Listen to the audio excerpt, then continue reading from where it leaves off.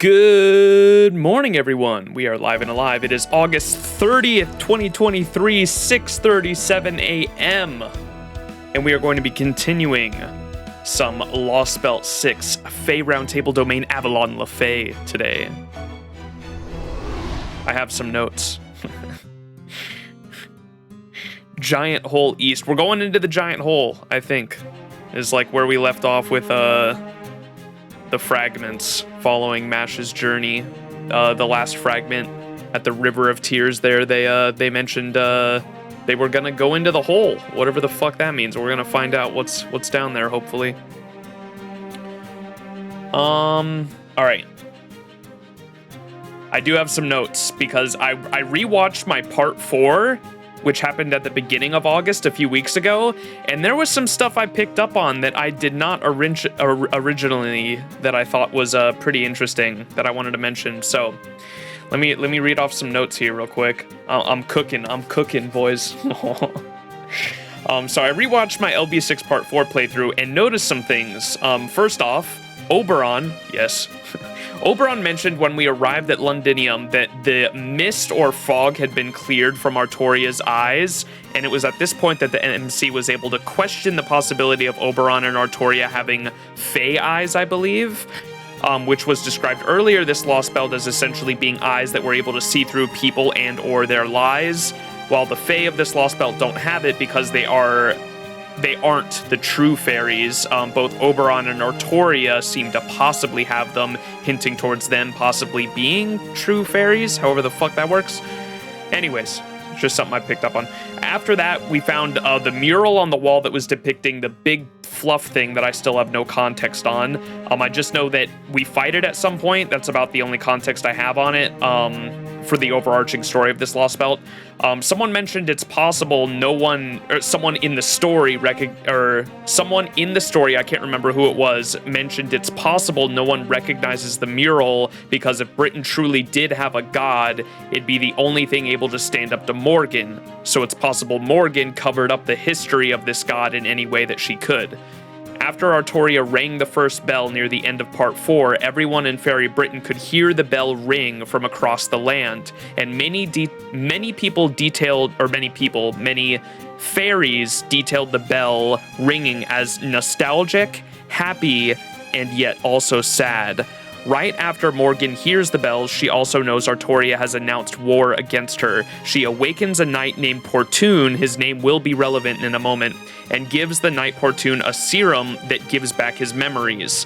This seems to definitely allude to the fact that this seems to definitely allude to Morgan maybe not just trying to cover up and whitewash Britain's history physically, but also mentally as well, if she had a serum that was able to give memories. Remember, this entire Isle of Britain is under Morgan's fairy domain. A fairy domain, as we learned, with the little brat that looks like BB that is the head of Gloucester. I remember the name of the city of Gloucester. I don't remember the little fairy that looked like BB. Her fairy domain worked like a bounded field, though, where when you entered it, everyone was on an equal playing field, as in any skills you learned throughout your life that you weren't born with were taken away. So no amount of training you had ever done would have mattered there. Murian, thank you, chat.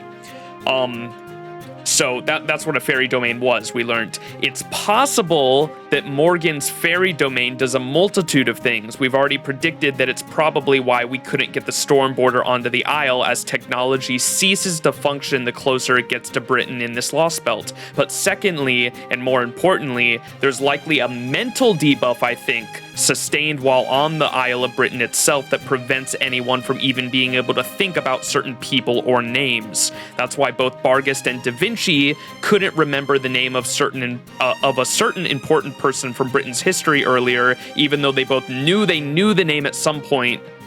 They just couldn't put their finger or couldn't get it out what the name was. They couldn't speak the name, and so I was kind of theorizing, okay, it's kind of weird that it happened twice now. There might be an actual mental debuff that is preventing people from even thinking about a certain name. The other big important thing that I must have completely glossed over the first time I was reading it is that Habby Cat is a Tamlin. Not just any Tamlin either, but if my prediction is right, from what I pieced together correctly, I believe she was the first Tamlin, because when we got that note where Mash was first sent back in time and is on the beach with both Ash the Savior and Habitrot, Habitrot calls herself Tamlin Todorot.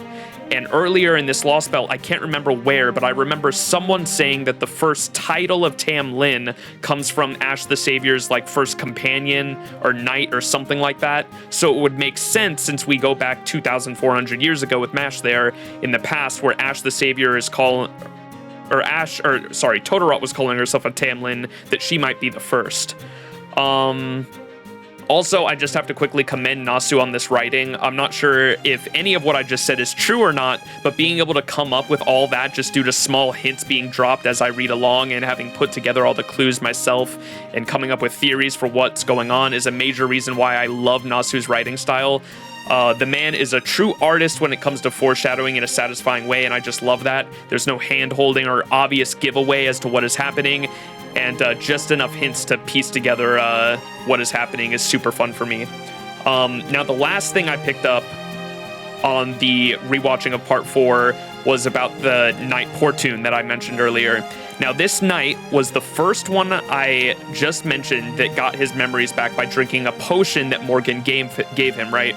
He was also mentioned to be the last of the Mirror clan, as the rest of them were wiped out after their leader Einzel made the prophecy, right? We still don't have a lot of details on it, but they did mention that this guy, Knight Portune, was the last of the Mirror clan, so I don't know if that's super relevant or not, but figured I'd mention it anyway.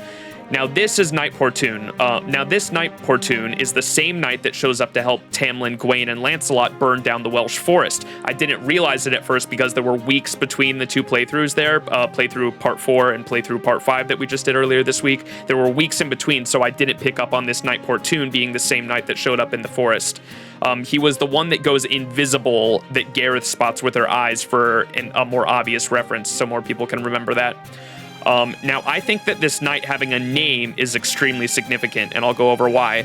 Nasu would not have given him a name and have him die so quickly between scenes if he wasn't relevant, and I'm going to describe why right now.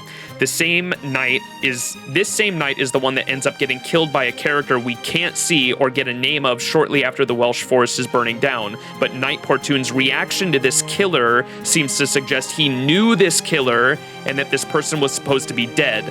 Now, I'm assuming it's Oberon, of course, because considering this was literally right after Oberon left our camp to go back to the woods and grieve for his lost comrades, but also taking the theory that Morgan was messing with people's memories while in her domain, it would make sense that no one has recognized Oberon so far because they literally don't recognize him due to their memories being manipulated by Morgan.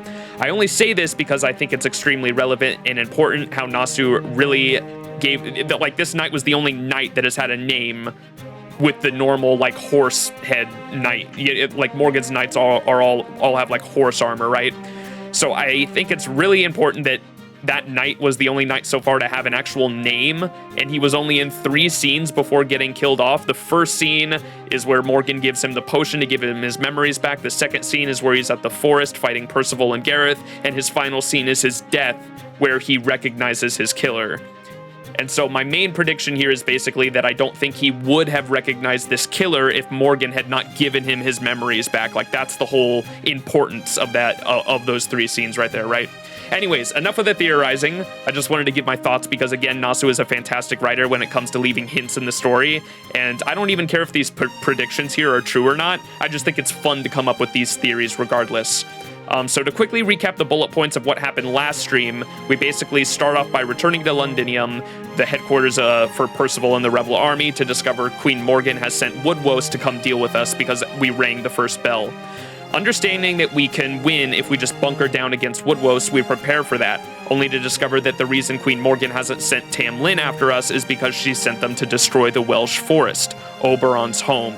So, deciding to help a friend instead of bunkering down, we leave just to save the Welsh forest, but we arrive too late. Shit goes down between the Tamlin and us. I won't go into too many details here, but there is character development for Barghest, and we discover that Tamlin, Lancelot, and Percival have some history beyond the battle that is already known. We know that Percival and Tamlin Lancelot had a battle against each other, but there's more history to them between them that we don't know about. We got like some flashbacks in Percival's head of him seeing like Lancelot like outside of a church. We got to see like there was a graphic for that, but there was no context for it just yet.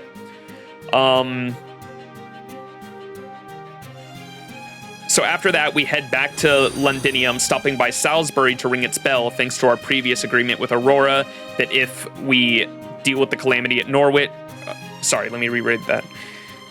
We head back to Londinium, but stop by Salisbury first, because we agreed with Aurora that if we dealt with the calamity at Norwich and proved Artoria was indeed the child of prophecy, she would let us ring the bell at Salisbury too. So we ring the bell, and after that we return to Londinium for real this time to prepare for the war against Woodwose.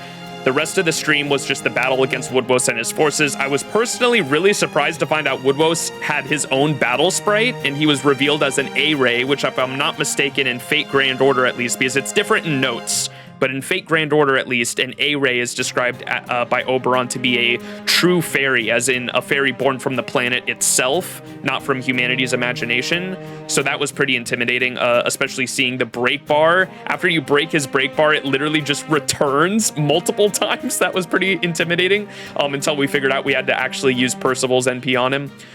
They did a really good job this entire boss fight, both story and gameplay-wise. I thought it was really good. It was definitely a fight I won't forget soon.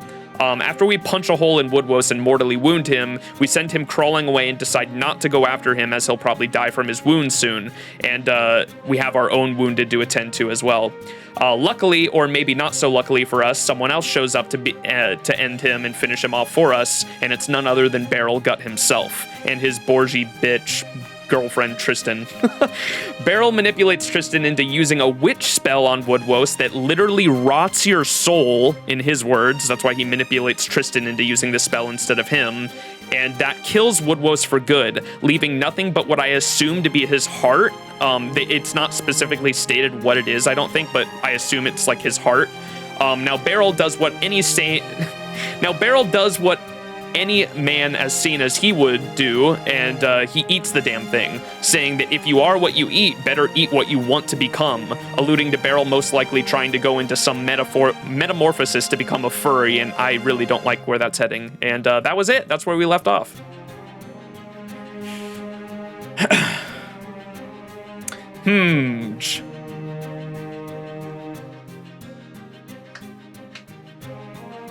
So he didn't give his memories back. He was like a chess piece. Yeah, I remember them saying like he was removed from a chess piece board or something like that. I didn't get that at all. For clarity, that was Morgan giving him info on what happened between the time he was asleep and now. Yeah, but he drank something, right?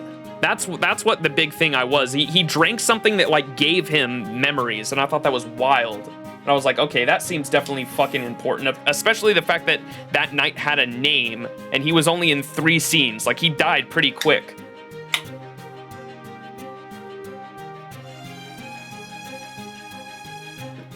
Furry Beryl is not real. He can't hurt you. Good recap. Thank you. Thank you. All right. Anyways, let's continue on with Lostbelt 6. We are on Fragment 7, and I believe, as you can see on the map there, Giant Hole East, Monka. I also think it's cool how, I wonder if this Fairy Britain... Oh! I didn't even see that before. Look at that. There's the Tree of Emptiness. Wait, so if that's here, and this is 2,400 years ago, my prediction about the cosmos, because time works differently in this Lostbelt, right? Time goes super slow. So this is 2,400 years ago. This could have been like the start of the cosmos in the Lostbelt storyline for all we know, or it could have happened even longer ago.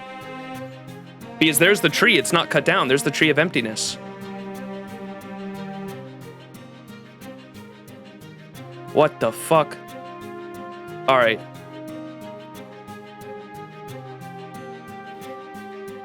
That is really cool. This is like 2 weeks ago. All right. Anyways, let's get into this. I'm assuming this is the node where we actually go into the hole with Ash, the savior, maybe with Mash. Because that's what they were alluding to last time we were with Mash. Here we go, baby.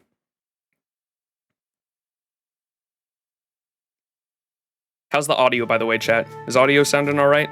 Not too loud, not too quiet?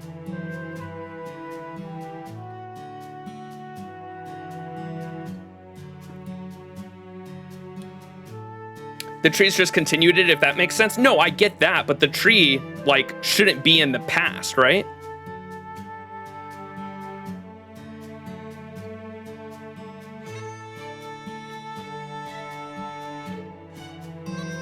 You telling me if I went back in time in any Lostbelt, there'd just always be a tree there? I feel like that's something they should have covered, because we went back in time in, which one was that? LB4. I don't remember that detail in LB4. I'm trying to remember. That was months ago when we played LB4.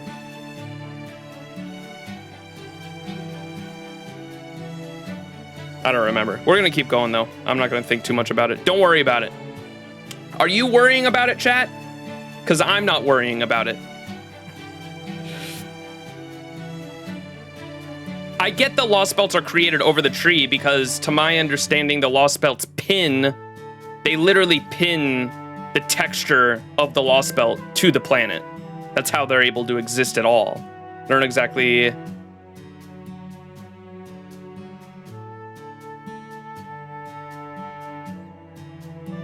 They pin down the pruned history. Yeah, I get that. Ophelia theorized that the trees simulated the histories between the divergence points and the current day. He came up with something, but he was shanked. Fucking, hey, we shanked that clown back, no worries. The trees only simulate the history.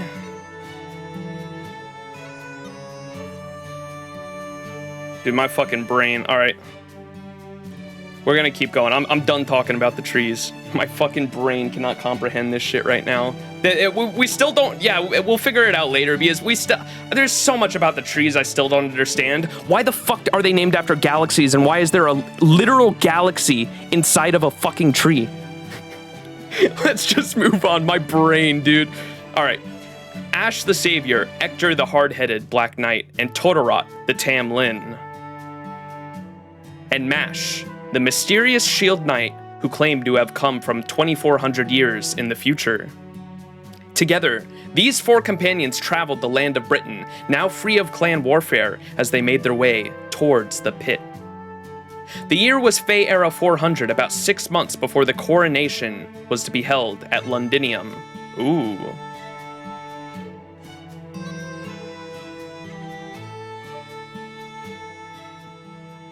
Monka. So, you haven't actually been reborn several times then, Ash? You've just been alive for a really long time? Yeah, that's right. Whenever I banished a calamity, I'd always hide out in a cave and rest in a coffin for a while. Let's see. I think I'd usually sleep for about 20 years or so? Anyway, disappearing like that, it's no wonder everyone thought I died in the fight. So, why would you hide away from everyone like that? Wouldn't they want to shower you with gratitude for saving them from a calamity? No, they wouldn't. I'm a caster, the one who channels the voice of Paradise. AKA Avalon, right? Paradise is like akin to Avalon. Most fairies in Britain hate everything about me. If I'd stuck around after banishing a calamity, I would inevitably end up being the cause of conflict myself. So I decided to hibernate while I let the clan leaders handle the post-calamity politics. Hibernate? As in literally sleeping all winter while there isn't enough food to go around? That's right. Plus, it was a great way to recover the magical energy I spent banishing the calamities. But I won't have to do it this time. Things are going to change in Britain now that Uther's going to be king. This Lostbelt, this will... What's going on here, chat? How does Ash know about a Lostbelt 2,400 years ago? This is super sus, dude. This Lostbelt, this will no longer be a world where people can kill each other for no reason. The fact that, oh, this is relevant because remember they said, maybe Ash is Morgan.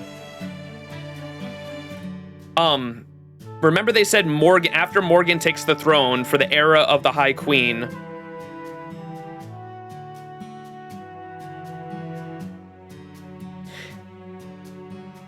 she changed the history to not be a Lostbelt anymore, right? She changed the history to not be a Lostbelt anymore, and that's why people from this Lostbelt could exist outside, or no, only the fairies, not the humans, because the humans existed to this world, so they wouldn't be able to, or because the humans were created in the world, they wouldn't be able to leave, or something like that, but the fairies would be able to leave the Lostbelt and survive outside of it, they mentioned. That was important.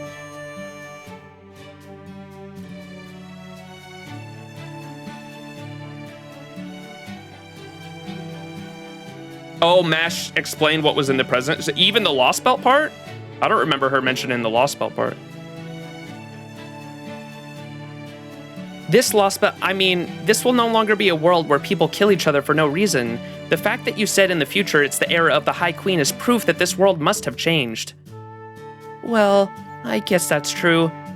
The fairy Britain I knew was ruled by a single monarch, but still. Are things really that terrible in Britain right now, Ash? I know you said the clans were always fighting, but I just can't imagine that all fairies would be so aggressive. There's only so much land in Britain. These days, there's not enough for each clan to have their own territory, but that wasn't always the case. The land of Britain is very literally made from and built upon the bodies of dead fairies. It only took the form it has now at the cost of thousands of fairies being killed every day in constant warfare. So the very conflict the clans fought over the limited land in this world created more land to live on. For that reason, hating and killing other clans became not just accepted, but encouraged.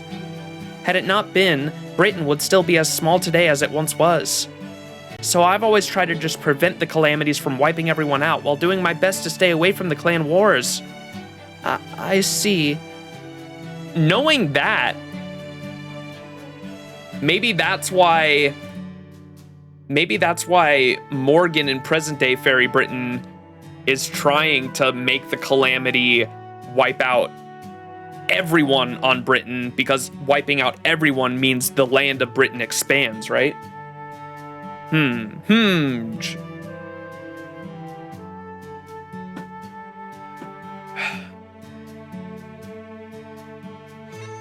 Nasu really out here writing politics. Yeah, he did a really good job. Someone mentioned earlier this Lostbelt is like Game of Thrones, the Lostbelt, or Lostbelt Game of Thrones. It literally is. I love the politics written in this, or all the different like heads of the clans like warring against each other, kind of, or like doing it in a way that like still makes them look good, right? Like a true politician. I see. Totorot also told me how the Isle of Britain is made from the bodies of dead fairies. I suppose I can see how that might make waging war to expand the livable territory here necessary, but why is it that Britain was so small in the first place?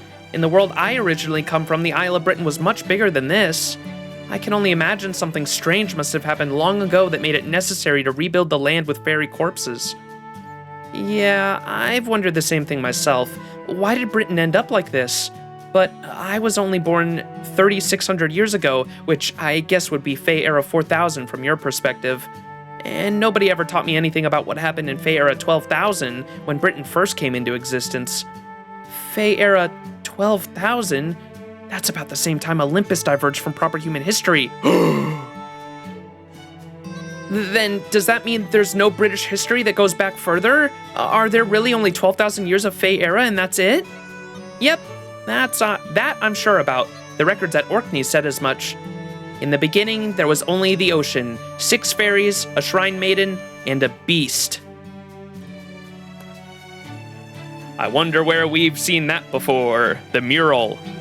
In the beginning, there was only the ocean, the 6 fairies. Remember on the mural, there were 6 fairies, a shrine maiden. I don't think we saw a shrine maiden, but there was like a dragon at the bottom that was like throwing up the actual beast thing. And then in the middle, there was the beast, which I know, I've seen it. It is the big fluff. I just don't understand what it is contextually just yet. The fluff. The god of Britain, apparently, is what they described it as on the mural. No, how many times do I have to tell you? If you want to dye it yellow, you use onion skins. If you want to prevent the colors from fading, you use salt. Boil some water, dissolve the salt, then soak the clothes. We went over this yesterday. If you're not going to do it properly, then don't bother doing it all. Just stick to tying enemies up. Aw, poor Todorot.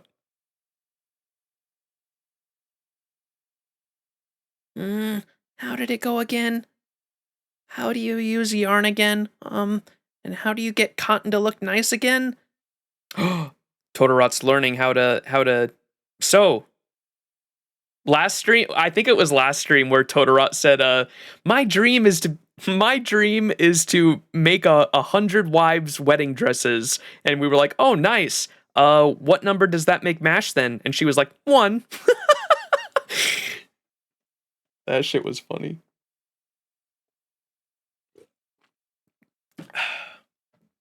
I don't know. I just don't know. Why am I like this? Why can't I do these simple things?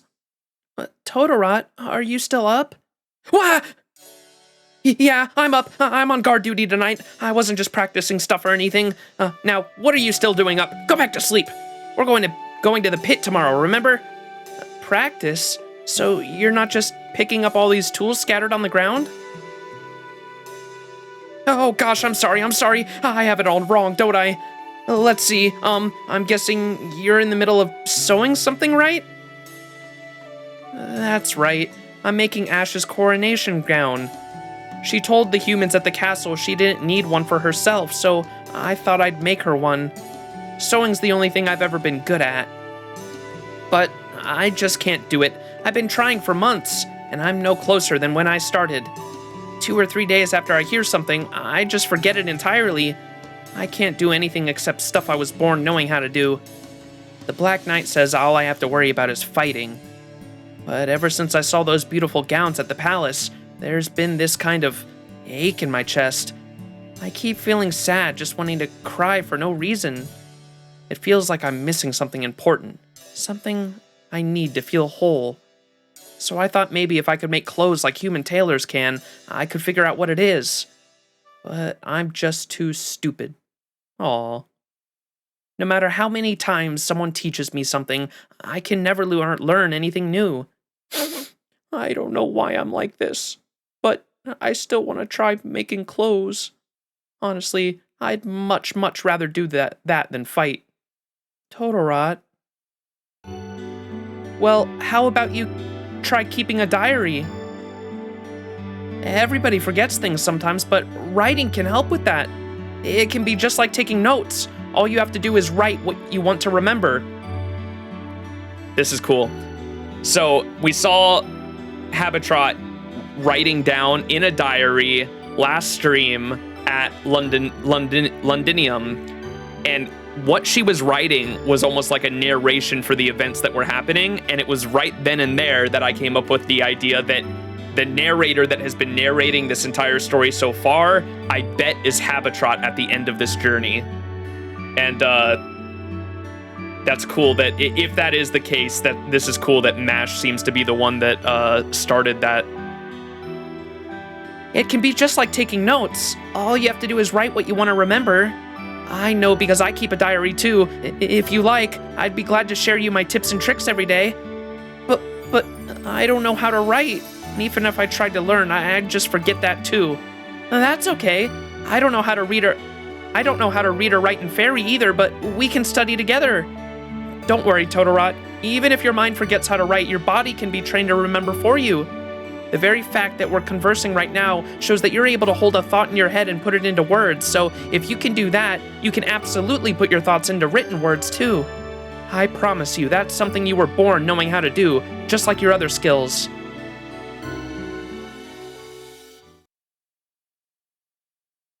Habinyan. Oh shit, here we are. So, this is the pit. It makes sense that... Whoops. It makes sense that Camelot wouldn't be built here yet. Are you really going down there, Ash? I'm against this. It's creepy. It's quite safe, Totterat. There are no moors near the pit, and all the other fairies always keep their distance. We won't have to worry about being attacked by anyone from the anti-Londinium faction here. All you have to do is keep hold of your thread while I reinforce it with magecraft. And all Mash has to do is hold on tight so she doesn't fall to the bottom. Me? You want Mash to go down there? Then I'm going too. It's not fair to make her go by herself. I'm afraid you have to be up here too, Totterat. There's no one else who can raise or lower the thread after all. Oh, right. But then what do we do? It's okay, Totterat. This came on as a surprise to me, but I'll be fine.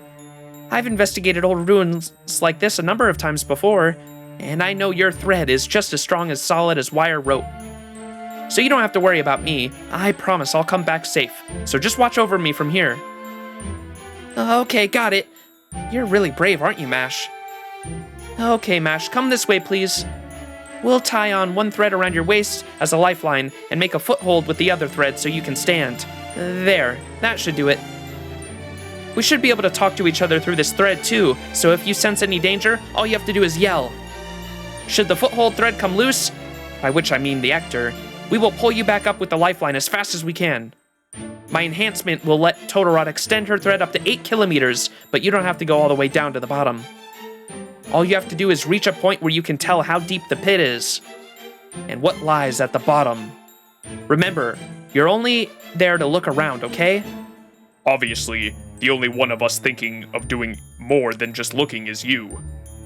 One of these days, you really need to learn to stop attacking dangerous things the moment you see them. You're lucky you have me and Wireneck. Nobody else could handle your so-called strategies. He's right! I didn't figure this out until Mash showed up, but it's true. You take way too many risks, Ash, not to mention you're totally merciless towards our enemies. Oh, don't be silly. I'm just keeping things fresh. Still, I will admit that I've been leaning on you a little more than I should. After all, you always help me make it through even the toughest battles with a smile. I felt like giving up so many times. If not for all of you, I never would have made it this far. Okay, I'll be back soon. I'm counting on you to help me navigate, Ash.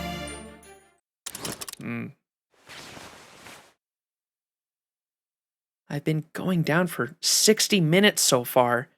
I'm 7 kilometers down now. Still, no changes in scale and no signs of any life. Although, is this ash? It's billowing up from the bottom of the pit. So this must be where the ash I sometimes see in Fairy Britain's atmosphere comes from. And if there's ash, there must be something burning down here. I wonder what it could be down here. Oh, we should do I'm gonna do the radio voice for the, when they're talking through the line. I wasn't expecting it to be this deep. Can you still not see the bottom, Mash? It must be pitch black down there right now, no? Are you okay? Are you cold? I can't see any light from the surface anymore, but it's actually fairly warm. That said...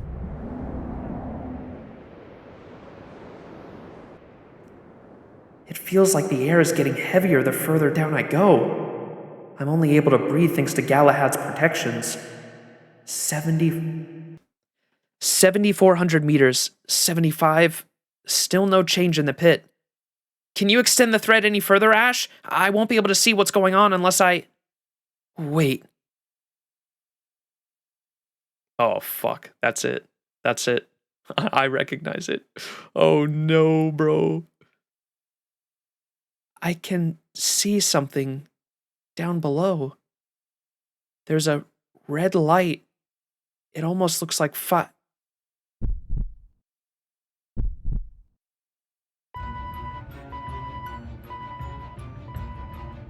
Monka. Bruh. That is creepy. What's that sound? What's going on, Ash? Mash, get to the the foothold! The threat's being corrupted! A fatal surge of magical elements is coming up from below! No way! There's enough cursed energy here in this Lostbelt to cover all of Britain! No, the entire planet! That place down there isn't of this world! Don't look it in the eye, or you'll... Mash? Mash? Oh no, she's lost consciousness! Get her out of there, Hector! I can't believe it! That thing at the bottom, it's... How do you pronounce this shit?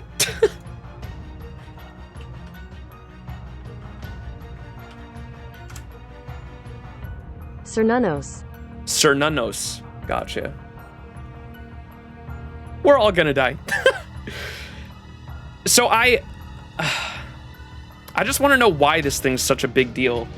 Because they call it the God of Britain when Britain has no gods. And so, like, why is that such a big deal? Because we've killed gods before. We're gonna find out. No spoilers in chat. Cernunnos! Whoops. It's Cernunnos! But why? What's an ancient Celtic god's corpse doing at the bottom of a pit? Oh, so it's Dedge?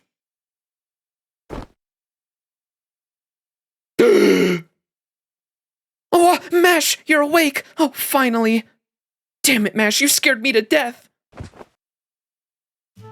Totodrot, please, calm down. Let me see. The last thing I remember, I was going down the pit, and...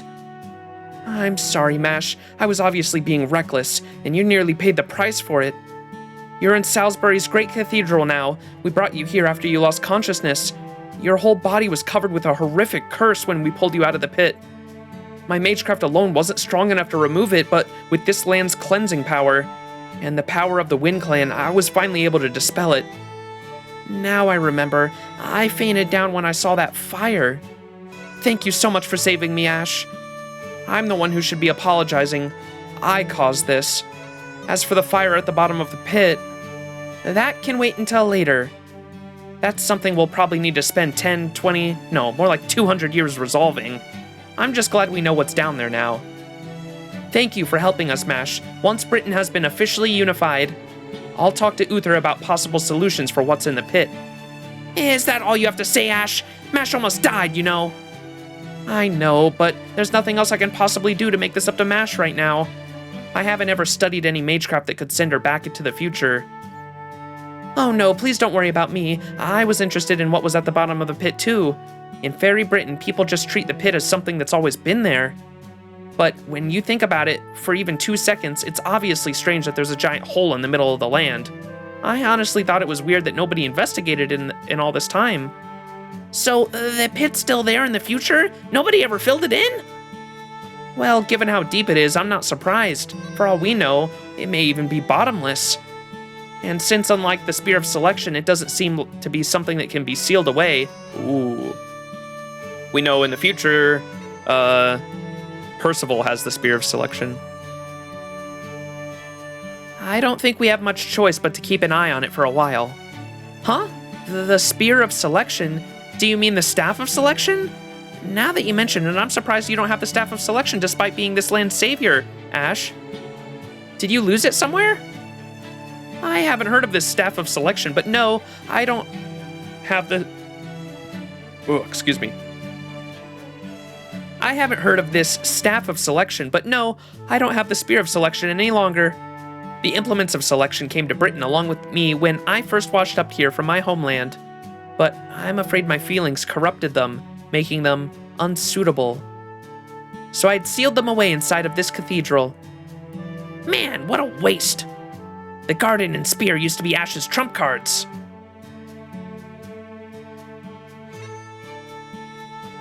The garden was a bounded field that could trap nightmares, and the spear was a weapon that could admonish any fairy it touched. But then, during the last calamity, the fairies behaved so badly that Ash got super mad at them. And that caused the nature of the spear to turn away from what it should be. Because the spear, Percival said the spear can only be wielded by someone who is free of sin, which is interesting because that goes back to the Garden of Avalon and Merlin walking into the Garden of Avalon and there being a thing that said only those free of sin may enter, and he enters it and gets locked up in the tower. And I wonder if that has anything to do with the garden she just mentioned. Kind of sounds like it.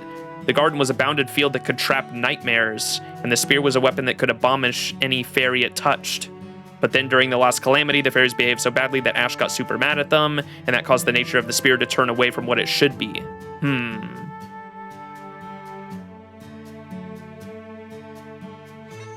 If you don't mind my asking, could you tell me what makes these weapons so, unsuitable?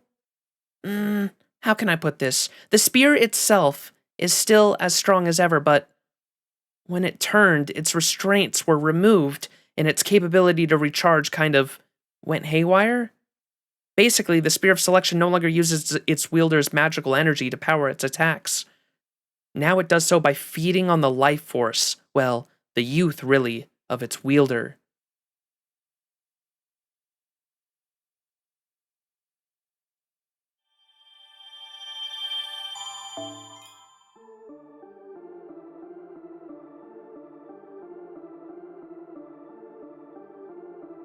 What? From this, you can tell how powerful Woodwose is because the spear only made him weaker a bit. Yeah, right? He's an A-ray, dude. That's wild. Chat, correct me, or if it's a spoiler, don't correct me if I'm wrong.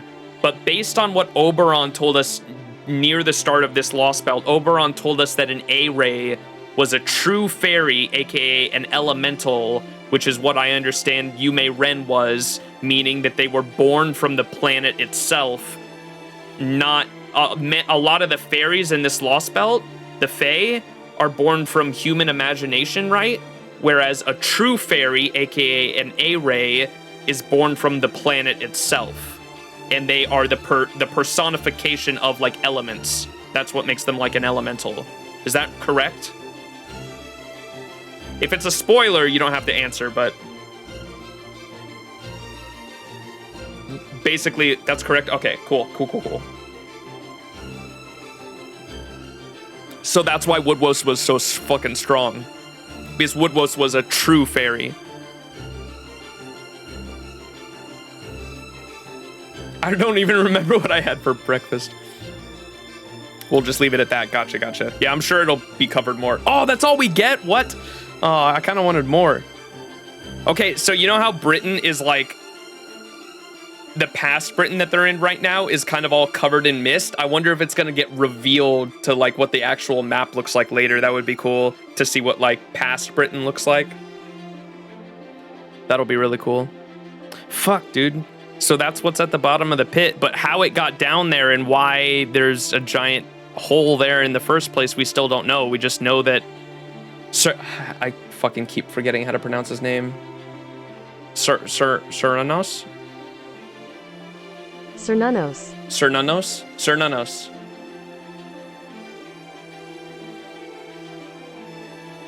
Cernunnos, the god of animals, fertility, and wild places in Celtic mythology. Doesn't sound like the god of curses, does it? And yet it had a fuck ton of curse. They said there was enough cursed energy at the bottom of that pit to completely curse the entire planet, is what they said, right? So what the fuck is going on there? We still don't know. Interesting. Cernunnos. This ain't JJK, true. All right, let's get back to it. Gloucester 2. We going to see the BB brat?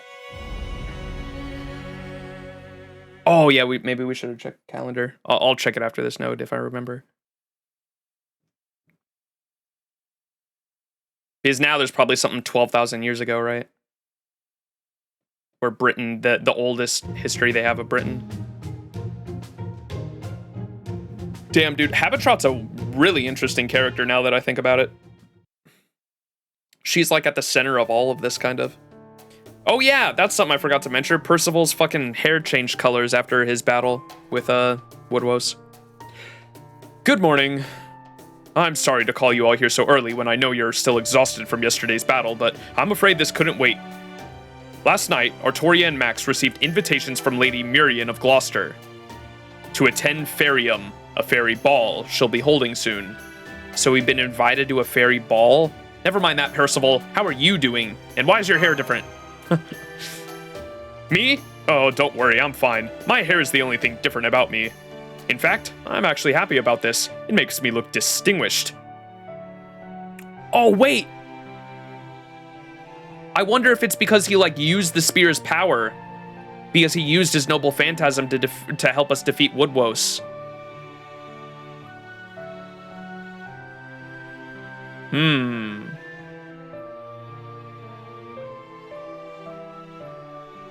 Because they said that the spear did something to your youth, right? It fed on your youth, but wait, his hair's going from white to black. That's like reverse of what it should be. I don't know. It probably has something to do with the spear, I bet, though. I always admired the Count's dashing hairstyle, so now I feel like I can hold my own, at least a little. Ooh. Oops, I'm sorry, that just slipped out. Oh, come on, Percival, you're not a child anymore. Anyway, we still need to decide what to do about Lady Murian's invitation. Holding a ball now, huh? She's up to something. That much is for sure. Hang on. You said this fairy ball's called Fairyum? What exactly is that anyway? Allow me to explain. I've always wanted to go to a ball, so I know all about them. Fairyum, a moonlit gala that every fairy in Britain dreams of attending. Every fairy who has done something impressive that year, like clan heads, is invited to speak about the celebration of their accomplishments. Attendees get to enjoy never-before-seen scenery, never-before-eaten cuisine, and never-before-heard music. And then to cap it all off, they decide on the Fairy of the Year, the one who stands atop all of fairy society and shines more brightly than any other. Isn't that right, Artoria? There's not a fairy in Britain who doesn't dream of attending Fairyum, right? I guess? Maybe? I suppose there was a time I dreamed about it myself. Wait, does this mean we're going? 'Cause I was kind of hoping I'd never have to go to another Fairyum if I could help it. Huh? We're going back to Gloucester? Right. This is our chance to ring another bell.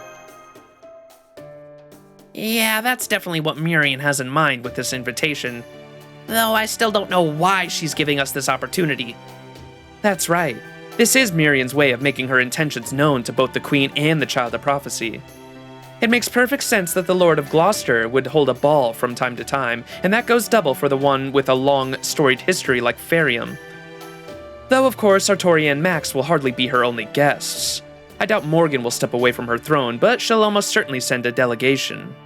At minimum, Tristan and Lancelot will be among them.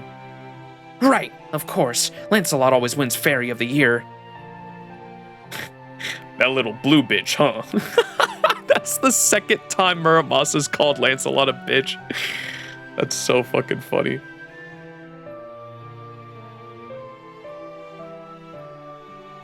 That little blue bitch, huh? I'd love a little payback while we're there.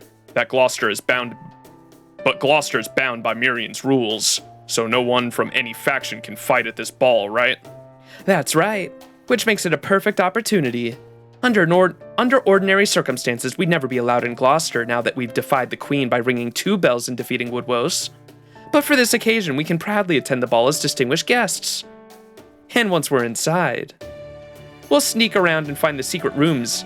Well, sneaking around and finding secret rooms is what you do best, right, Artoria? I knew it! Time to finally put those shady spells of yours to good use. Did you have to say it like that? Then it's settled. I'll ready a carriage right away. The ball is being held tonight, so we'll need to hurry if we're going to make it to Gloucester by evening.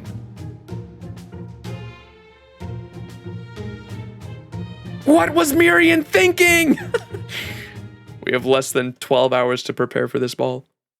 The shady spells.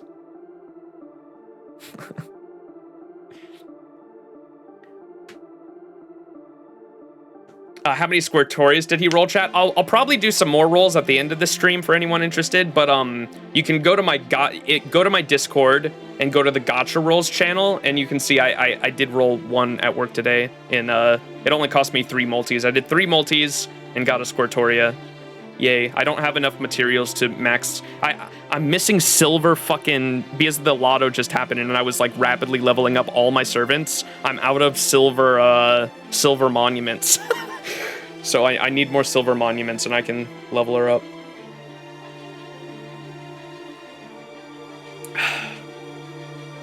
Oh yes, let's check the calendar. Yeah, there it is. So 12,000 years ago, the world is a sea of nothingness. In that sea, a tiny island floats. This is the beginning of the British Lostbelt.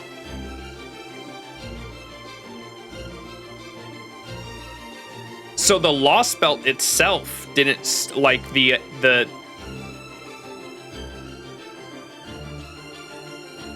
I don't know. I'm not going to try to comprehend it. Never mind.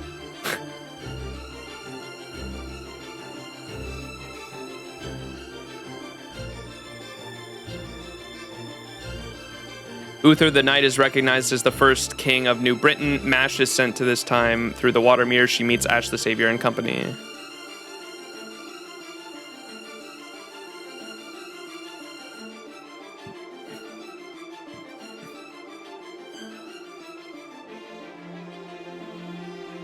So there's, dude, I still have no idea who I'm putting money on Oberon betraying us once we overthrow Morgan. I've had money on that ever since the beginning of this Lostbelt because I've seen Oberon's third ascension. I don't have any other context of it other than I've seen the art for his third ascension. So he looks like he's gonna betray us and turn into whatever the fuck that is. And he's the pretender class, right? So I have a feeling he's just like helping us until we overthrow Morgan, and then he's gonna betray us. But I'm trying to figure out how he actually connects to this world's history, if he does at all. My guesses at the moment are definitely the Caterpillar War, considering he was connected to the Welsh Forest, and there were caterpillars there. There were like little like sprite fairies and caterpillars that would like talk. And so I assumed he had to do with the Caterpillar War. He might. They also talked about the Moors leader, right? One of the great calamities, a war between the king of the Moors. He could be as well. And then I also thought that he had a connection to Cornwall. That was my original guess when we first came into this Lostbelt. I thought he would have a connection to Cornwall because he came up to us in the fog and spoke to us and didn't help us. And then once we actually got to the point where we were leaving, he was the one, he just appeared in front of us and we immediately got our memories back out of nowhere, and that was never explained. And so I assumed that he had to do with the land of Cornwall and the mist that took away people's memories. But it seems like there's a lot of shit going on with memories in this Lostbelt, so I have no fucking, I'm so lost now, but I'm definitely putting on money on Oberon being tied to this world's, I don't think he's a proper human history servant. I think he's tied to the Lostbelt somehow. I just don't know. I'm trying to figure out how right now as we go on. We'll see. You're thinking too hard on Oberon? Nah, I'm fucking cooking. The King of the Moors? The King of the Moors, or whatever the fuck. I want to learn more context on the Caterpillar War, because like he literally had caterpillars in the Welsh Forest before they burned it down. And Morgan, before she sent the Tam Lin to go burn down the forest, she said something like, "Someone's been a thorn in my side for far too long. I'm sending the Tam Lin to go deal with it." And I'm assuming that was the Welsh Forest, because they said the queen hates insects, right? The queen is like terrified of insects. And so I'm sure she just wanted to get rid of this Welsh Forest and the insects there for good. And that's what that was. And it probably ties into the Caterpillar War, I'd imagine, but we need more context. We haven't gotten enough context yet to know for sure or not. All right, let's keep going. Gloucester. Oh, we're actually fighting something this time. Level 100 Artoria, let's go. Double Artoria. Oh, we're farming. Oh, we're farming this node. That's just a normie phobia. あらゆる知性体に忘却の罰を社会的社会的女神でなかったら惨敗の時はアリのように並びなさい。信頼回復、臨界、始まりの領域、花開く命の糸、すべて一言の夢のように、よりしぶらクエーサー。 The Nameless Force steals your name, and by remembering your name, you will regain your memories? That's not what happened with MASH, though. That definitely does not seem like that's what it was at all. Is MASH got her name in Sheffield, and she didn't get her memories back at all.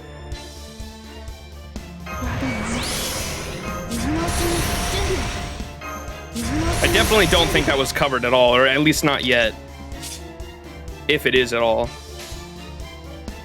やります。私を悪魔と言ってその通りよ。原始の地獄に帰りなさい。究極女神ビーム。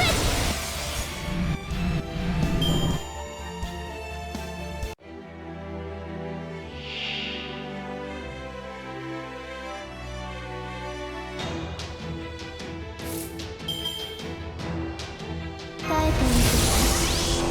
醜悪だね。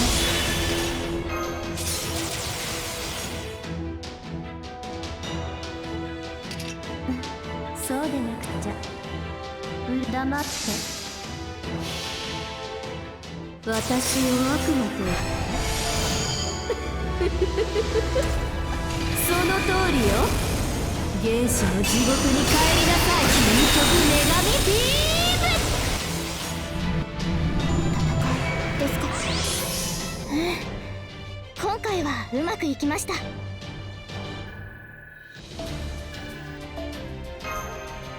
Me like some bells.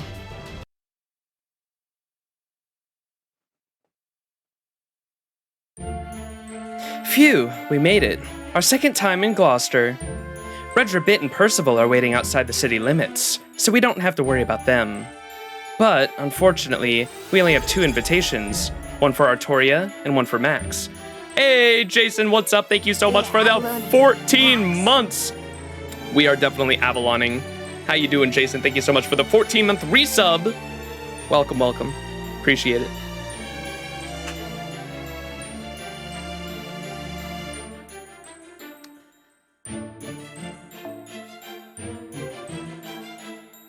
But unfortunately, we only have 2 invitations, one for Artoria and one for Max. And each invitation only allows for a single +1, so who should go with them? Da Vinci and I make the most sense. We both met Murian. Having you around would be helpful since words hit harder than swords here. But knowing you, I'm also sure you'll have no problem sneaking in anyway. Naturally, I'm flattered by your trust, Muramasa. I know a number of Gloucester's fair ladies, so I'm sure I can find one in need of a kingly companion. Fine with me. You guys have fun. I'm just gonna spend some time in the city. Damn, I just realized this means I won't get to go to the ball after all. But that's okay. This just means I have a great opportunity to visit the Count's shop. Come with me, Happy Cat. Count Pepperon gave a letter of introduction to his shop where we Count Pepperon gave me a letter of introduction to his shop here when we left Londinium. He even said we should go have a good time together. He's so considerate, don't you think? Oh, the Count's store, huh? I guess that kinda sounds interesting. Okay, let's go. I wasn't really looking for fun tonight, but this doesn't sound too bad. Wonderful, glad to see you're both getting along so well. Now, moving on. What should we do about Little Miss Cold Feet over there, Max? Muramasa and I'll bring her there, whether she wants to go or not. Guess that's all we can do, huh? I got the left side, you got the right. Come on, Artoria. Ah, no! Don't make me do this! I don't want to go to the ball just like this! I don't want to run into anyone I know! You're a king, right, Oberon? You can go and ring the bell. Just don't forget to bring me a souvenir. Something tasty would be nice. Cut that out. No proper child of prophecy would ever say that. Do you know how many aspiring Cinderellas would give their eye and teeth for an invitation to this ball? Deal with it! Oberon, was that you doing a wicked stepmother? That one kind of went over my head.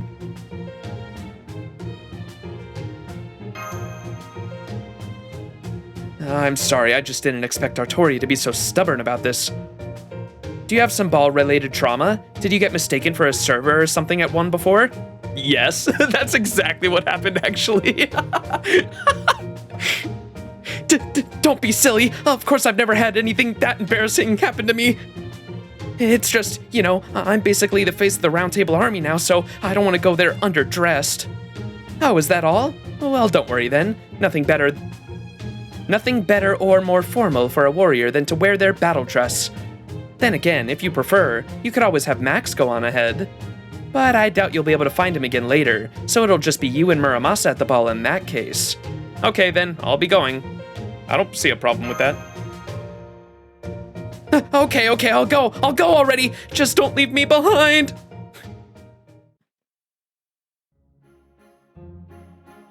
Yeah, her facial expressions are so great.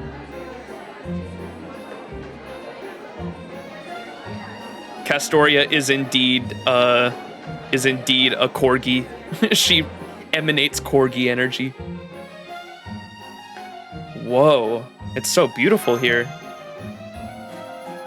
Yep, this is amazing. I never would have guessed there or thought that there was such a fancy ballroom next to the auction house. It's a Fae domain within a Fae domain, a top-notch, otherworldly reality marble, the likes of which you rarely get to see. You can tell since the inside of this building is clearly bigger than the outside. Whatever it is, it's damn impressive. If this place is any indication, Murian might just be the best damn gardener I've ever seen. Hell, the view's so great, it even got Artoria to calm down. I'll have you know, this is my second time here, so it's not like I was entranced by the scenery. I was mostly wondering why Murian hasn't bothered to greet us after she invited us. Oh, well, Artoria's pissed now. Once she gets over herself, she really is a dependable ally. Huh, you're right. Now that you mention it, I don't see her anywhere.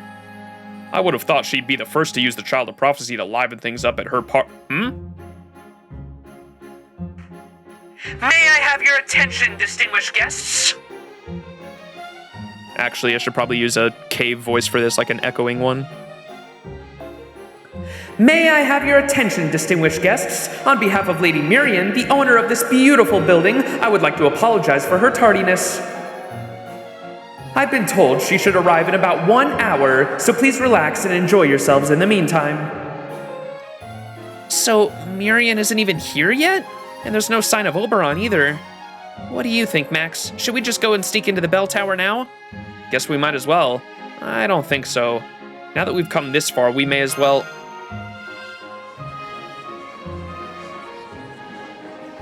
Oh, looks like we've got a new arrival. Oh, wow, all the fairies are making their way for... Oh. Yes, same reaction. I love it. Damn. Yes, I love it. Even Da Vinci.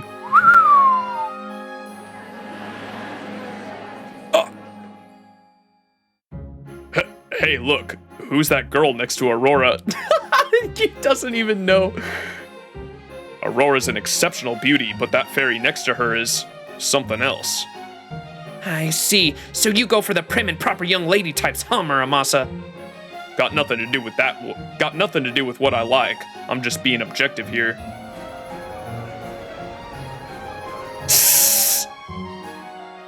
It's Beryl and Tamlin Tristan. Yeah, that tracks. Of course Morgan's daughter is here. So that's Miriam's game, huh? She sure is a vindictive little brat, isn't she? Or maybe she's a perfectionist, one who's clearly not going to be satisfied until she downright obliterates anyone who defies her. Looks like things are settling down. I guess that was the last of the big guests? Artoria? Are you looking for someone?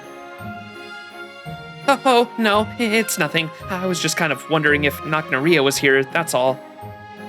Thank goodness she's not. Now I won't have to hear all her snide remarks about how she's so much better than me. Good day, Child of Prophecy. Congratulations on your victory at Londinium.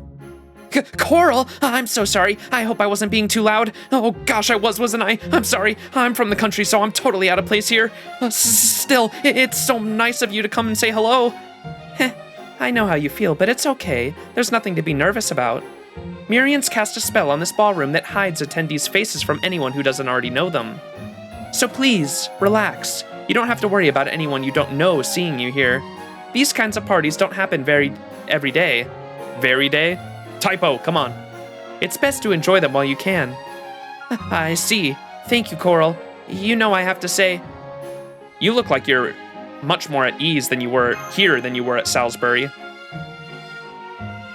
I assure you, I'm not the least bit giddy about being here. I'm only here to guard Lady Aurora. Let me remind you, foreign mage. You may have been invited here, but you're still just a human. I suggest that you remember your place and not speak your mind so freely if you know what's good for you. Thanks for the warning. You're always so worried about humans' welfare, aren't you? That was your way of telling him that speaking to other fairies that way could cause big trouble, right? Don't go putting words in my mouth. I intended nothing of the sort. I'm not like Lady Aurora. I have no fondness for humans, and I don't think of them as equal in any way. Is that so? Because the way I see it, Aurora might let humans do whatever they want, but you actually tell them what they need to hear. So between the two of you, you seem like you actually treat humans much more kindly than... Silence! I don't care what kind of fairy you are or what clan you're from. To slander Lady Aurora is to slander the entire Wind Clan. And daring to compare her with the likes of me? Absolutely unthinkable. I see now it was foolish of me to bother paying my respects to the Child of Prophecy.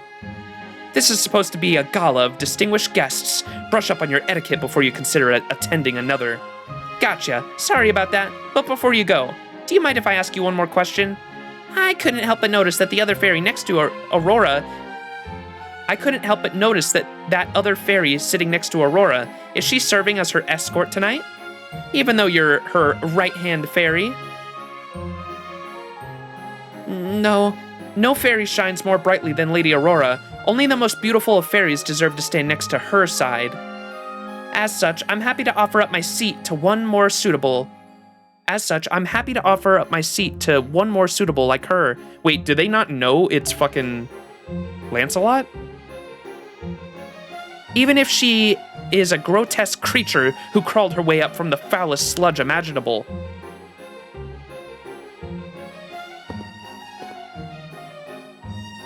Final Ascension reference? There she goes. You don't think you might have been a little hard on her, Da Vinci? Well, that was a bust. I've been wondering just how different Coral's and Aurora's values really are for a while now, so I thought I'd just take this chance to see for myself. But I guess I went a little too far. How different their values are. Stare. Can we get a stare in chat?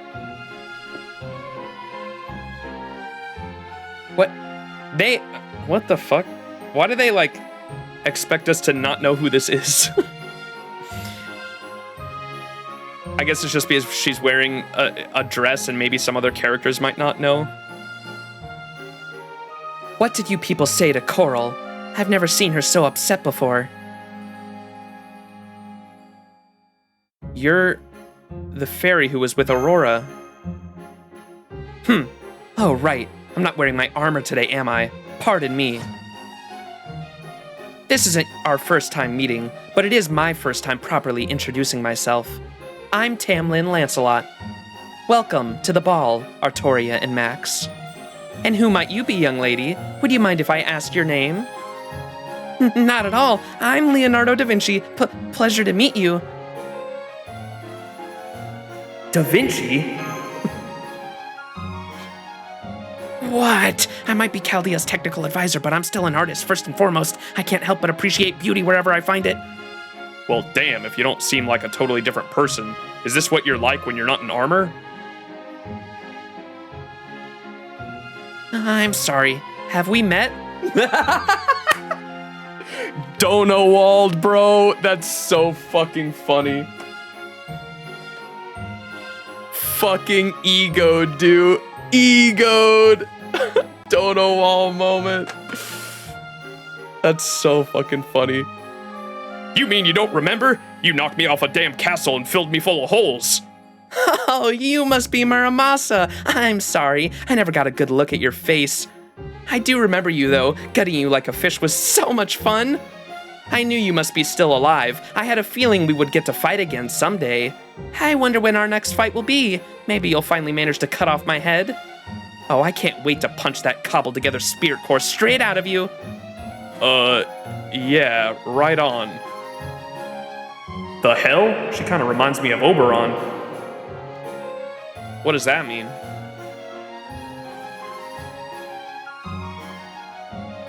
She's the princey type. She's a total prince. No wonder she's been gifted Lancelot's name. You wouldn't happen to be Avalon's... Oh, right. Aurora told me not to let my true personality show too much. See, that... So I know...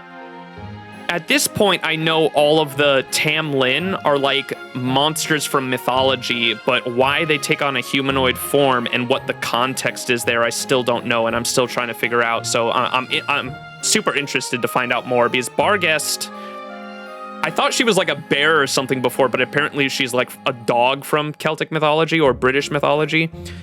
Lancelot is Avalon, which is the dragon. Avalon is the dragon that's buried under the clock tower in proper human history, right? So why the fuck she's in a humanoid form doesn't really make sense. And then, what is Tristan's? Tristan's is interesting because she's like a vampire, but I remember looking up her name. What's her true name? Barghest, or no. Yeah, no spoilers in chat, please. Anything that I haven't read yet, no spoilers on.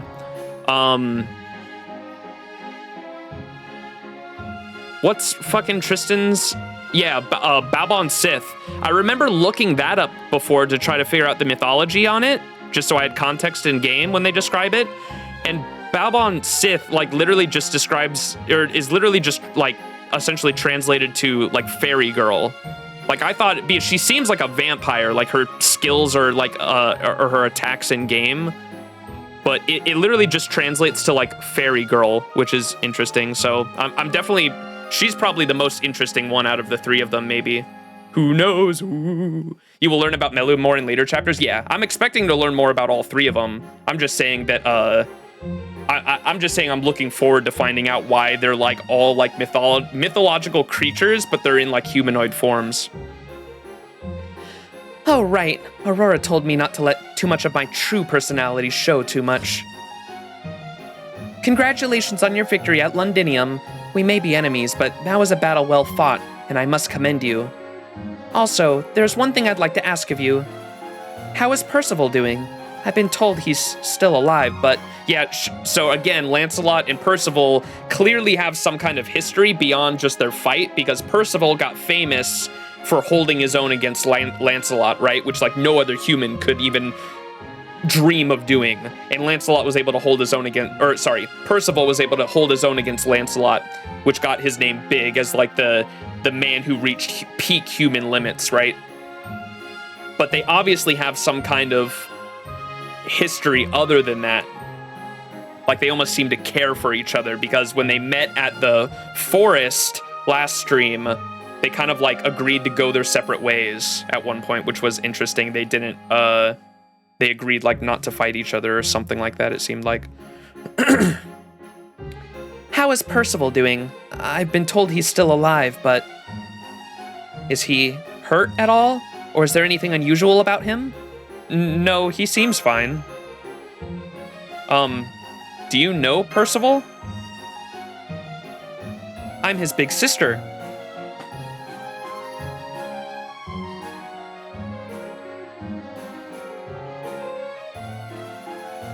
What?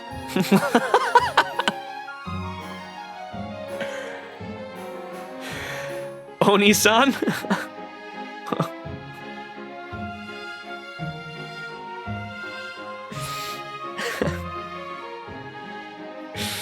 The normal kind or the anime kind?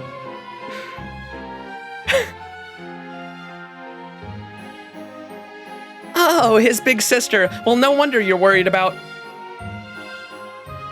Percival's big sister?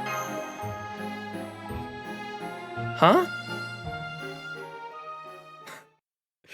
Yeah, so and Percival called, we found out last stream as well that after Percival put a hole in Woodwose, he called him father. And so Woodwose was the one that raised Percival. What Woodwose must have bought, I'm assuming, Woodwose must have bought Percival from a human farm, raised him as his own, and then Percival at some point chose to go against Morgan, which meant to go against his own father, Woodwose, as well. And I'm assuming Woodwose must have maybe raised Lancelot as well, and that makes them family. What a fucking family. Did you roll Artoria, Max? Yeah, I'll probably do more rolls at the end of this stream, but I did do 3 multis at work, and I got her on the 3rd multi on my lunch break at work today. I don't have the fucking silver monuments to... I don't have the silver monuments to fully level her yet, though, or fully ascend her, because after the lotto, I was just fully leveling all my servants I haven't leveled, and so I completely ran out of like all my silver monuments, and now I don't have any silver monuments to level her, so I hope there's some silver monuments in the summer event. Or I can just farm them on next Monday, because Mondays are when the archer nodes are in the dailies.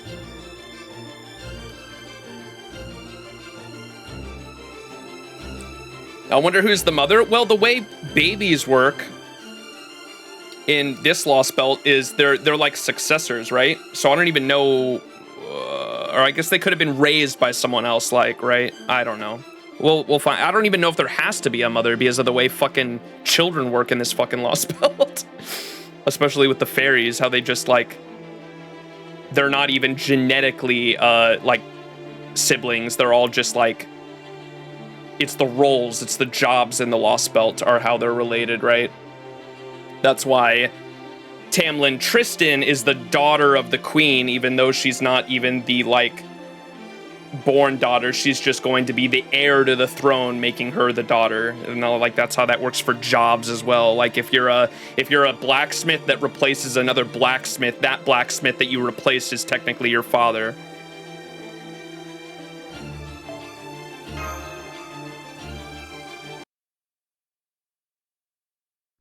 Knowing Max is probably going for NP5. No, not with summer right around the corner.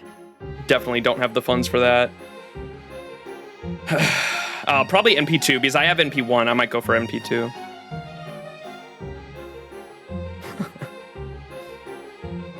Tamlin Lancelot. She just up and left after telling us she was Percival's sister. She clearly is the type who just says what she wants and leaves. So the strongest human and the strongest fairy are siblings? Wow. Percival kept this pretty close to his chest. I don't think he was hiding it from us. There was just never any reason to bring it up. Is this something most people in Britain know about Artoria? No, not at all. In fact, I don't think most people would believe it if I told them. I could barely believe it, and I just heard it straight from Lancelot. Then I guess Percival wants to keep it a secret. It'd probably be hell on the Round Table's morale to know their commander is actually Lancelot's brother. But that oblivious Tamlin just spilled the beans like it was nothing. I swear, Tamlin just goes around doing whatever the hell they want all the time, don't they? So, what do we do now? It's not that big of a deal. I think we can just keep this to ourselves. It's not as though Percival and Lancelot are in contact, and it's not our place to comment on their relationship as siblings. Got it. If you're okay with that, we don't mind keeping it quiet. I still don't get how they can be siblings at all when Percival's human and Lancelot's a fairy. It's not uncommon for fairies to adopt humans as their children. So I'd guess Lancelot and the fairy who took in Percival are old acquaintances. Yeah. So they're all connected to Woodwose. Well, this explains why he didn't want to go near Salisbury. Da Vinci? Could the fairy who took in Percival be... Yeah, it's Woodwose.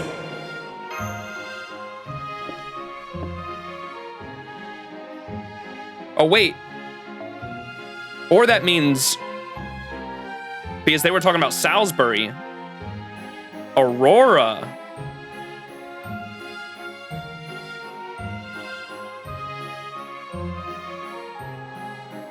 Because Woodwose and Aurora had history too, remember? That's why Aurora was able to like flirt. Aurora was able to flirt with Woodwose and make him not go after us originally when we were going to, because Woodwose was going to chase after us to, oh my gosh, there's so much fucking background shit going on in this Lostbelt, it's insane. When we were going to go and take back Norwich, Woodwose was going to go after us, but Oberon was able to sweet talk Aurora into convincing her to go sweet talk Woodwose into making him not go after us. And Woodwose bit the fucking line hard. And so Woodwose obviously had feelings for Aurora, but he said like Aurora never really liked him.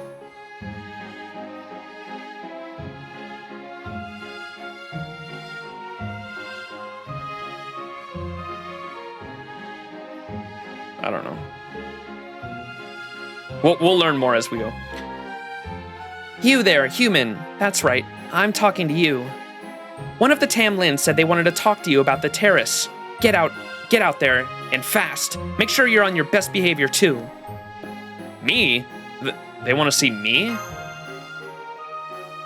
Well, you are the only human here, so what are you gonna do? Are you going to see what she wants? As long as all of you come with me. Of course, even with Mirian's rules in place, this is still enemy territory. And the terrace is a private area, so no other fairies will bother us there. It's perfect for clandestine conversations. I guess Lancelot must have more she wanted to ask us about after all. Fine with me. Honestly, I was hoping to observe her a little more anyway. Come on, bruh. By which I mean her outfit. Just her outfit. I thought I could pick up some tips from its construction, you know?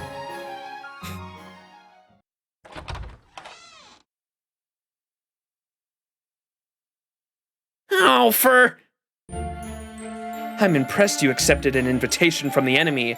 Not that I ever doubted you would. Tamlin Gwaine! That dress looks good on you.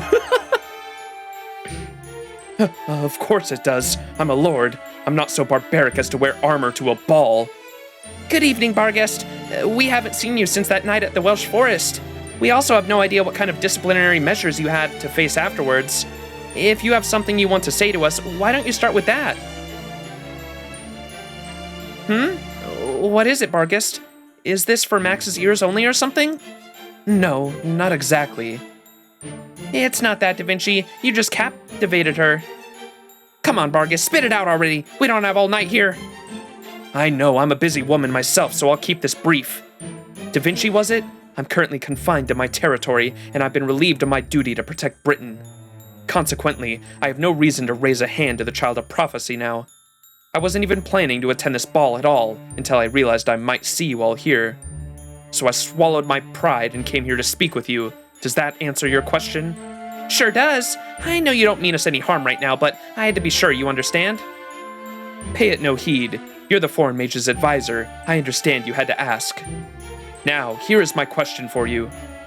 I'd like you to tell me whatever you can about the outside world, about proper human history. High Queen Morgan has given me a broad overview, but I still know nothing of it. Oh my god, I just spat everywhere. I still know nothing of its history, or what things are truly like out there. I would like to know if you are actually merciless arbitrators, or barbaric invaders, or well-meaning visitors who truly wish to know our history.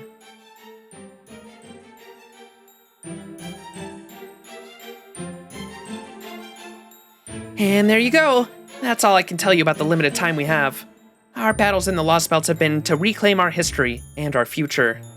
This place isn't our target right now, but it still is a Lostbelt that will eventually need to be pruned. But that doesn't mean we have any issue with this Lostbelt's inhabitants or that we want to erase its history.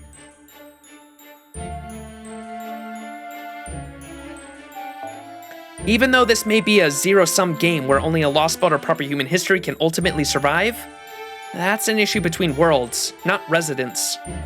Is that how you feel too, Max? Mm-hmm. And we know fairies can survive too outside of the Lostbelt. I see. You truly are a young man of integrity, aren't you? In that case, let me now ask you this. Do fairies exist in proper human history as well? Yep, Life isn't exactly easy for them, but we do still have fairies in Britain's woods. There are also fairies in Ireland, the Isle of Skye, and France just across the channel. Ireland, Skye, France. I see. All right, setting those questions aside for later. What about calamities and moors? Do those exist too? Nope, we don't know anything about those out there. What a peaceful world yours must be. I envy the fairies who inhabit it. Okay then, let's say, strictly and hypothetically, what if I were to... No, never mind. That would be asking far too much. I've learned what I wish to know. My apologies for taking up your time. Yes, Barghest, you could move to proper human history if you wanted to.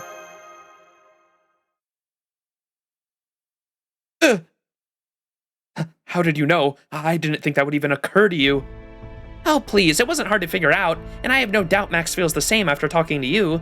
Barghest, you've always seemed more focused on protecting the fairies of Britain than the land itself.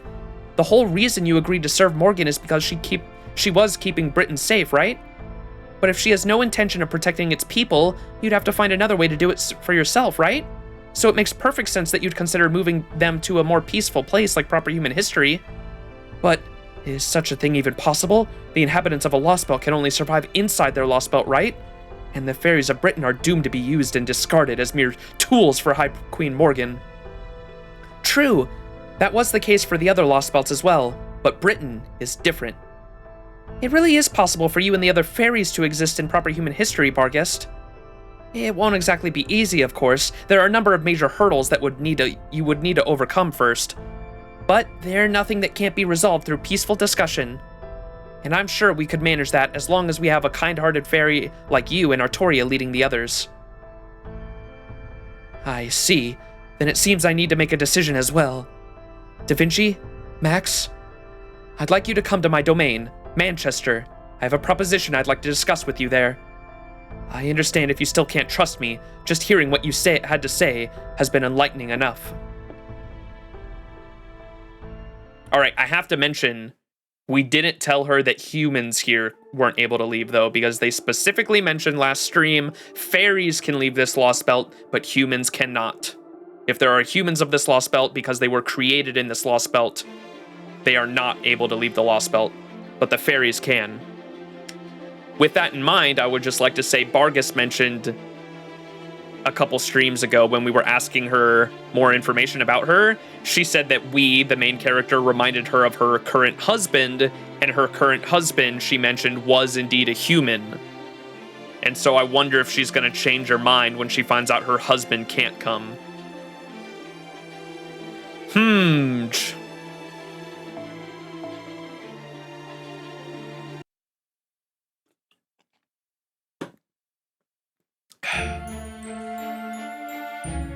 Okay, and Oberon was totally doing something with BB, the fucking BB brat. Keep forgetting her name. Sorry I'm late. It took me a while. It took me longer to get in than I thought. Was that Barghest I just saw leaving? Looks like whatever she wanted must have been pretty serious. She didn't challenge you to a duel or something, did she? Well... I see. So she's thinking about immigrating to proper human history. There's something I hadn't considered. But that's just the kind of bold thinking I'd expect from her. Definitely an idea worth pursuing. I wish I could have been here for that discussion. So, what did you tell her? That was as far as we got. It's too dangerous a topic to discuss here. So she asked us to come to Manchester to talk it over. What do you think, Oberon? Manchester, huh? Not sure I like the sound of that. The rule of Barghest's domain is the survival of the fittest, a very literal dog-eat-dog world where the weak are just meat for the strong. I'm not talking about natural laws either. This is something everyone there truly believes.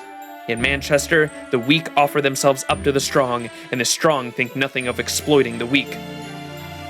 The very idea of fighting for their lives never even crosses their minds.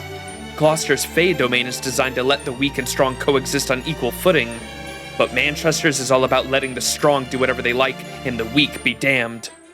Still, if you're absolutely positive that Barghest won't try to attack you there, then I suppose you could pay her a visit. Baggy didn't seem like she meant us any harm, but she's also definitely a carnivore.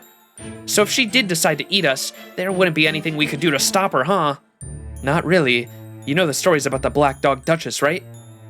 Barghest has taken a number of lovers over the years, but none of her relationships have lasted very long. They say she'll marry her then boyfriend and bring him back to her mansion, and by the next day she'll have eaten him whole. Literal death by snoo-snoo. The only creatures in all of Britain who eat fairies are the black dogs and Barghest. She may struggle against her nature, trying to be civilized, but those instincts always win out eventually. There's a reason she's so widely feared. I really can't endorse this plan. So that's why she's called the Black Dog Duchess. Come to think of it, Mike said something about her too. Gawain of many loves, Gawain the glutton.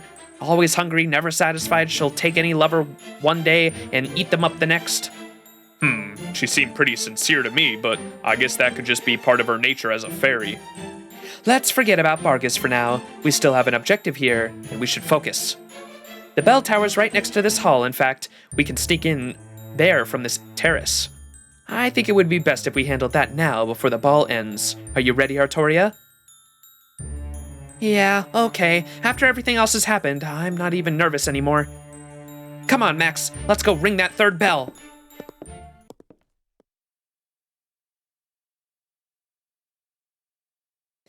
Immigrating, huh?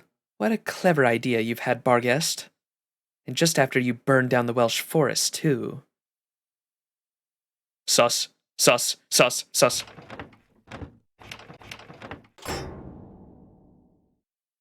Bell tower, 3rd floor. Looks like that Merlin magecraft finally came in handy. Good. No sign that magical energy's been used anywhere. A Merlin magecraft came in handy, baby. Oh, that was us whispering. Nice work with that lock, Artoria. You did a hell of a job. Like modern day Nezumi Kozo or Jiraiya. Butchered those names, I apologize. I don't know who those proper human history fairies are, but something about their names tells me that wasn't a compliment. Now that you mention it, there are lots of fairies who love to play pranks, but I've never heard of one who likes to steal money. Of course you haven't. Ordinarily, fairies would never have any need for money. It's only because Morgan created currency that fairy society started building banks to keep their properties safe, and why lockpicking was developed in the first place. It's not easy to open human-made safes with fairy sacraments alone, so now we have lockpicking. Merlin said something to that effect too, something about these skills being useful on a journey like mine. Was that really Merlin? Come to think of it, I never did ask you about Merlin. Artoria, you said Merlin taught you magecraft, right? Did he live in Tintagel too? Actually, I've never seen him in person. I only heard his voice whenever I was by myself. Oh! It's just like fucking Garden of Avalon. He said he'd been imprisoned by a scary queen, but that he could still teach me magecraft if I didn't mind distance learning. Interesting. Oh, what?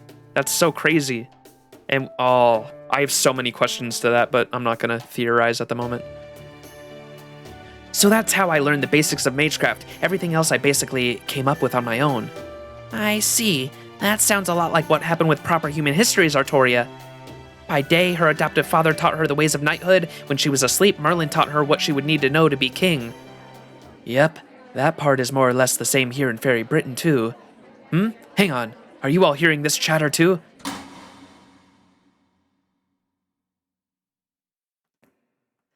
That fairyum you saw below was child's play, a fancy illusion, nothing more. But this is Gloucester, the city of trends, brands, and joy. It needs more than a party to liven things up. It needs excitement, stakes, pathos, drama. Which is why I've prepared a once-in-a-lifetime show for all of you to enjoy. This audition will decide the true queen. The winner of this battle will chart Fairy Britain's very future. Now get ready to howl with laughter and gasp in envy, because it's time for the main event. I don't like where this is going, chat. Oh no, not here again. What? Oh, where'd all those masked fairies come from? I knew it. I knew you were up to something like this, Mirian. Allow me to introduce the contenders once again. Up on the stage now, we have the hottest couples in all the land. Tamlin Tristan, Her Majesty's beloved daughter, and Lord Beryl Gut, Her Majesty's fiancé. Their opponents is the wind of change sweeping across Britain itself, Ainzel's prophesized savior, Artoria, the child of prophecy, and Lord Max, the foreign mage.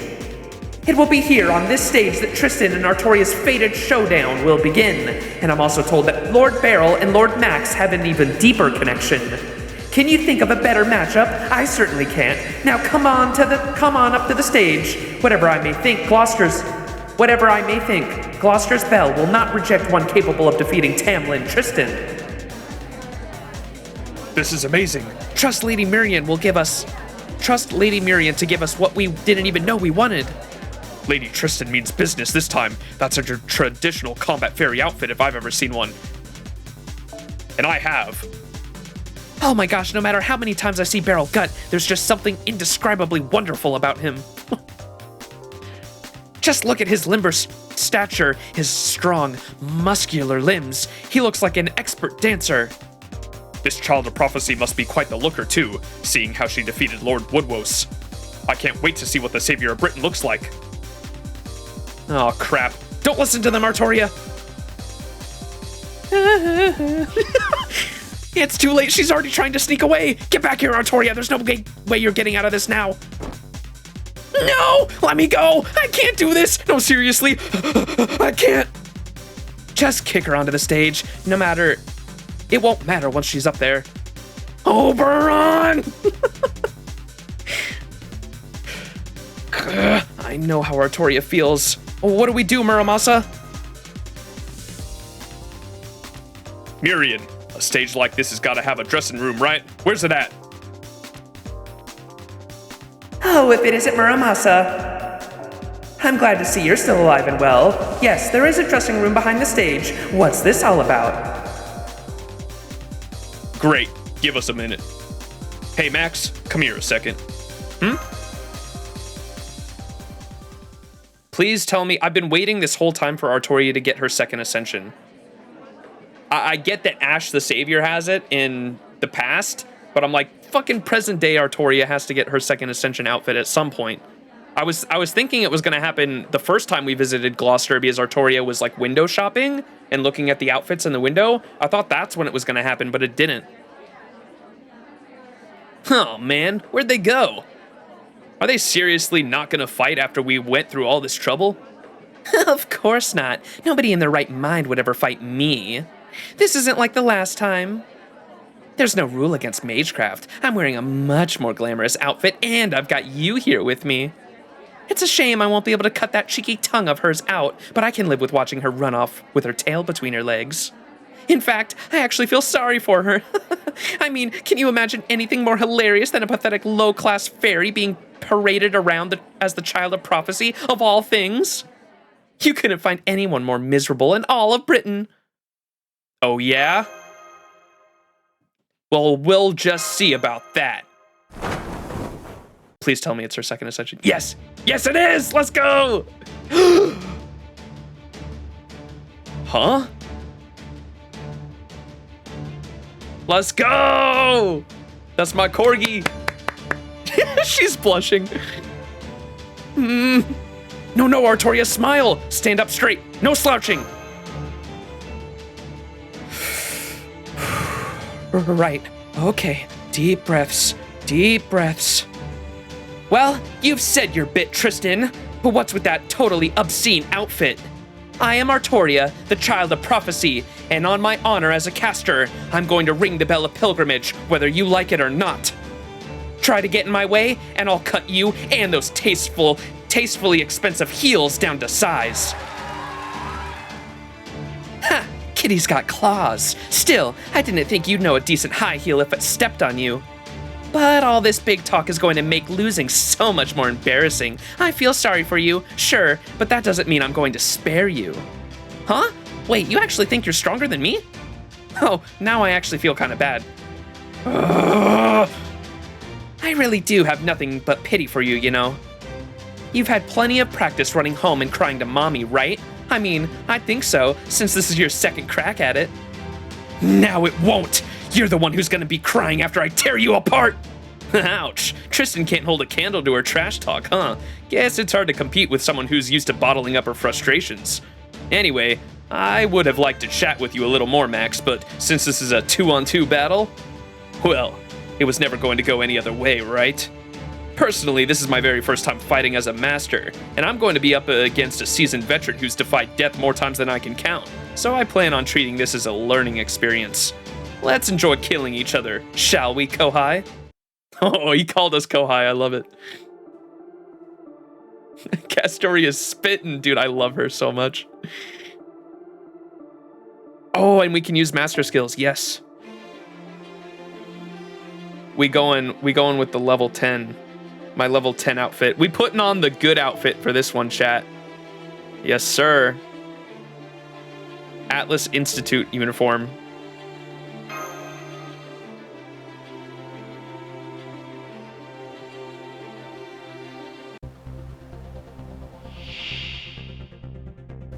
Ooh, the music.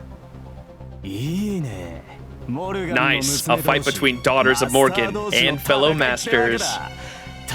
Let's enjoy ourselves, Kohai. Oh, I love how he calls us Kohai. You'll die by being skinny. Is this a... The background song kind of sounds like BB. Or it sounded... Or, I don't know if that was relevant or not. This must be Tristan's soundtrack. I think we heard it earlier the first time we fought her, but the first few notes of this song kind of sounded like BB's song for some reason.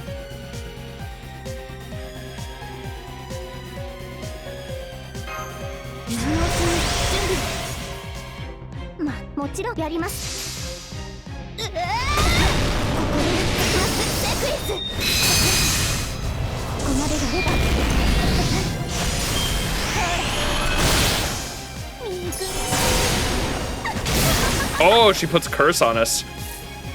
Well, it's a good thing I brought the cleanse then. Oh wait, her NP debuff cleanses too. Oh dude, this is just a stall fight. Just like last time.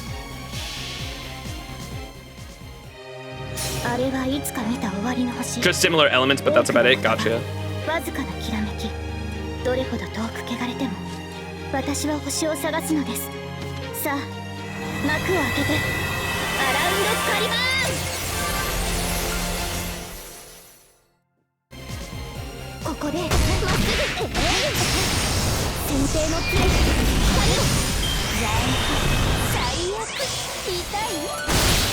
She got invincibility.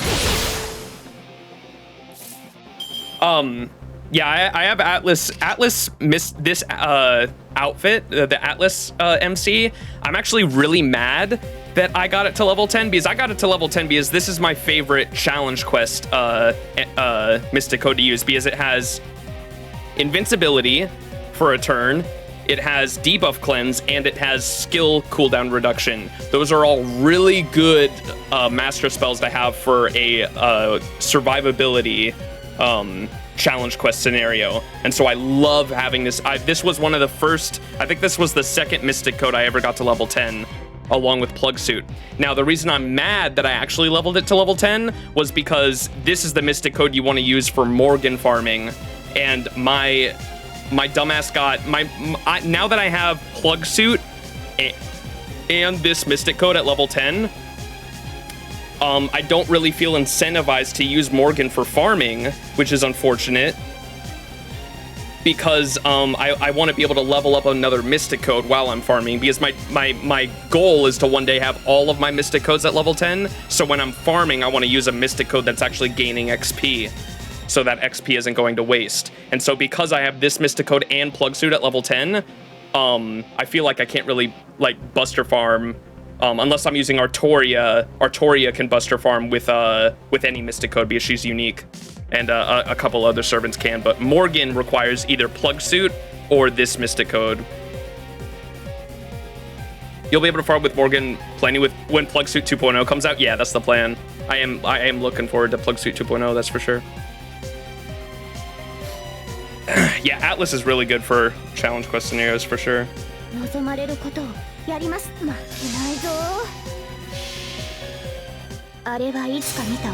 Castoria got all those trash talks from COD lobby. Titania, how you doing?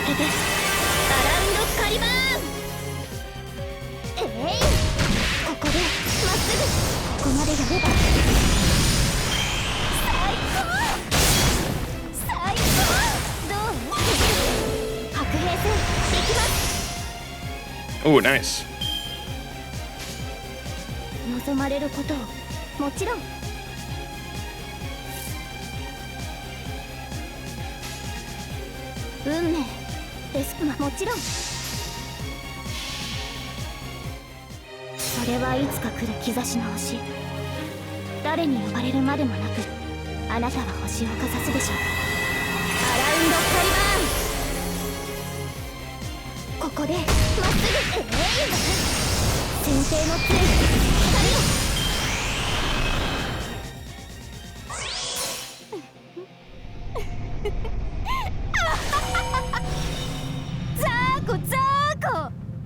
Yeah, I was just thinking about that, Kiko. Because that's what I did the first time. I was curious how far we had to actually go into this fight.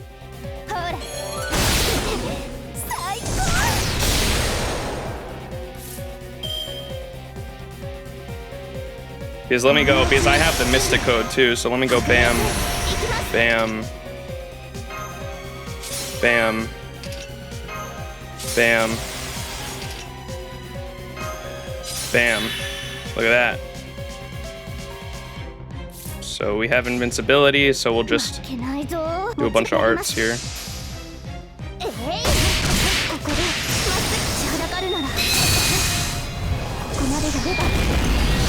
Oh yeah.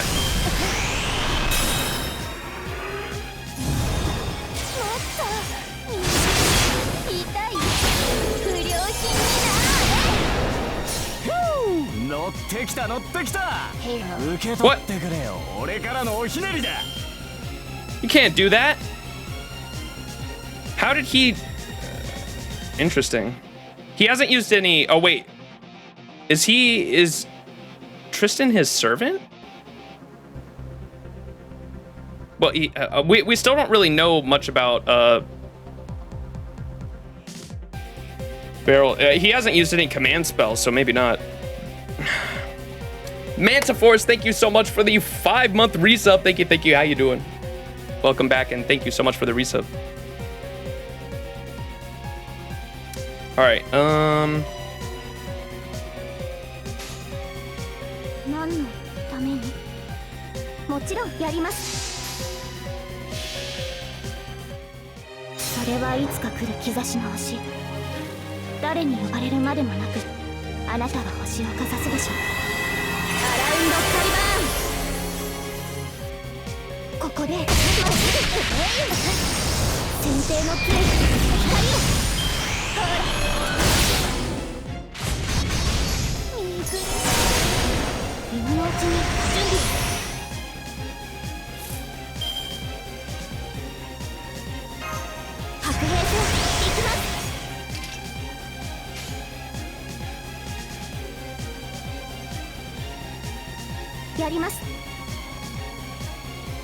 I don't even know if it's worth going for the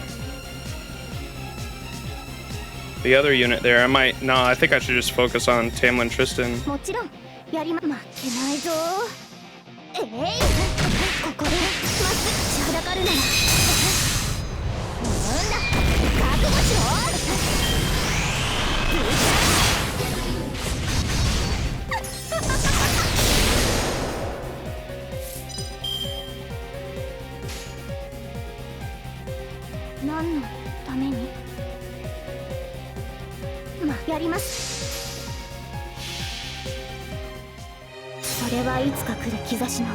F for Max. F.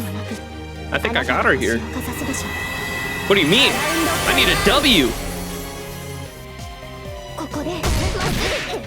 It's a loss? 先手のプレイ光をショータイムね。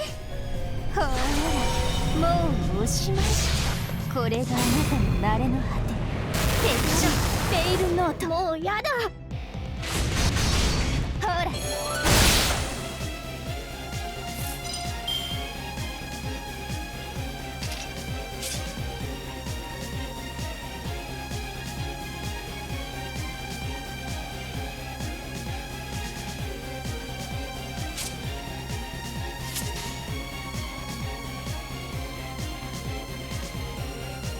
運命ですから。何のために。もちろん待ってないぞ。それはいつか来る兆しの星。誰に呼ばれるまでもなくあなたは星をかざすでしょう。アラウンドカリバーン。ここでまっすぐ。ここまでやれば。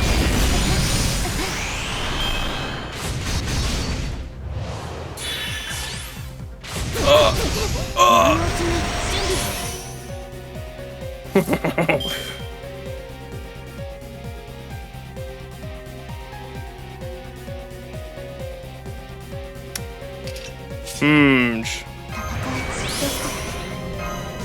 兵戦行きます。運命やります。運命ですからやります。突破します。それはいつか来る兆しの星。誰に呼ばれるまでもなくあなたは星をかざすでしょう。アラウンドカリバーン。ここでまっすぐ。先手のプレイ光を。ありがとうございま It's す。 too easy. 皆 It's さんの too おかげ easy. です。 Wasn't even close. Chat, stay doubting. Stay doubting. I only take fucking W's. All right, the bell rang. Artoria won.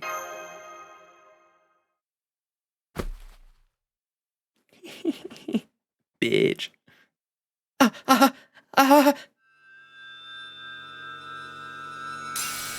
What's happening? No, it's leaving me.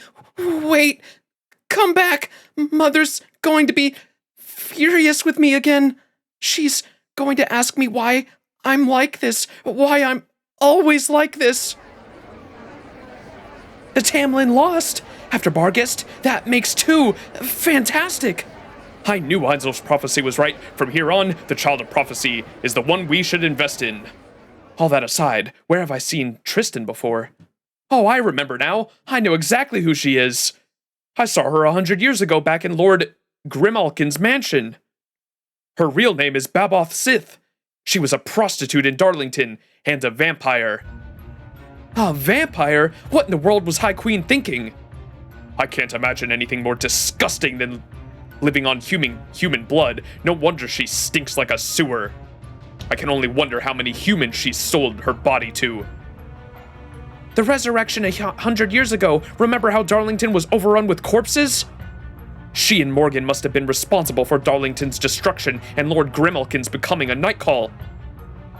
So why are they only just realizing this now? We broke something that made all of them get their memories back, or what? No wonder that damn vampire's the only one who made it out of that place alive.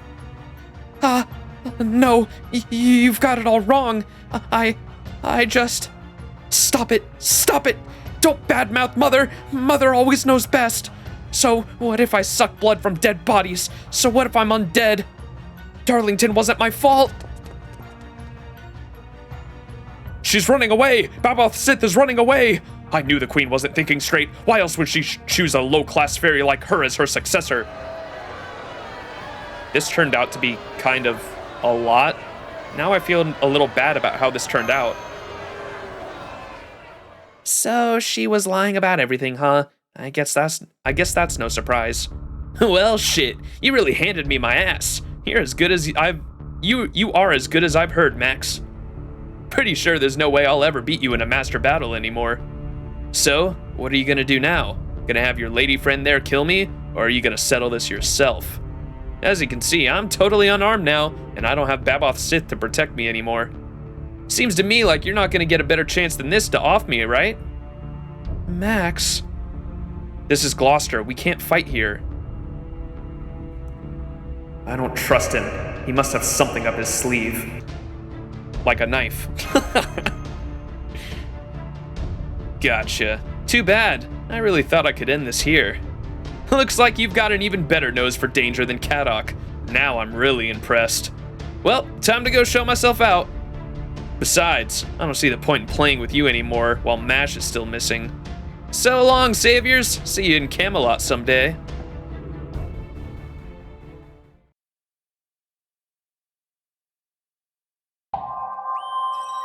True name revealed. Baboth Sith. Okay, so she actually was just a normal fairy by the sound of it. She was a prostitute fairy that Morgan like took in, and then I'm really curious why no one recognized her until there was that like pop thing. Like, yeah, there might have been like a mystic concealment code maybe that we broke too. I don't know. Oh wait, yeah, wait. Oh, that's what it was. They said that they had something in the ball. They said that there was something. There was a spell Mirian had put on the ballroom that made it so anybody that you didn't personally know didn't recognize you, and we must have broke that. That's what it was. She's a vamp, yeah, but she's like no one's. She's not an actual like. She's not an actual legend like in how Tristan is Avalon.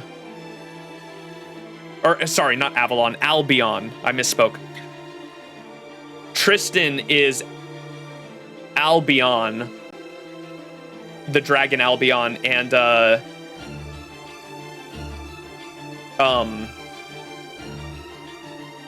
Tamlin Gwaine is Barghest, which are both actual things from mythology. Whereas when I googled Baboth Sith to try to learn more about her, the only thing that came up with that, what Baboth Sith just means fairy girl. Like, that's all it is. It's just a girl that's a fairy. And so that makes she's just a normal girl. She's just a normal low-class vampire that Morgan took in for some reason. There's obviously there's some more context there we don't have, but now we know why her name Baboth Sith like doesn't mean anything like super significant. It was still Mirian's domain. Yeah, that's what I meant. Not sure what a prostitute is, but that sounds interesting, people comfy. Sex.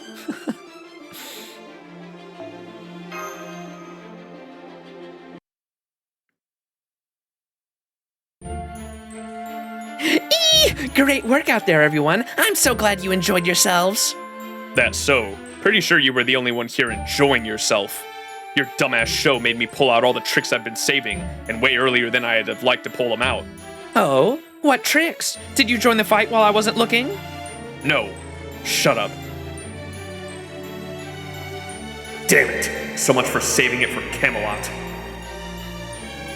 Oh, her outfit? He was saving the outfit for Camelot? Muramasa's such a good grandpa.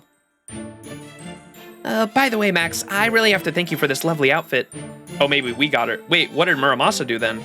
I had no idea you'd been working on it in secret all this time. Were you just too shy to say something sooner? You considerate little Dickens, you. What?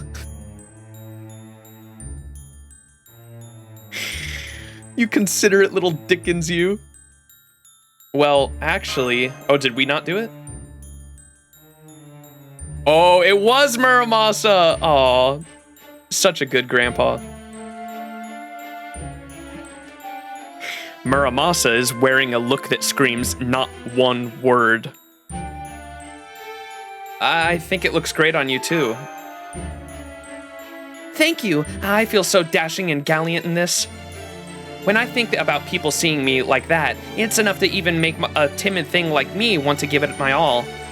It seems you're all working together much better now than you were the last time you came here. Oh, someone's a little upset about being the odd fairy out. Not anymore, no. It's not like you to be so Acerbic? What is that word? Acerbic? Acerbic. Acerbic, especially of a comment or style of speaking. Sharp and forthright. Okay. We're learning English. It's not like you to be so acerbic, Oberon. Are you feeling left out too or something? Just a little, if I'm being honest. No fair making an outfit like that behind my back. Man, I was really hoping to put Artoria's official Child of Prophecy debut off until later, when we could really do it up in style at Londinium. Now, don't be like that. I'd say this debut worked out just as well as we could have hoped. You saw all those upper-class fairies in the auction house too, right? They all saw Artoria beat Tristan fair and square, and in a manner befitting the Child of Prophecy too. So it won't be long before they've told all of Britain as well, plus we also got to ring the third bell while we were at it. So does this mean the Wing Clan officially recognizes the Child of Prophecy, Mirian? Of course. Now that the bell has been recognized here. Now that the bell has recognized her, I have nothing more to say. That being said, Gloucester's still going to remain neutral. This was Tristan's show. I didn't decide to offer you the bell myself. As such, I haven't technically defied the Queen. While we're at it, let's get one thing straight. I have no plans to help the Round Table Army. Fairies and humans may both be equal in Gloucester, since we value brands and trends more than anything. But in general, I still hate humans, and the Round Table Army is no exception. So please don't expect me to help them in any way, shape, or form, unless they have an exceptionally good business deal for me. Now I see. So if we can work out a deal, you'll have no problem coming over to our side, huh? Oh, when you knock it off with the can't we all just get along nonsense? Your blockhead idealism really pisses me off. Huh? The hell are you talking about?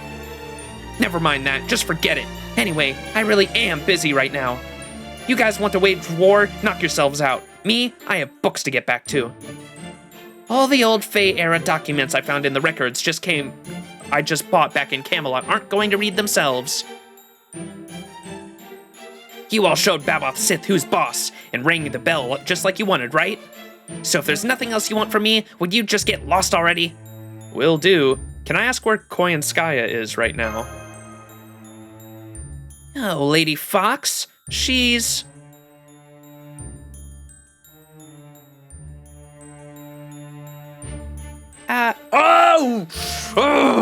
What? Nah, dude. Mirian was about to say, and then like Oberon glared at her, and she's gonna say something else. Oh, bruh. No way. That's sus as fuck, dude. That is so sus. She's out on a business trip at the moment. Apparently, she finally found something she was looking for. I would wish her good luck with her work, but I know she doesn't need anything of the sort. Stare.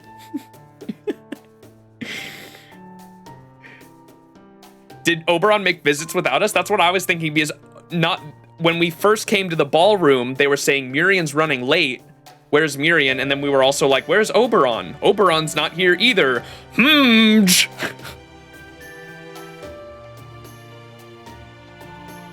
Oh, Koyan's busy venting in electrical. Thanks for waiting, you two. We made it back from the ball in one piece. Whoa, I don't know much about fashion, so I don't know the words to describe it well, but... you look awesome, Artoria. Your battle dress was good, but this is great. You think so? You know, maybe it does. That reminds me, your new armor looks really cool too, Gareth. Aw, best friendos. Happy Cat. Happy Cat? Huh? Me? I'm fine. I was just a little taken back by Artoria's new outfit. I'll be damned. I guess fairies from paradise really do have all the same taste in clothes. Oh, it's because it's literally the same outfit that Ash was wearing. Which is kind of weird. So Muramasa made it, but it's literally the same outfit that Ash wore. And that's why Happy Cat was taken aback from it. I wonder how it'd be oh my god, dude. It'd be fucking insane if somehow, like this whole Lostbelt is somehow like a fucking time loop, because it seems like it kind of is with MASH going back in time. And now Artoria having the outfit, if she goes into the future but then goes back in time to like fucking pass on the outfit to Ash, that'd be fucking crazy. Like how does the outfit end up in the past and the future? Or maybe it's just a coincidence. So Habitrot sees Artoria's outfit and says, I'll be damned. I guess fairies from paradise really do all have the same taste in clothes, because it's the same outfit as Ash's. I'm glad to see you and Gareth are no worse for wear either, Habitrot. Okay, let's get out of Gloucester then. We don't want to keep Percival waiting too long. Oh, don't worry. I already bought a souvenir for Reg Rabbit. He's much more innocent than he looks, so I know he'd be disappointed if we didn't bring something back for him. Hey, that's real considerate of you, Oberon. Now, if only a certain someone I could name would start following your example. Stare. Speaking of souvenirs, we got some the last time we left Gloucester too, didn't we? I wonder how those fairies are doing now. Want to go say hi before we leave, Artoria? They'll actually believe you if you introduce yourself as the Child of Prophecy now. Huh? You mean those fairies from the last time? The ones that gifted, they said, will you give all this stuff to the Child of Prophecy for us? Because they didn't think Artoria was the Child of Prophecy back then. No, not today. It's a little too late for a surprise visit now. We can thank them the next time we're in town. Right, Artoria? You can see them anytime you come back here, can't you? Right. Besides, I don't have anything to give them now. Anyway, next time, I'll be sure to have lots of thank you gifts before I pay them a visit. Why aren't we visiting? It seems like Artoria and Oberon both know something we don't. Got it. Then let's get going. Time is money, and we still have to discuss our next move. Okay, let's head back to Percival and Reg Rabbit. There's something I should double check with Oberon.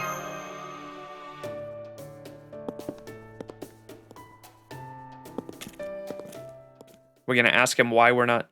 Oh? How come you're hanging back, Max? Did you forget something? Oh, did you want to pick up some of the good tea while you're here? Actually, I wanted to ask you something. Sure, what is it? Where were you the night before the Battle of Londinium? I think Beryl may have been more right about you than I had realized. You really do have almost a sixth sense for danger, or maybe your life has forced you to develop one. Well, there's no point in keeping it secret, especially since it looks like you've already figured it out, so I'll be straight with you. That night, I was here in Gloucester, negotiating a deal that would help us defeat Woodwose. It wasn't with Murian either, it was with Koyanskaya, one of your enemies. Oh, I can tell she's a horrible monster, probably at least as much of an obstacle to you as Morgan. But even poison can be useful depending on how you use it. Poison is still poison, you say? Exactly. That's why I took steps to ensure it would be used against our enemy, Woodwose, rather than against us. And that's probably why when we were in the Battle of Londinium against Woodwose, remember there was a point where we fought Koyanskaya enemies. We fought the alligators from, oh my god, what are they called? The alligator monsters from LB4. And then we also fought the tank or whatever, right? The Kali, yeah. So that was mixed in there somehow. That's why I took steps to ensure it would be used against our enemy, Woodwose, rather than against us. Morgan was absolutely going to send reinforcements to help him, no question about it. Woodwose is one of her most valued soldiers after all. And once her reinforcements arrived, Londinium would have fallen. Percival is a great knight, sure. But he has a bad habit of assuming every soldier can fight just as well as him. He loves the Round Table army so much that he can't help but overestimate their abilities. Don't get me wrong, that's a good thing. It may be one of Percival's weaknesses, but as a commander of the Round Table, it's inarguably a strength. Which is why I had no choice but to employ an underhanded trick. Woodwose was fully aware of how many soldiers the Round Table army had and what tactic they were going to use. He could have easily handled whatever the Round Table army alone threw at him. So I chose to deploy something he could never see coming, a foreign poison known as Koyanskaya, which never previously existed in Britain. I knew where she could find something she was looking for, so I used that as leverage to convince her to stall the Queen's reinforcements for us. But she did much more than that, much more than I had ever expected. She somehow made every single soldier disappear without a single trace. Right. If she took on her immature beast form, she probably could have eaten all of them up in one bite. It was a cowardly move, I know, and believe me, I'm not proud of it. But if that's what I have to do to advance our cause, I won't think twice. You have to think, Oberon. If you were keeping this from us, how much more are you keeping from us? When this is over, I'd like you to decide my punishment. That's why you took the time to ask me about this, right? You could have said nothing, but you're my friend, and friends don't let friends do that kind of thing. Shut the fuck up.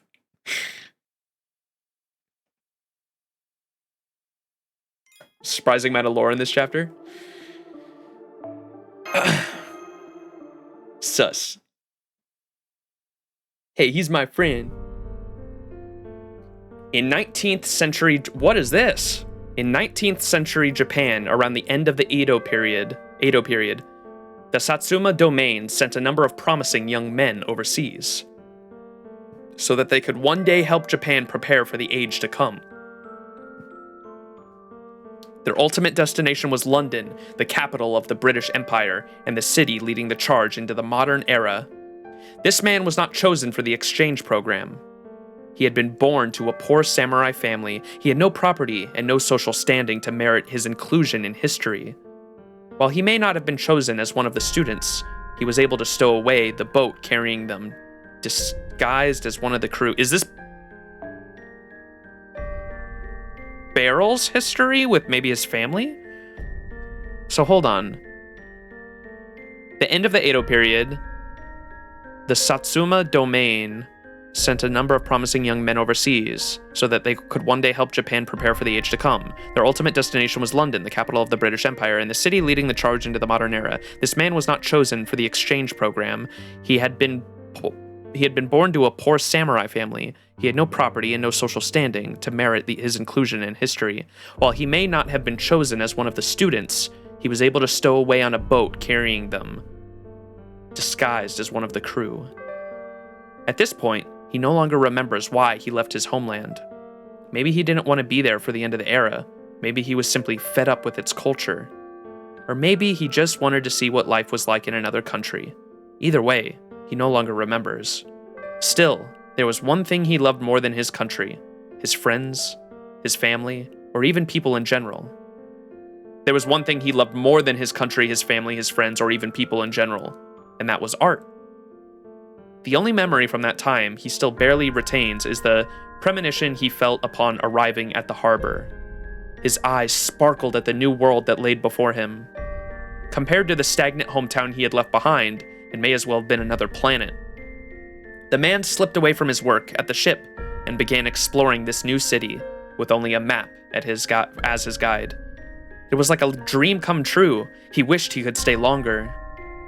But he was cunning and knew the reality of the situation. He knew that dreams inevitably end and timetables need to be followed. As long as he returned to the harbor by sunrise, he would still be punished. But at least he would have a way home.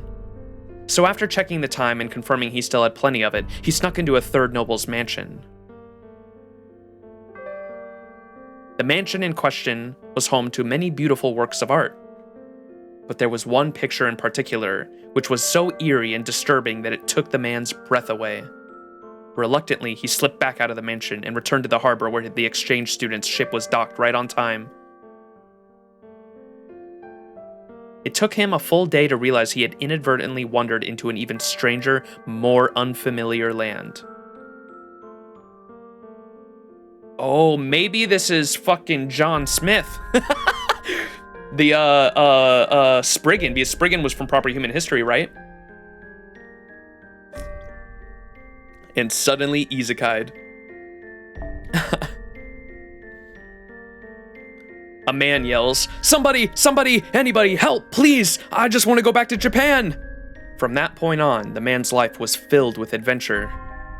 Soon afterwards, he was captured by fairies and made into a slave.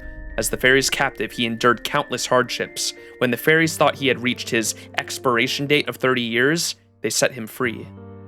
But since he was not originally bred and raised in Fairy Britain, he still had many years ahead of him. While the land of the Fae was far too harsh an environment for a man of 55 to endure, he had made sure to observe the fairies around him closely over his 30 years of slavery. He erased his old identity, hired fairy workers of his own, and founded a company. He had his fairies kill other fairies, dissect them, and studied them. He's literally the man that brought capitalism to Fairy Britain, which is what we were saying a few streams ago, which is fucking hilarious. He then created a serum of perennial youth to slow the aging process. Its effects were nearly imperceptible, but it was better than nothing. Yeah, this is John Smith, or we don't know his true name yet. If John Smith is his true name, probably isn't, but this is Spriggan. This is Spriggan's story. He continued his efforts for the next 40 years, becoming a 90-something-year-old man who still looked as young as a fairy. Even then, he made it a point to only deceive the Earth Clan. The Earth Clan fairies were narrow-minded and obstinate, but they also valued technology and were willing to trust someone based on the quality of their goods rather than their personality. They were completely lacking in business acumen. And so, the man became the Earth Clan's leader's secretary, and found he got along with the leader better than any other fairy. There was even something of a friendship between the two. The Earth Clan's leader genuinely cared for the man, and together they started their own company. And so, Spriggan and Capless, Fairy Britain's very first general department store, was born. Sometime later, the man murdered the Earth Clan's leader in cold blood. I love how the music cuts there, too. That's so good. They were friends. And then sometime later, the man murdered the Earth Clan's leader in cold blood. He needed his name to develop Norwich further in service of his goals. There is no one left in Fairy Britain who knows the man's original name. I doubt proper human history is any different. So maybe he doesn't need a name, it's just John Smith. Because it's supposed to just be, yeah, like, what did Kiko say? The widest name in existence, right?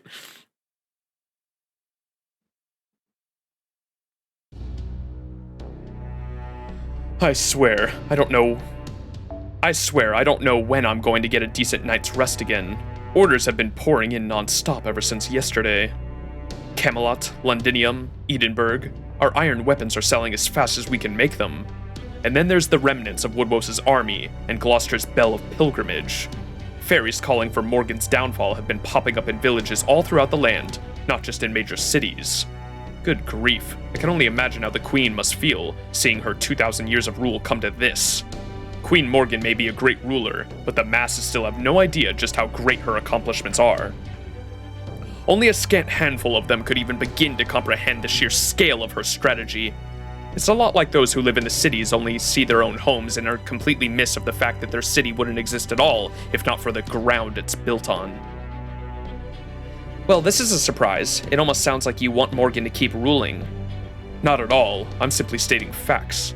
Personally, I agree with this world at large. It's time Her Majesty stepped down. I'm not even saying she's at fault. She's simply been a power for far too long.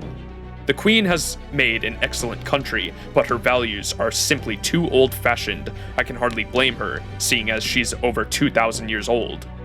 Countless generations of her subjects have come and gone, and in that time their values have changed. If the Queen continues her policy of being at one with nature while tightly controlling the human population, this island will never grow beyond its current tiny size. There are few things more frightening than the harm perpetrated by an out-of-touch... I don't know if I've heard that one before. What type of government is that? Gerontocracy. Gerontocracy, a state, society, or group governed by old people? Oh, America. Gerontocracy. Gotta start using that one more often. There are few things more frightening than the harm perpetrated by an out-of-touch gerontocracy. Old parts are meant to be changed out, not left running forever. Of course, I have no intentions of becoming a king myself. Even if the world of proper human history I came from, Britain, was ruled by a queen. She dead now. So I believe Fairy Britain is also best ruled by a queen. Wouldn't you agree? Then who did you have in mind for the next one? Ideally, I would prefer a bright and cheery fairy who genuinely loves her people. One of surpassing beauty, but who is more wicked still, and preferably ignorant of her own foolishness. Now that would be a queen worth supporting. If I never serve another overly intelligent ruler in my life, it will still be too soon. So that's why you chose her. True, she does seem like she would be a good fit for you. But the chances of that coming to pass are negligible. She has no hope of defeating Morgan, much less assuming the throne. Right you are. As far as I know, there's only one person out there capable of defeating her. And as luck would have it, my soldiers keeping an eye on the battlefield just happened to find them. All I have to do now is decide when to send them in. I must say, I'm glad we're in Britain. No one else here is familiar with the idea of using a piece captured from the enemy for your own ends. You're not born with a trump card, you gain them as the spoils of battle. That said, I haven't exactly had many opponents to play with over the last 100 years. I wonder if he's talking about Nocnaria is like the only one that can really defeat her.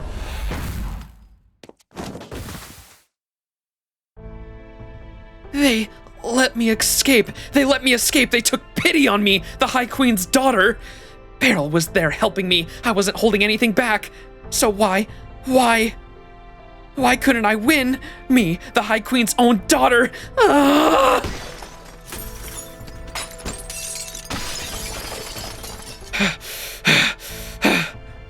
Mother doesn't need any daughters but me. There doesn't need to be any other mage than me. If only I had some magecraft that was just mine, something special, fit for the High Queen's daughter. Oh. What was I thinking? I haven't lost it all. All I have to do is bring the garden for Mother's throne.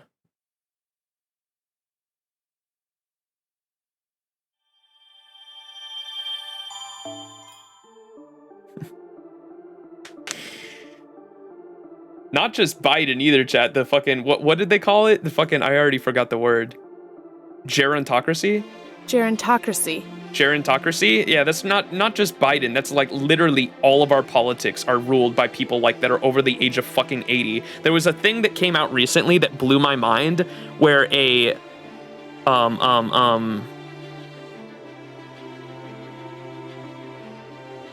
I'm having a mind fart on what's the name for a person that prescribes medicine? I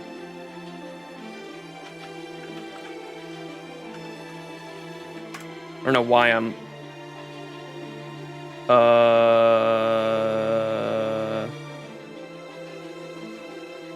Yes, a pharmacist. Thank you, chat. There was something that came out recently about a pharmacist who probably shouldn't have dropped it. They didn't say the names, but they said that there were multiple people in the American Congress that are prescribed the memory loss medication, and I was like, that's fucking insane, dude.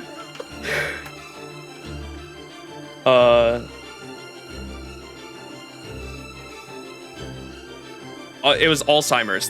There were multiple people in American Congress were prescribed Alzheimer's medication. That is fucking insane to me. That is fucking insane to me. Anyways.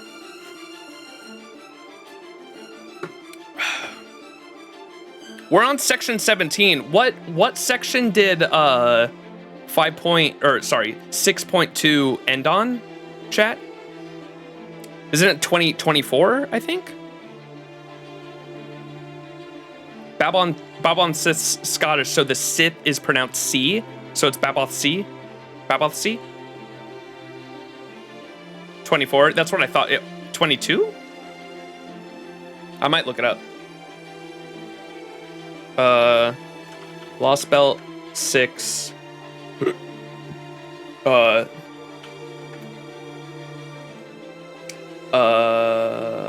what would I? Lostbelt 6.2 ending? Or I probably shouldn't look up ending note. I might get spoils. Someone want to look that up for me so I don't like inadvertently spoil myself? She instead of C? The sections are very long. That's all I remember. All right. We'll probably know it once we get there. Part 2 ends with 24. Okay, that's what I thought. We're getting there. Let's keep going. How long have we been streaming? 2 hours and 30 minutes about. I think it's time for Pocky chat. We got the normal Pocky today.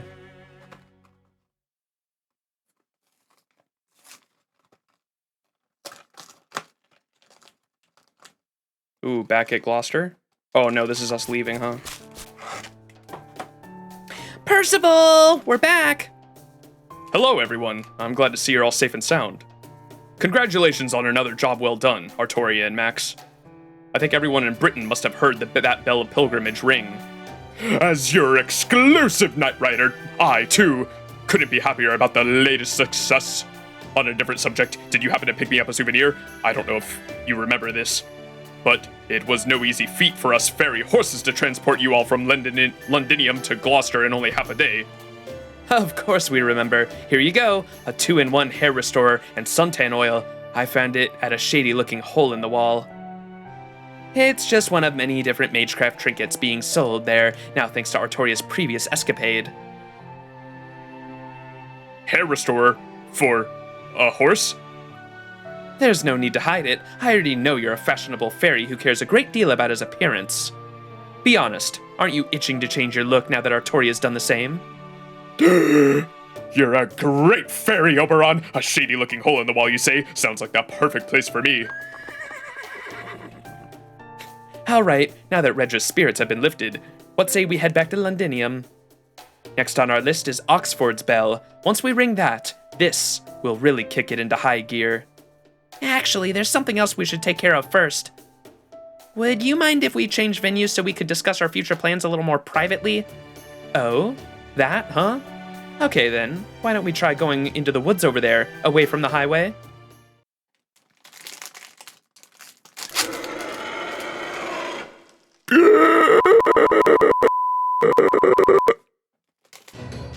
Damn, sorry about that. I had no idea this forest was actually a Moor's nest.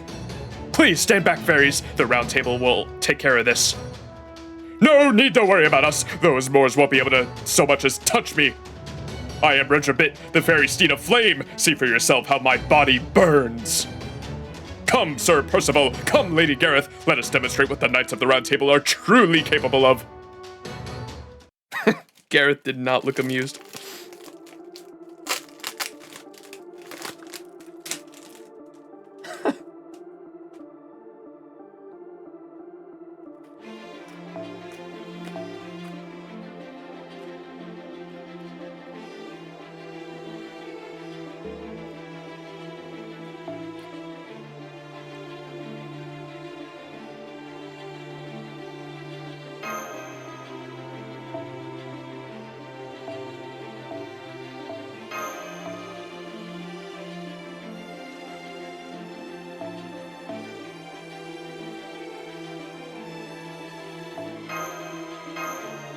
I'm farming. I don't give a fuck.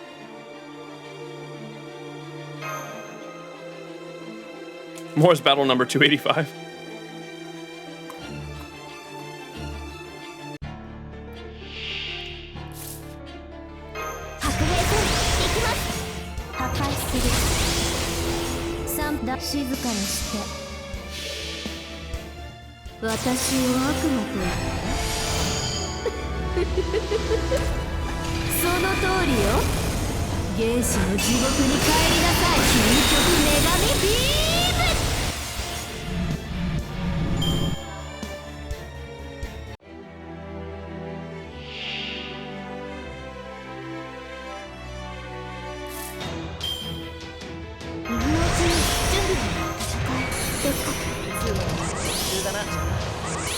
The Knight called Knight Rider, chat. Oh boy.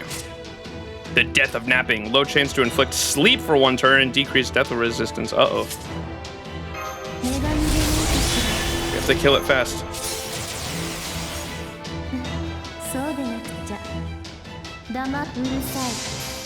Urusai. これが本当の私。始まりは極小、広がりは無限。すべて我が心臓に収まり、フィニッシュブラックエーサー。切り裂かれる。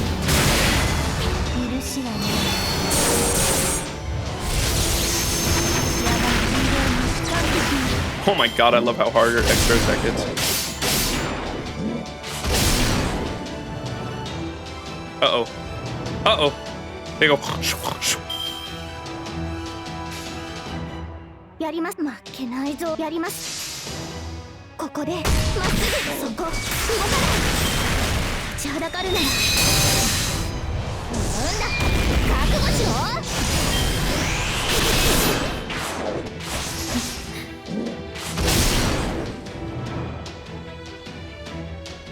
Oh, thank you. さあうるさい。無駄だ。私を悪魔と言ってその通りよ。原始の地獄に帰りなさい。究極女神ビーム。私は善と悪が合体した究極の私。負ける道理がないのだわ。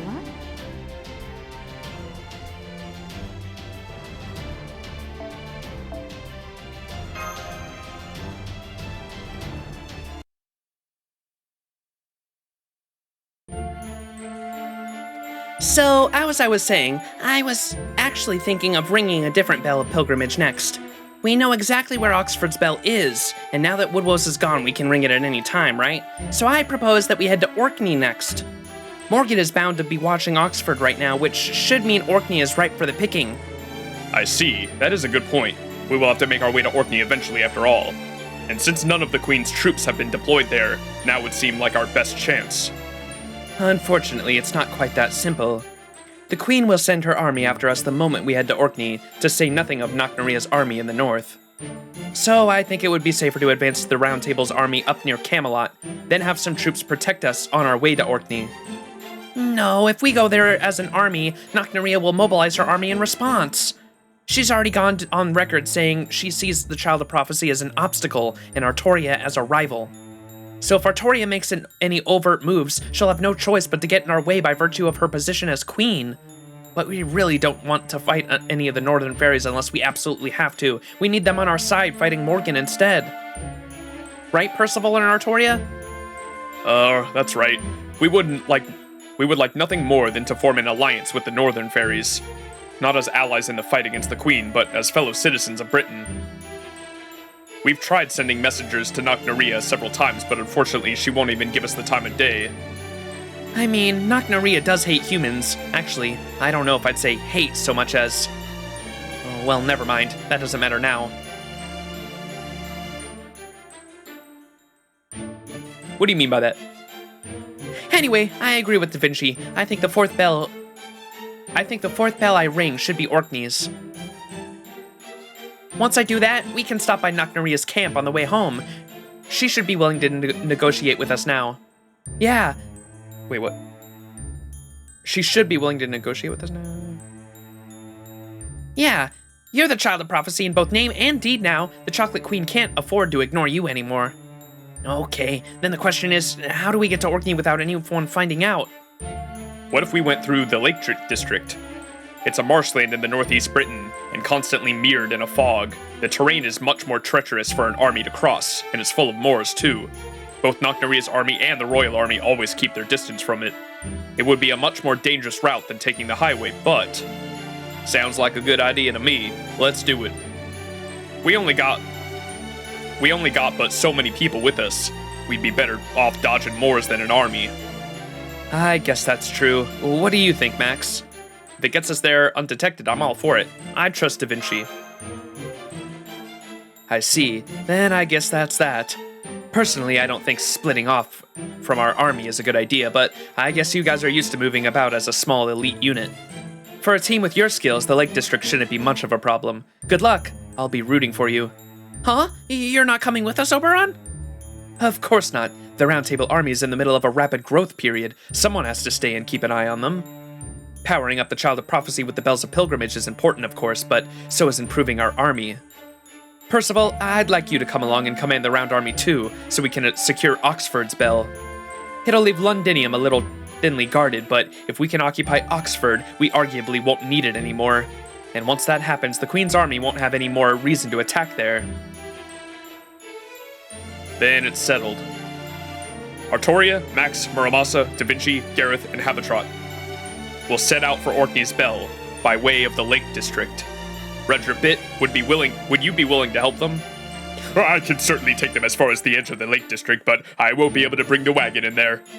So once I've seen all of you off, I'll lay low in Edinburgh and pretend to be a wandering knight. You'll all be stopping by Edinburgh on your way back from Orkney, right? I'll rendezvous with you there. That sounds perfect. Where have you been hiding all of these smarts? For that matter, why were you toiling away as Aurora's secret wagon horse all this time, huh? You could have had a much more prestigious career under Woodwose. As you can see, I've always had an affinity for the wind, so the Wind Clan City feels more at home to me. Didn't you say you were the Fairy of Steed and Flame earlier? Redra Bit, Faster than wind. Faster than wind. All right then, Oberon and I will head back to Londinium. Wait, I'm going with you too. I'm sorry, Artoria. I know this is selfish of me, especially after I declared myself the Child of Prophecy's #1 knight. I know going back to Londinium probably won't make that much of a difference, but I can still help there, and I just can't leave its people to fend for themselves. Of course, Gareth. You have nothing to apologize for. I think it's great that you found somewhere you belong. Don't worry about me. With Max, Da Vinci, and Muramasa, I'll be just fine. Sure, I'll miss having you around, but it won't be long before we get to see each other again in Londinium, so let's make sure we both have gotten stronger by then. You got it. In the meantime, I'll be keeping my ears peeled for the next ring of the next bell.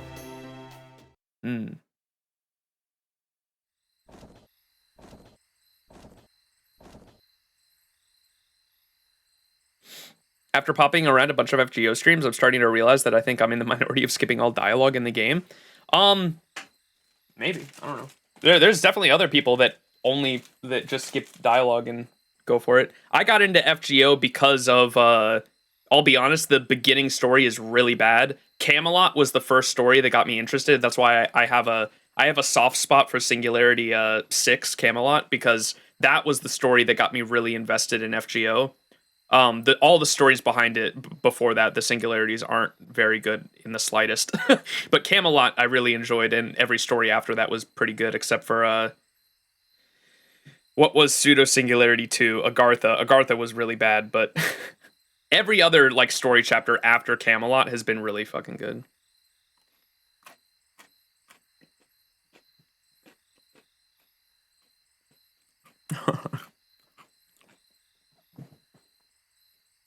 Yeah, some people might just play FGO as a waifu collector Pokemon game. There's nothing wrong with that.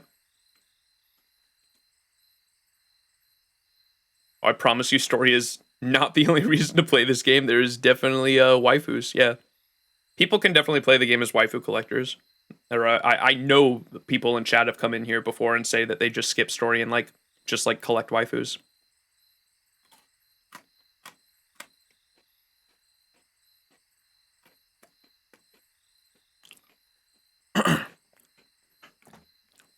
I don't think you're playing the game wrong at all. If you're not interested in the story, that's fine.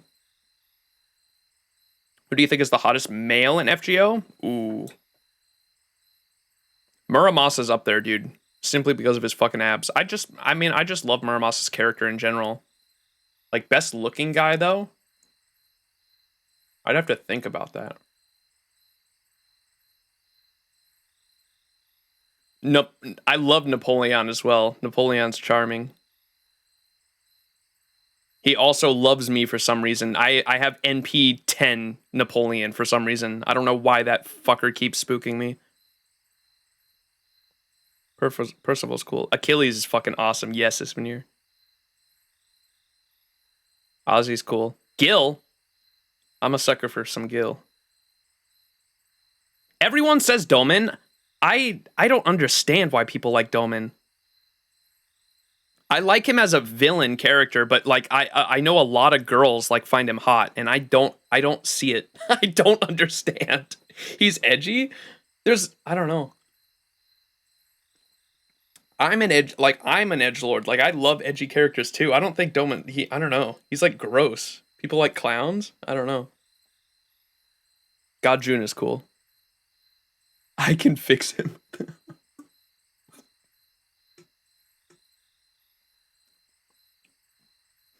can't resist. I know his hands are gross too. Have you seen his hands? He's unhinged. I know Doman is insanely popular. That's what I'm saying is I don't get it. His nails are like 10 feet long. The final ascension is hot because of the tongue. All right. So Oberon's leaving. See you soon. Good luck to you too, Oberon. Right. Take care out there. Be warned, there is a ton of ash over that far shore, and it also gets freezing cold out there. And since neither Blanca nor I can cross the ocean, we have no idea what may be going on inside Orkney. Still, whatever you find out there, I'm sure it won't be as bad as what you had to overcome in the Russian Lostbelt. Oh, and keep an eye on Artoria. The more nonchalant she acts, the more she's tearing up inside. Really? Yeah, I know. Guess I needn't have bothered warning you, huh? I'm glad she's in good hands. Once we've rung the Orkney and Oxford bells, we'll have to move faster than ever. So in the meantime, I'll do whatever is necessary to find out where the 6th bell is located. After that, it'll finally be time to face Morgan, regardless of how the odds are stacked against us. What's more, something tells me that even defeating her won't be enough to solve all of our problems. There's something else in Britain, something cursing every living creature here. Unfortunately, we haven't the least idea of what it could be. Remember this, Max. We still know almost nothing about Britain's history. If we're lucky, maybe you'll find a clue as to how this world came to be by the way it is in Orkney. And if we're really lucky, that clue may just give us the edge we need to defeat Morgan. Bum bum bum. Doman's someone described Doman perfectly when we went against him in 5.5. What was it? 5.5. In 5.5, when we went against him, someone in chat called him a cartoon villain, and I think that's a perfect way to describe Doman. He is just a Saturday morning cartoon villain, dude. And he does that role really well. It was you, Xerix? Yeah. He's literally just a cartoon villain. Let me look through my list real quick. Who's the... Oh! I don't know why I skipped over him. Edmond Dantes. Easily Edmond Dantes, I think, is the hottest character for me. Oh my god, I simp so hard for Edmond Dantes. I always forget about him because I haven't used him in fucking forever. I mean, we used him last stream, but like for like one node. I do enjoy my big cannon Napoleon. Yeah, I think Dantes might be my #1 guy.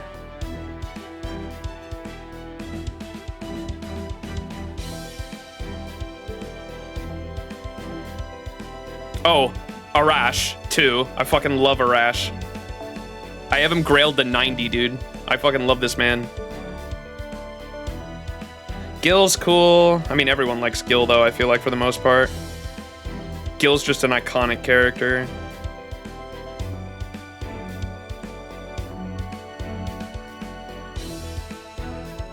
I do enjoy me some Emiya.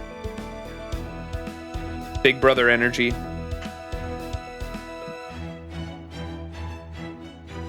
Oh, dude. Fucking Bedivere, the most loyal man you will ever meet. Man will fucking walk 1,500 years just to reunite with you. Oh, dude, he's a fan favorite. Fucking Izo. Everyone loves Izo. I know he's a very popular servant in Japan for girls. Or NA as well, but I know like on the lists for girls, he's like one of the highest rated servants. Izo is.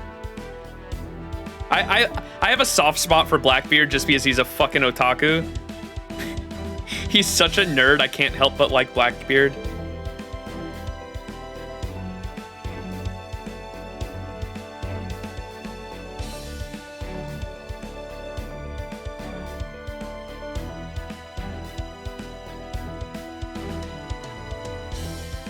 Look at all my level 1 servants, dude. I gotta level so many.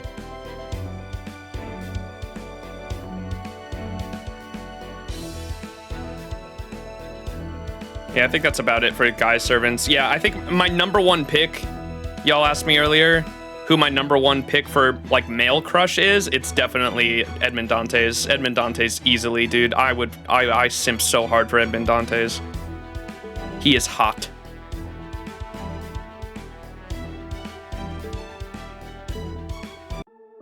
Hot, hot, hot, hot, hot. What about my boy Zhang Yu?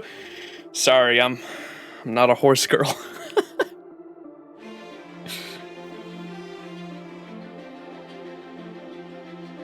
I feel like even if as a guy I simped over Zhang Yu, Yume Ren would still kick my fucking ass.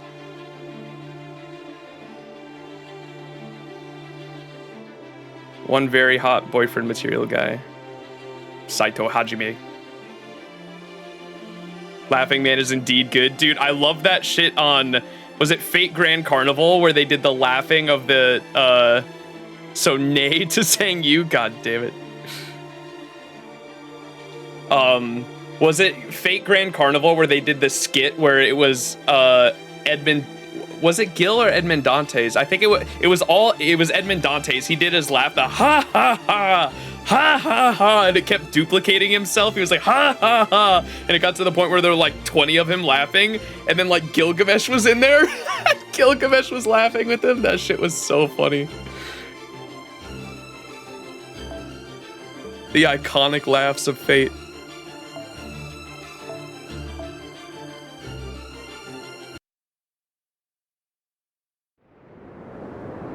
Ooh, the star.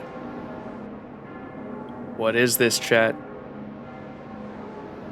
I hear a bell ringing. I hear a voice, my voice, call to me in a dream that hasn't changed once in my entire life.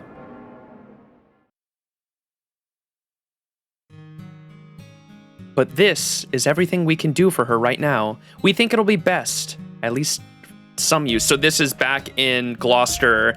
The first time we were there, when we were leaving, these fairies showed up, lower class fairies, and they were going to give these gifts. They didn't recognize Artoria as the child of prophecy at the time, and so they gave these gifts to her and the rest of us and said, will you give these gifts to the child of prophecy? Because like, you're her party, you're her group, right? And we were like, yeah, she went on up ahead, but we'll promise we'll get these gifts to her. And when we were there a second time, just a moment ago,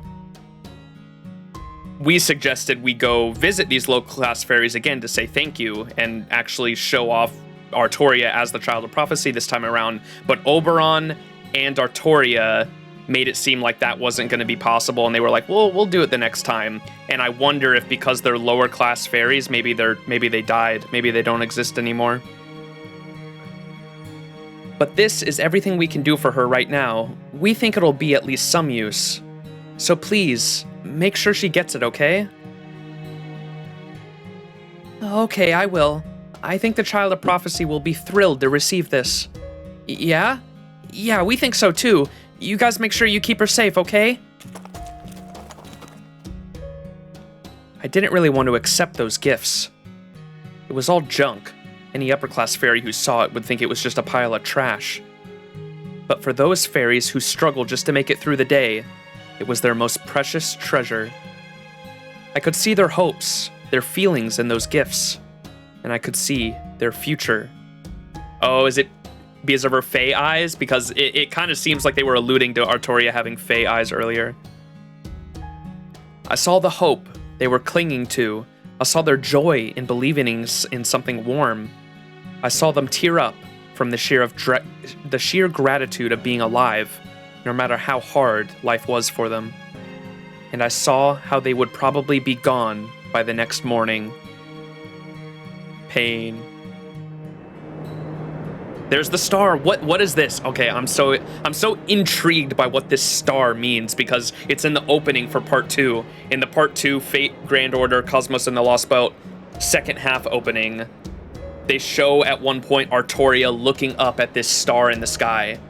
And I was so curious ever since I've seen that, like, what this means. The next time we came to Gloucester, those fairies were nowhere to be seen.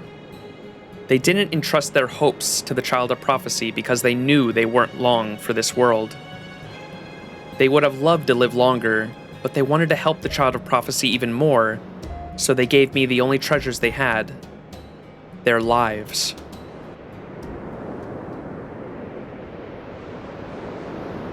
I really wish they hadn't.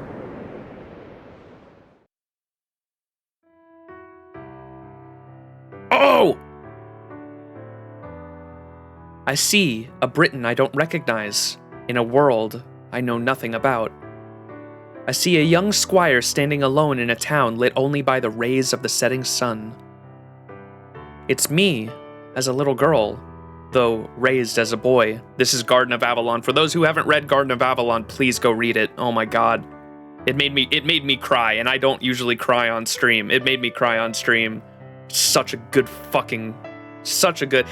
if they ever do any, like, I would honestly rather have them animate Garden of Avalon as just like a short movie, like a short animation movie, than I would rather have them animate that than the Fate route, to be completely honest, because there is so much context for Artoria as a character in Garden of Avalon. It's her whole backstory in her life, the life she lived. I would love to see that animated one day. It's so fucking good.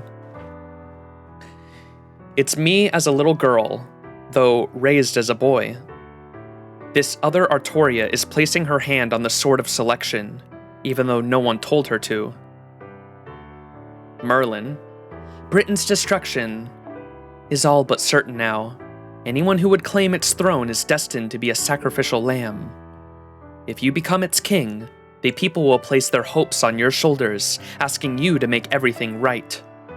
If you fail, they'll be just as quick to curse you, blaming you for everything gone wrong. You will gain nothing from this. Truthfully, you'll only be making life harder for yourself. A lone mage with a kind face stands behind her, encouraging her not to go through with this. You should think long and hard before you make your choice. Once you draw that sword, you'll never be able to go back to an ordinary human life. Yeah, think about it. No, there's nothing to think about. This just doesn't make any sense. The world ending is everyone's problem to solve. If it's going to end, it should end with everyone cursing each other equally. So why? Why are you... I saw a great many people smiling. I don't think that was a mistake.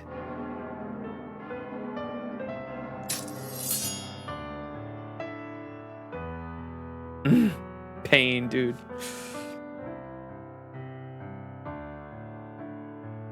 And this is what happened as a result. A pariah to even her own knights and subjects, even after she rebuilt the entire country.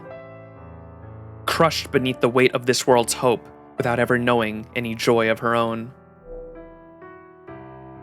The Hill of Kamlan.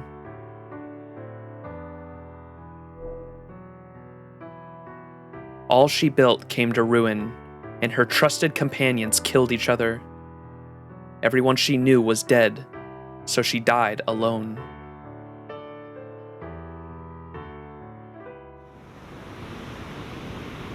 Is this some kind of joke? It's not funny, it's just cruel. How could you just use her to get what you wanted, and then ignore her forever? How could you forget her like she was just some story you'd finished enjoying? Why did she have to do all that? Why did she feel like she had to? There was no reason at all for her to become king. It just seemed like she had the power to. I just don't understand. I've seen her whole life play out now, and it hardly seems like something to aspire to.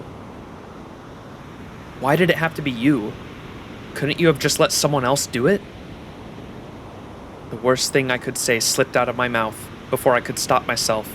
My other self quietly turned around to face me and said,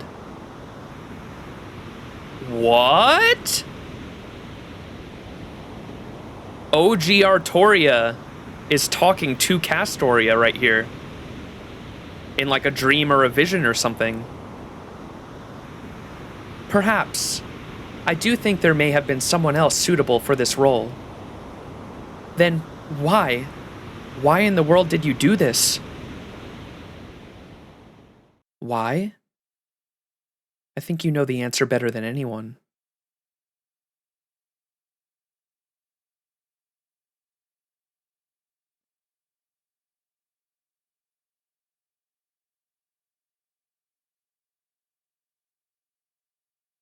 What the fuck?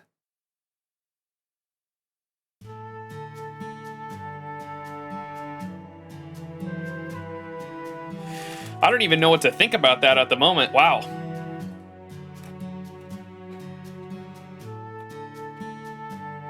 Dude, anytime Garden of Avalon's story is referenced, dude, I get emotional.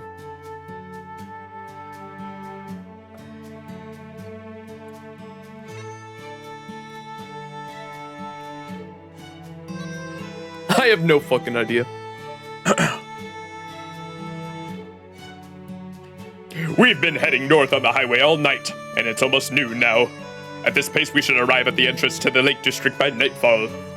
Just please remember that we'll be parting ways temporarily once we get there. Oh, right, about that. I was actually hoping we could tweak our plans a little, and you could head west from here. That's the way to Manchester, right? I want to stop by there before the Lake District. Manchester? As in Barghest's domain? Are you sure about this, Max? I'm on board, yeah. I already suspected as much. Yeah, you're a dog person too. What about you, Muramasa? What? What? Is that really that surprising? I just assumed you'd work that out when Da Vinci said she wanted to go to Orkney. Well, I didn't, okay? What about you, Haventrot? Did you know about this? Me? Da Vinci talked to me about it before we got on the wagon. She wanted to know if I'd mind stopping there before Orkney. So, even you already know about this, Happy Cat? But I'm supposed to be the leader. I'm sorry, Artoria, but even if you were on board with this plan, I didn't think you'd be able to keep it to yourself. Barghest is still technically one of the Queen's Tamlin, so I didn't want Percival or Oberon to know about this. Good point. Percival would certainly worry if he knew we were stopping by in enemy territory. And I doubt Oberon would have been happy about it either, since she burned down his forest. Manchester's a nice place. It's very unlike Oxford, which has been getting more modernized with its restaurants. It's still an idyllic fairy town, like you would see in a story. Fighting may be against the rules in Gloucester, but Manchester doesn't need to ban fighting. The whole town despises it, you see. Really? Even though survival of the fittest is the law of the land there? Ha ha ha! Don't worry, Barghest's take on survival of the fittest isn't quite what you're thinking. You'll see when we get there. Alright then, Manchester it is. Trust me, it's a lovely place full of peaceful wildlife. There won't be any fighting there whatsoever. I give you the red ribbit guarantee. I haven't had such a clear red flag in a while. Oh, great. So it'll be nothing but fighting, huh?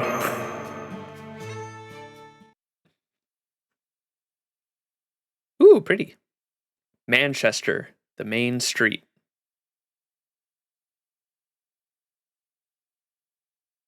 Everyone in this whole damn Lostbelt is super sus, but Max has a sus boner for Oberon. Yeah, dude, because I've seen the motherfucker's third ascension. I'm trying to piece together how that shit happens. That's like literally the only reason.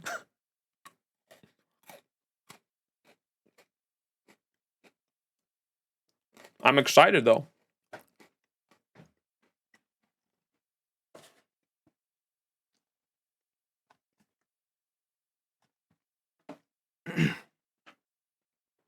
Inside a local tavern. Whoa. It's like Oberon's fairies. What the hell? The party goer fairy? Woo! You tourists! Oh wait, I gotta use the squeaky voice. Woo! You tourists look really strong. This is awesome. Get 'em!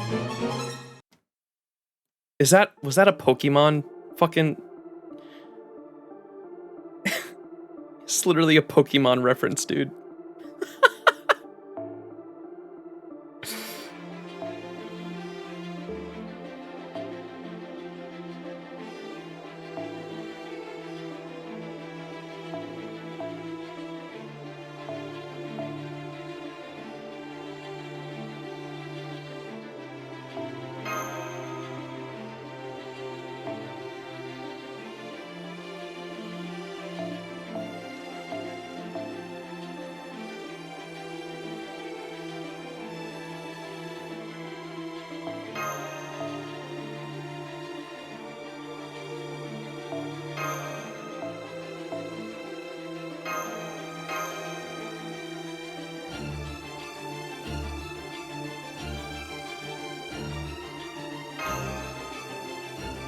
Sounded like Zelda.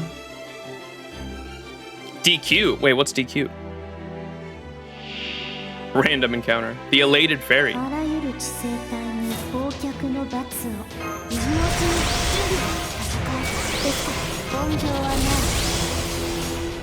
参拝のやりますまそうぞえい Oh, Dragon Quest. I've never played Dragon Quest.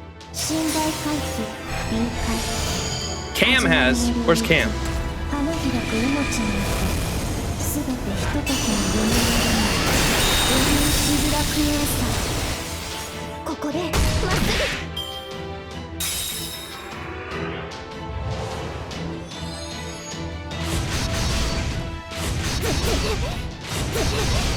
Owie. 白兵戦行きますそうでもない今のうちに準備醜悪だね Wait a second. High excitement. そうでも黙んまできないぞ信頼回帰 Dragon Quest has more of a young child demographic that has lots of whimsy in it, so that's why the sound felt more Dragon Quest than Pokemon to me. Oh, I just meant the fact that they literally saw us and then immediately attacked us, and then it had like this sort of Pokemon, like when the Pokemon battles begin, they usually like shrink like that. 鐘の音が聞こ Like え the る effect of it just felt Pokemon to me. But I've also never played Dragon Quest, so I wouldn't know. Ever played Baldur's Gate? Because I haven't? Nope. I've heard it's good though.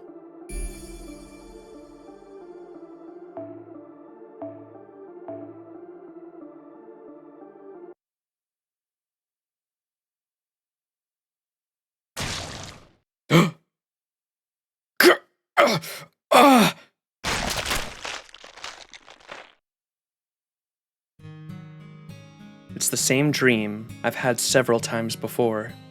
I'm crying. I'm crying while mating. Mating? Baiting? Sating? I'm crying while blank the remains of what used to be my lover. They're delicious. I'm so happy. This is wonderful. It hurts. I'm heartbroken. This is madness. Predation is a fact of life for all wild creatures. It's natural for us to seek out others, love them, and become one with them in order to survive. Living by the laws of the wild is also a source of pride for me. I'm blessed with an exceptional spirit origin, even for one of the Fang clan. As one who was born strong, I have a duty to govern and protect the weak. I have to be strong. I have to eat the strong so I can grow stronger. You see, my rules are right. I only love the strong. And I eat those I love so that I may become an even better wild creature. That is my lot in life. That is how I have had many strong meals so I can defend Britain and protect the weak. But deep down,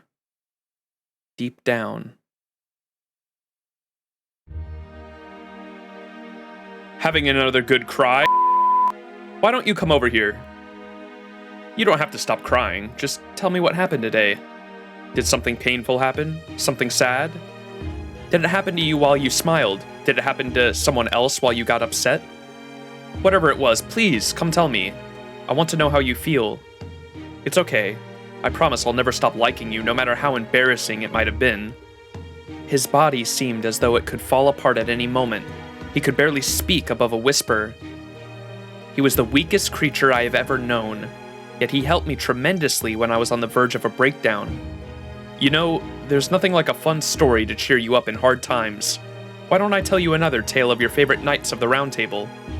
I'll tell you a story of Flotsam that drifted here as a changeling, a florid, proud, and slightly somber story.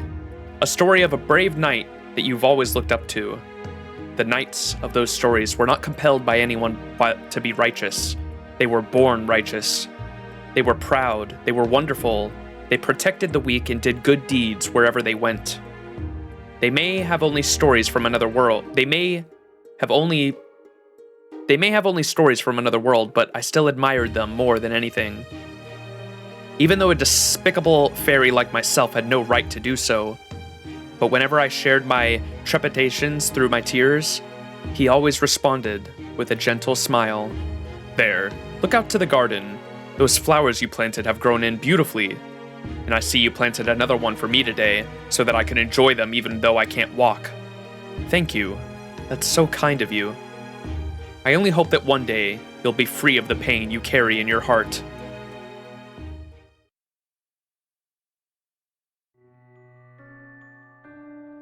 That's right. Her love runs true and deep, and with every new relationship, she's certain she can prevail over her need to consume. She has never succeeded. Now, she's at her limit. No, she reached her limit long ago. I don't know how many times she's thought of putting herself out of her misery. But despite that urge, her strong sense of responsibility forbids her from taking the easy way out. So she lives with the guilt of devouring her lovers, and as penance, continues to protect Britain even as it tears her up inside. She's an example to all of us. That's why I want to help her any way I can. You're the only fairy possessed of true nobility. It would be a tragic loss for you to take your own life. So let's make a deal, Barghest. It's still a little too soon for you to take on the curse after all.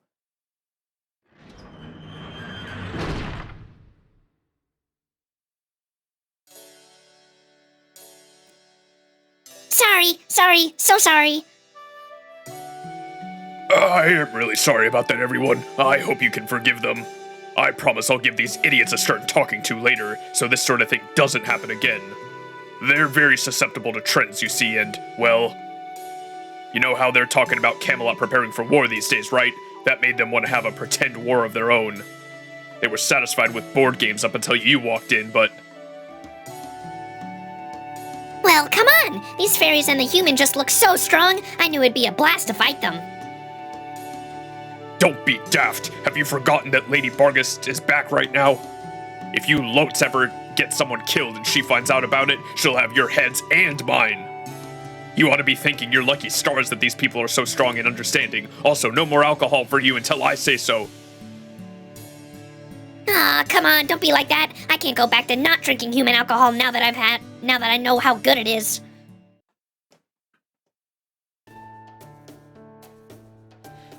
Well, Redrabit, care to revisit your Redrabit guarantee? That's strange. I distinctly remember Manchester as a town bursting with smiles, kindness, and violence.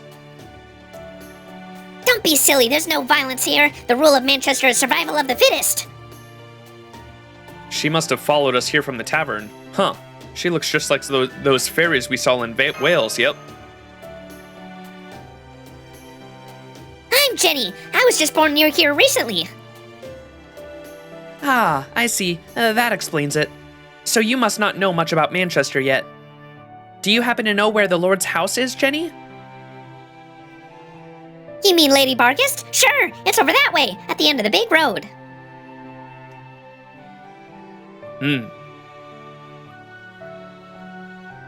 Oh yeah, I see it. Looks like it's a big mansion with a beautiful garden.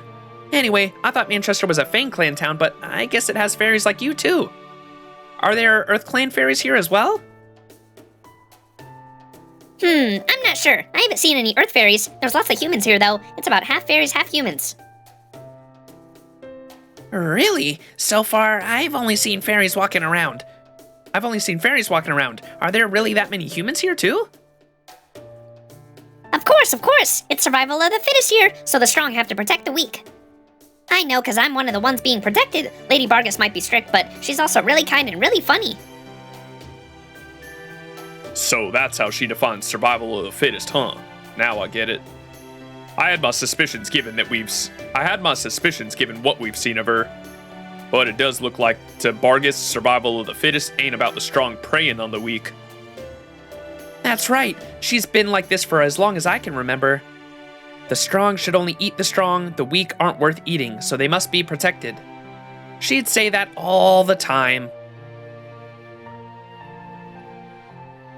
Okay, now seems like a good time to ask her about this. Did you know Barghest when you were kids or something, Artoria? Of course not. Don't be silly, I mean. You saw how Barghest didn't even recognize me, right? Nope, certainly haven't known her in a long while. No, sir. In fact, I don't know a single thing about her. Nothing.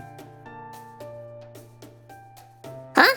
I know about Lady Barghest. She's back at her mansion right now. Everyone in town keeps congratulating her over coming to visit her new lover all the time. Are you kidding me? All she talks about is being a proud and noble Tamlin, and she has time to still keep in lovers? Barghest's lover. I don't even want to think about it. You can't take what the rumors say too seriously. It's not like she ever confirmed any of them herself. And even if what they say is true, that's between her and her lovers, right? If they're all okay with it, who are we to judge? Well, true, love or not, crimes are crimes, but this is also the land of the Fae, and we know different areas have their own, very different rules.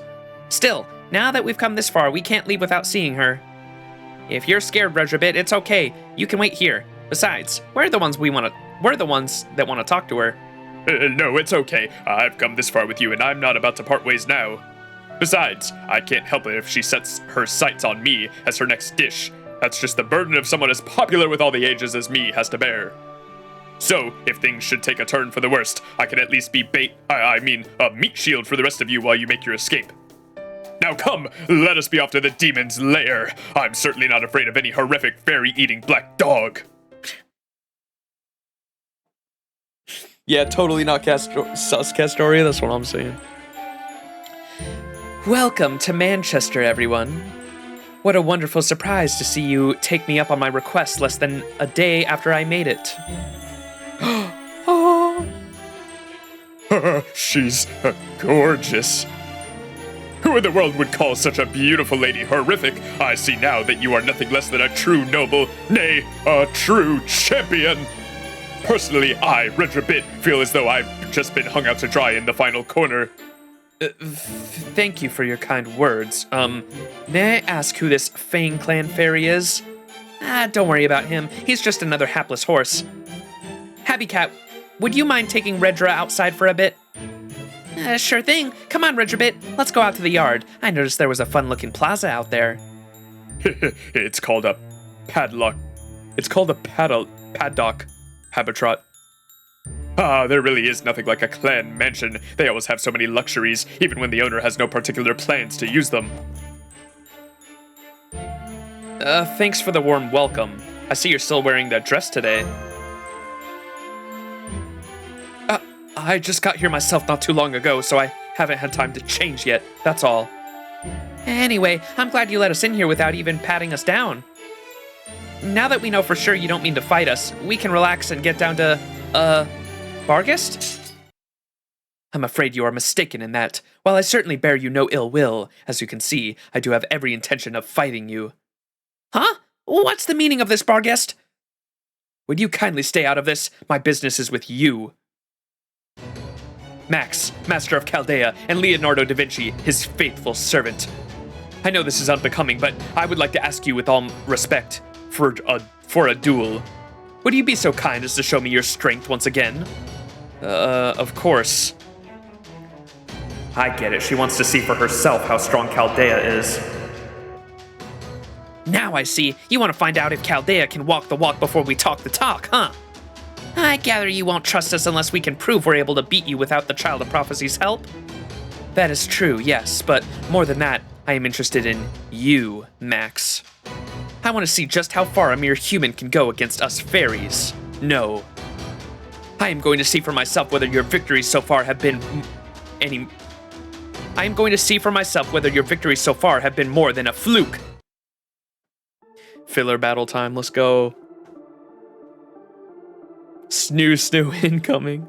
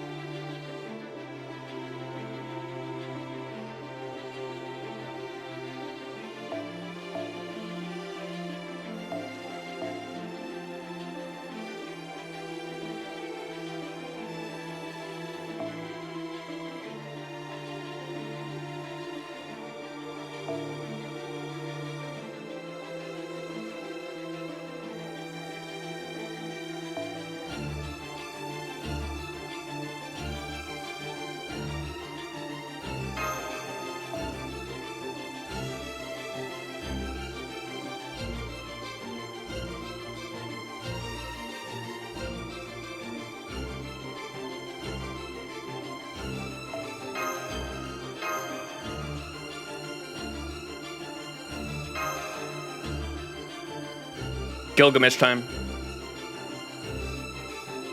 Oh wait, she turns into a berserker, right? That's like one of her battle things. Does she have it? Wait.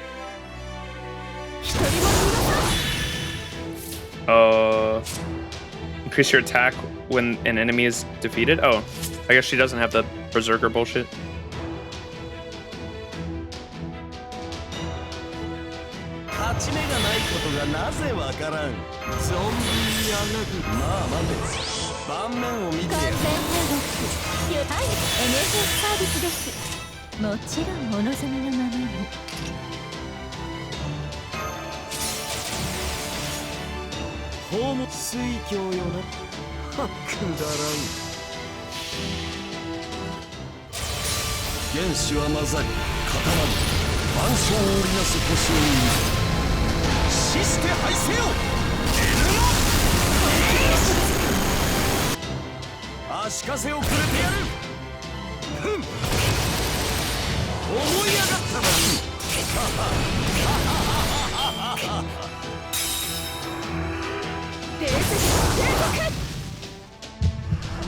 What?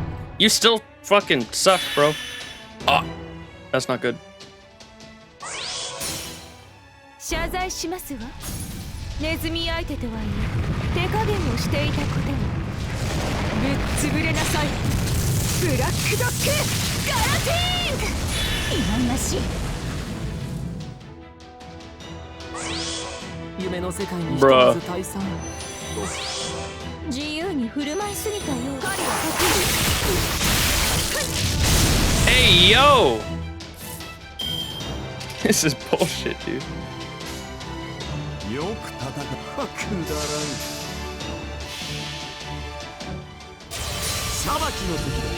世界を裂くは我が大利権。よっ。馬。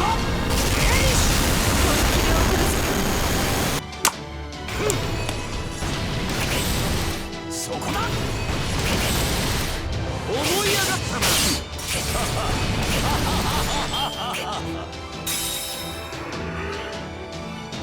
W.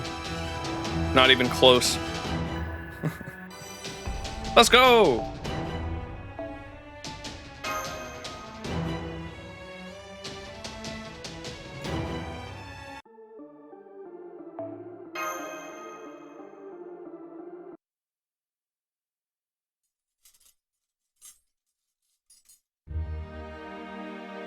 Well, this has been a day of extremes. 1 minute we're fighting, the next we're enjoying a veritable feast. Varietable. Whoa, these nachi are so good. I love how versatile potatoes are, no matter what world they come from. These oysters are amazing too. I was a little shocked when they came out of that huge plate piled up to the ceiling, but damn, if I couldn't eat these things forever. Don't let the fancy presentation fool you. It's not nearly as impressive as it looks. Just look at all those meat piles dominating the table. There must be enough here to cover Gareth's entire shield. That makes pretty clear how vain Baggy is. She's obviously trying to break our concentration by overwhelming us with quantity and flourishes. Won't work on me, though. So you're not aware that you're taking a bite of a meat pie as you speak? Oh man, this is really good. There, I changed back into my usual armor now that I'm done with both fighting and cooking. I do hope that you like the food. I apologize that I couldn't make anything more than these simple dishes. You made all this? Normally I would have had my chefs do the cooking, but I had to give them a leave of absence as part of my house arrest. You mean you made all this by yourself? That's right, but it's nothing too impressive. I merely imitated flour-based human culinary techniques and drilled them into me. It's a far cry from the gourmet cuisine they serve in Camelot. Huh? Is that so? I didn't think you, Tam Lin, were so domestic. It must be hard being the lord of a hick town like this if you have to do your own cooking. Huh? I don't understand. Shouldn't everyone who plans to get married someday be able to do all manner of housework? Okay, let's not go down the path any further. Besides, we have other things to talk about. Everything was great, but I think we should get down to business. Indeed. Now that we've come this far, I will be completely frank with you. I want to keep the residents of Britain safe. That is why I pledged my horn to Her Majesty. But Her Majesty does not share that goal. In fact, she is actively working to worsen the Great Calamity. She cares only for Fairy Britain itself, not the Fae who inhabit it. So here is my proposal for you, Child of Prophecy. If you mean to ring the bells of pilgrimage, so that you may truly save Britain, I am willing to fight for your cause. If need be, I will even rise up against the Queen herself during the Battle of Camelot that is now sure to come. You're serious about this, aren't you? I don't mind having you on board, but what about your pride as a knight? You really want to join our side even after you destroyed the human ranch and burned down the Welsh forest at the Queen's command? That's right. Even if it is too little too late, I wish to join you. As to my crimes, you are welcome to convene a court-martial after the Battle of Camelot. Rest assured that I will expect no mercy. I will accept whatever punishment fits my crimes. But first, I want you to promise me one thing. Max, Da Vinci, you have both said it is possible for Fairy Britain's residents to immigrate to proper human history. If that is true, and you two are willing to tolerate fairies living among you, then I would ask that you please give the matter some thought. Her Majesty has already told me that our Britain is what is known as a Lostbelt, a world that was meant to be deep, to disappear, to make way for proper human history. I believe it. I have no doubt that this Britain should never have come to exist. What makes you say that, Barghest?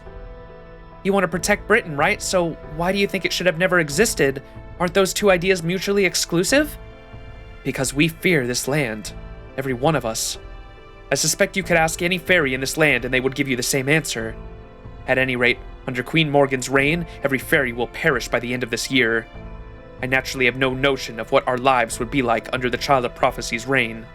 But if there should be fairies who under her reign should wish to move outside the world, I hope you could take them in. If worse comes to worse, and this Britain really does disappear, I could ask for nothing more than to have the fairies born here live on your world. What do you think, Technical Advisor?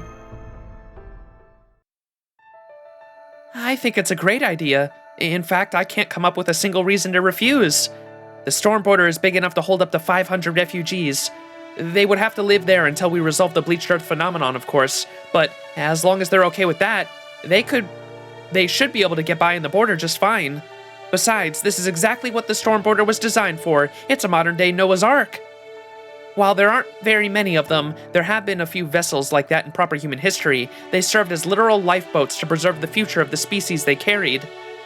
500 ain't a whole lot compared to a fairy population at large, though. You gonna be okay with just that, Barghest? Yes. Saving even a small number is far better than failing to save anyone. As long as you remember this promise, no, my wish, then I will gladly become a filthy turncoat for your cause. Of course, I am sure Sir Gawain would think poorly of me for this. However briefly I used his name, I admit the very idea of betraying one's lord must be unthinkable to him. Gawain would have some choice words for you, but he'd also be proud of you. Are you really sure about this? I see. So he really would scold me. But I have to ask, are you sure about this, Barghest? Never mind the politics, are you sure you can trust us, your enemies? I'm sure. You said something like this before yourself, Max. Even if the world is about to disappear, you didn't want to let what might come tomorrow ruin today. And you were exactly right. Instead of worrying what might happen tomorrow, I should focus on what I can do today. Artoria does not seem so sure. Alright, I can't possibly turn you down at this point. Forgetting for a moment how in the world I'm going to explain this to Oberon. Tamlin Barghest, if you really want to help the Child of Prophecy, you can do so in Camelot. Once the fighting there begins, you're to refrain from attacking the Round Table army. That part is absolutely non-negotiable. Aside from that, well, if you feel like neutralizing some of the Queen's army for us, I'm not going to stop you. Anyway, those are my only instructions. Any thoughts, Barghest? I'm surprised you didn't ask me to open the castle's gates from the inside for you. Did I not say you need to not hold back on my behalf? I know, but I don't trust you enough to rely on you for something so crucial. All you have to do is fight within your means. We can break down the gates ourselves. Good point. If I were lying, you would certainly be in dire straits if you trusted me to open the gates for you.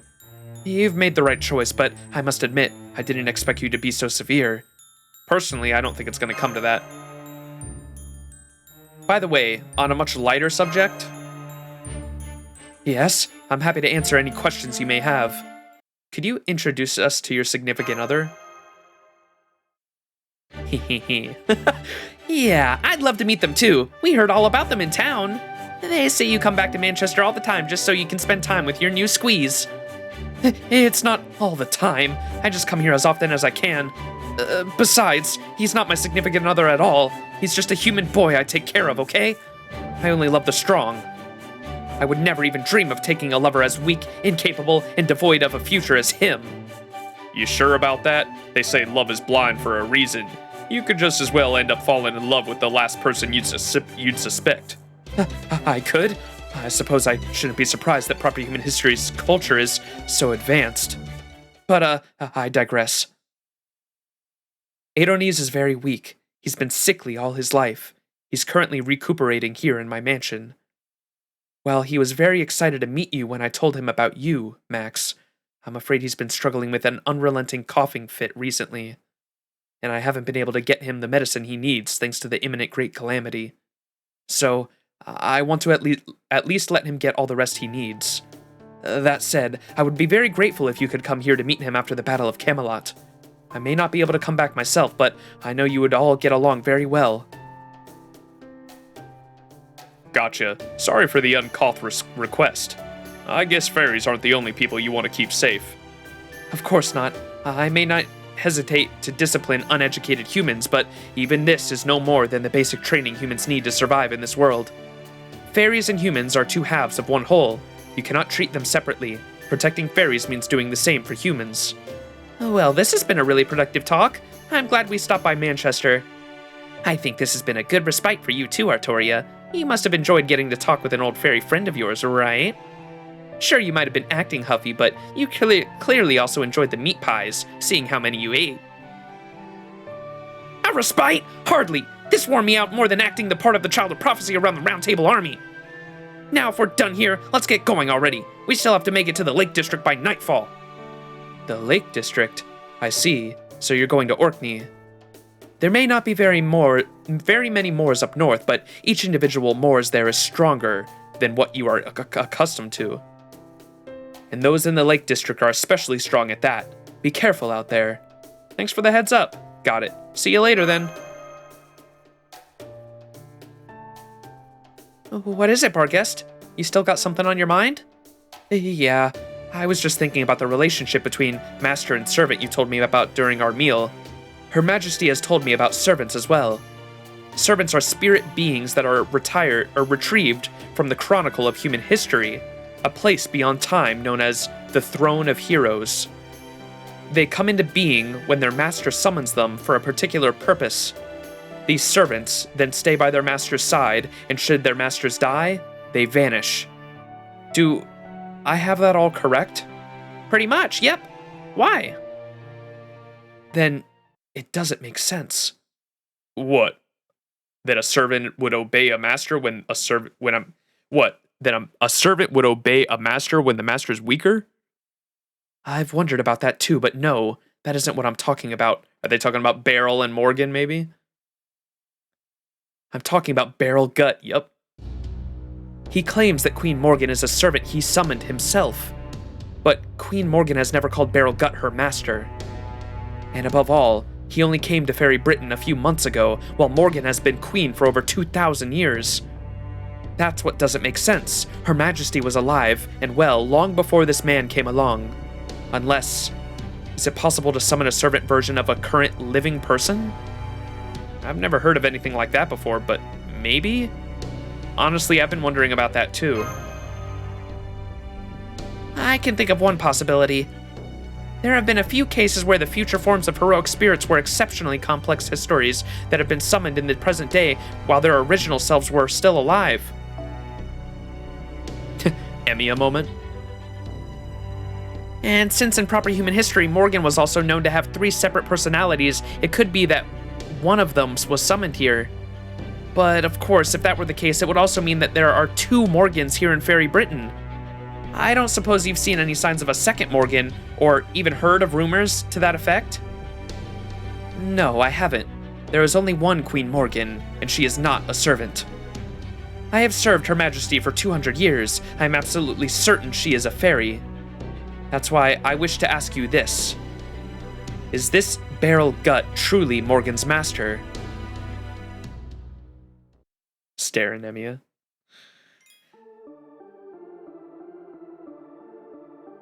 No way it's Castoria, right?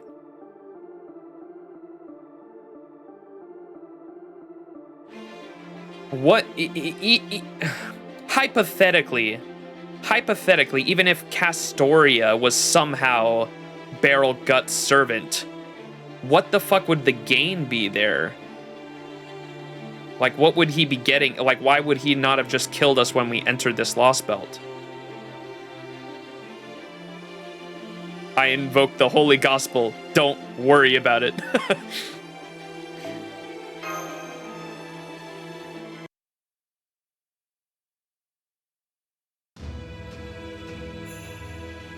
Circumstantial change confirmed. The price has now been paid.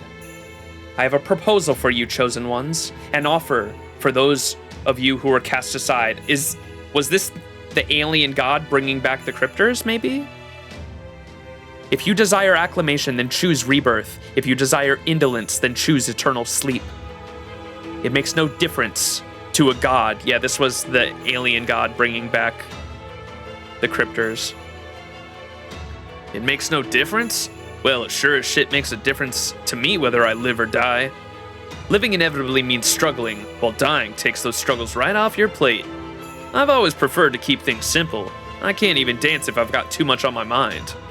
Acclaim, power, the future of humanity, being the best version of myself I can. Fact is, I don't care enough myself to get worked up about any of that. Okay, Mr. Foreign God, I hear you, but before I give you my answer, can you tell me one thing first? I asked him if there was anything in this world that actually mattered to me, and he answered me without a second thought. Guess that's a god for you.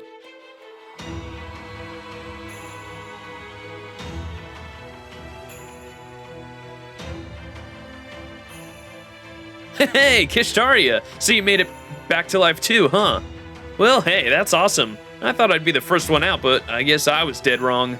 I mean, we're talking about a foreign god here, right? One who says he's gonna refute all of human history? I figured the only ones who'd jump on a sweet offer like that would be me, Pepperoncino, or David. Not at all. I have as much desire as the next person. What could be more enticing than the prospect of creating a new human history? You'd have to be mad to refuse. Well, damn, I stand corrected. So you've finally shown your true colors, huh, Wodime? I mean, there's been times before when I couldn't believe the stuff that came out of your mouth, but still. Anyway, you've got a real nice smile now. I like it. It's a big relief. That smile says I'm gonna abandon all of humanity to their death so I can be a king of the goddamn world. If you were all broken up about this while pretending to be one of the good guys, then I'd have some serious reservations about sticking with you. Do I really seem that different now than I did before? Nope, you don't. That's why I'm so happy about this. You've actually been off your rocker this whole time, huh? Oh well, at least I already knew on some level that the members of Team A misunderstood me in many ways. Huh? Hey, don't get all gloomy on me. I like this new you. So, what do you want me to do, Wodime? You're the team leader, yeah? And hey, now I finally get what the whole cryptor thing was all about. That's right. You were brought into the Singularity repair missions for emergency contingencies, weren't you? You know about our secret Sirius lights and how to use them, right? You also know how they're designed to deliver the decisive blow to ensure the preservation of humanity. When the foreseen singularities appear in the 7 points in human history we expect them to. Huh? I thought only me and Maresbury knew about the Sirius lights. Guess you did too, huh?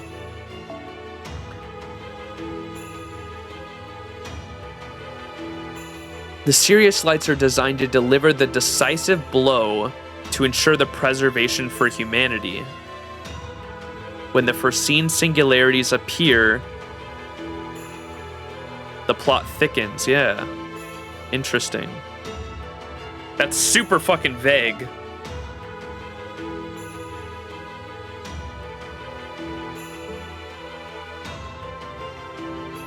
Huh. I thought me and Marisbury were the only ones that knew about the Sirius lights, but guess you did too, huh? Or maybe the foreign god told you? Either way, you sure cut my work out for me. Well, you guessed it. I'm the cleanup guy. It's my job to dispose of anyone thinking about deserting their post. So what are you gonna do with me now? Gonna kill me here while we're all alone, so as not to wreck team morale? No, I think your ruthlessness could be useful. I want to use it. Eventually, everyone from Team A will be resurrected and assigned a Lostbelt. From there, the foreign god will give us each a ticket to potentially become the king of the world in exchange for growing our Lostbelt's tree of emptiness. And I would like you to tear your ticket up. You don't mind, right? It's not as though that ticket will actually be good for anything. However, you can't be reckless about it. You'll need to do it in secret, while making it seem as though you're still giving it an honest try. Huh? Wait, hang on. You're telling me to betray the foreign god too? And what was that about tearing up my chance to become king of the world? Are you shitting me with? You'll be assigned the Isle of Britain. I took the liberty of choosing it for you. I assume you don't mind, it being your homeland and all. And if I do, not even Marisbury was this unilateral about his decision-making, you know? I see. Unfortunately, now that I've already brought this up, I can't pretend it never happened. If you do refuse, I'm afraid I'll have no choice but to kill you. What? Seriously? So I got no choice in this? Thank you, Beryl. I'm glad we understand one another. You're the only one I can ask to do this. I don't know what that Lostbelt is like, but I do know Britain is crucial to the magecraft world. There's no telling what could happen if the foreign god were to inhabit something which came from there. So it's the one Lostbelt that must be cut down before it can grow to maturity. How you chose to go about it is your business. However, basically, you just want me to slack off like I've always done, right? Okay, pal, you got it. Besides, I never had so much interest in competing to be king of the world anyway. This gig's way more up my alley. That said, Wodime, this is still the real deal we're making, so I expect you to keep your end up on it too. Once you become the king of the world, you better make damn sure I live it up in the lap of luxury, alright?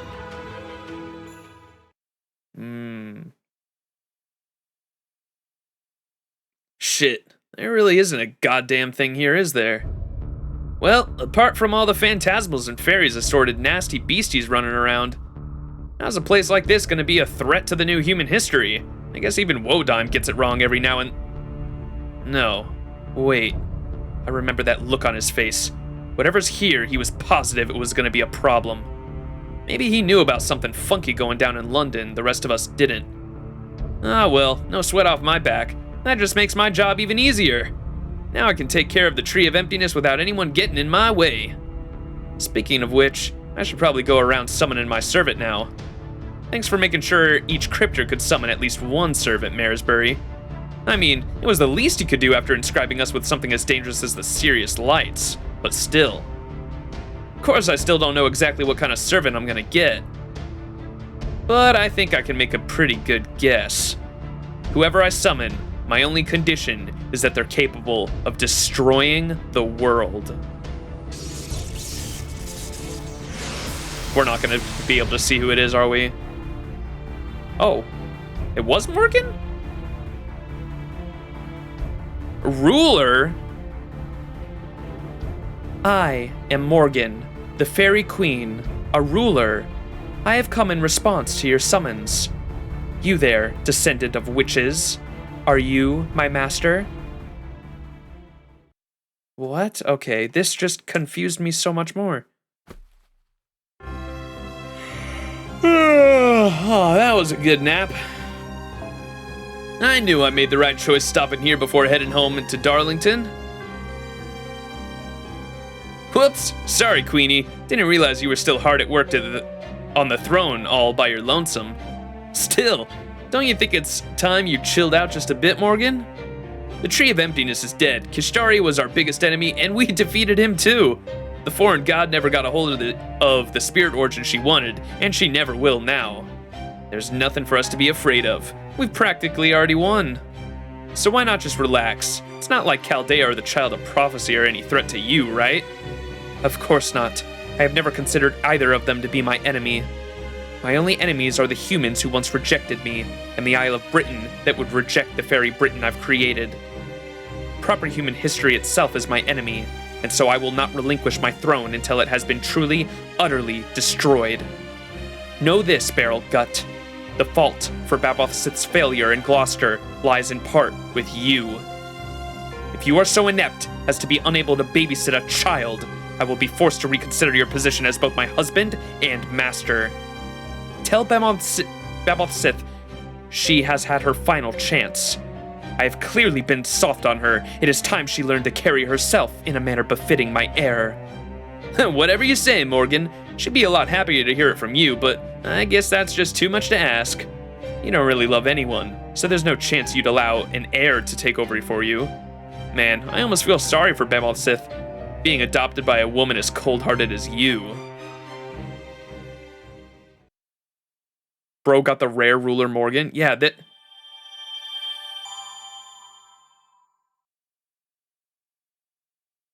that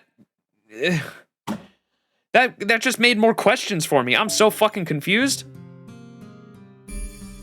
All right, we've been streaming for we can go a little longer. So this is back in the fragment.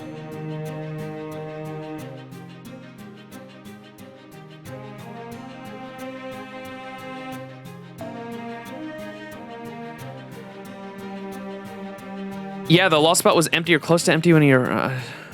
You gonna go for 5 hours? Yeah, we can go longer, little longer. I'm so confused.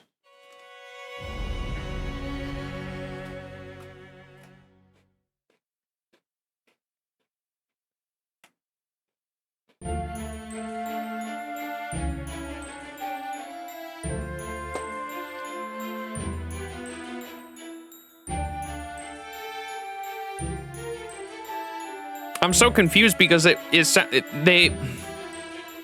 my original theory, right, when we came into, or like a few parts into this Lostbelt, I said it would be really interesting because the timeline makes it seem like the timeline is similar to proper human history where you have a BC and AD era, right? You've got, because we're currently in the 2019 of the High Queen era. And before that, there was the Fae era, right, that went back forever. Or not forever, but 12,000 years. And that's similar to the proper human history timeline, right? My question, or what I thought would be really cool, is if it's not like that at all, and instead, like when this Lostbelt started, because the time goes so much slower in this Lostbelt, we know, because when we came in, we had like 50 days where it was only going to be 24 hours outside. I was like, if time goes super slow here, it'd be crazy if at the start of the Cosmos and the Lostbelt timeline, when we were in Russia, when we first came into this timeline and we were in Russia and Beryl Gut had first entered his Lostbelt, it would have been fucking years and years and years and years and years and years and years and years that he would be here. But Barghest said that Beryl Gut had only shown up. Queen Morgan had been ruling the era for the last 2,000 years, and Beryl Gut had only shown up a few months ago. And that makes no sense. Something fishy's going on here, chat. Maybe Beryl Gut was just hiding the whole time? That doesn't really... maybe. I mean, Beryl Gut could have been just hiding the whole time for all I know. I don't fucking know.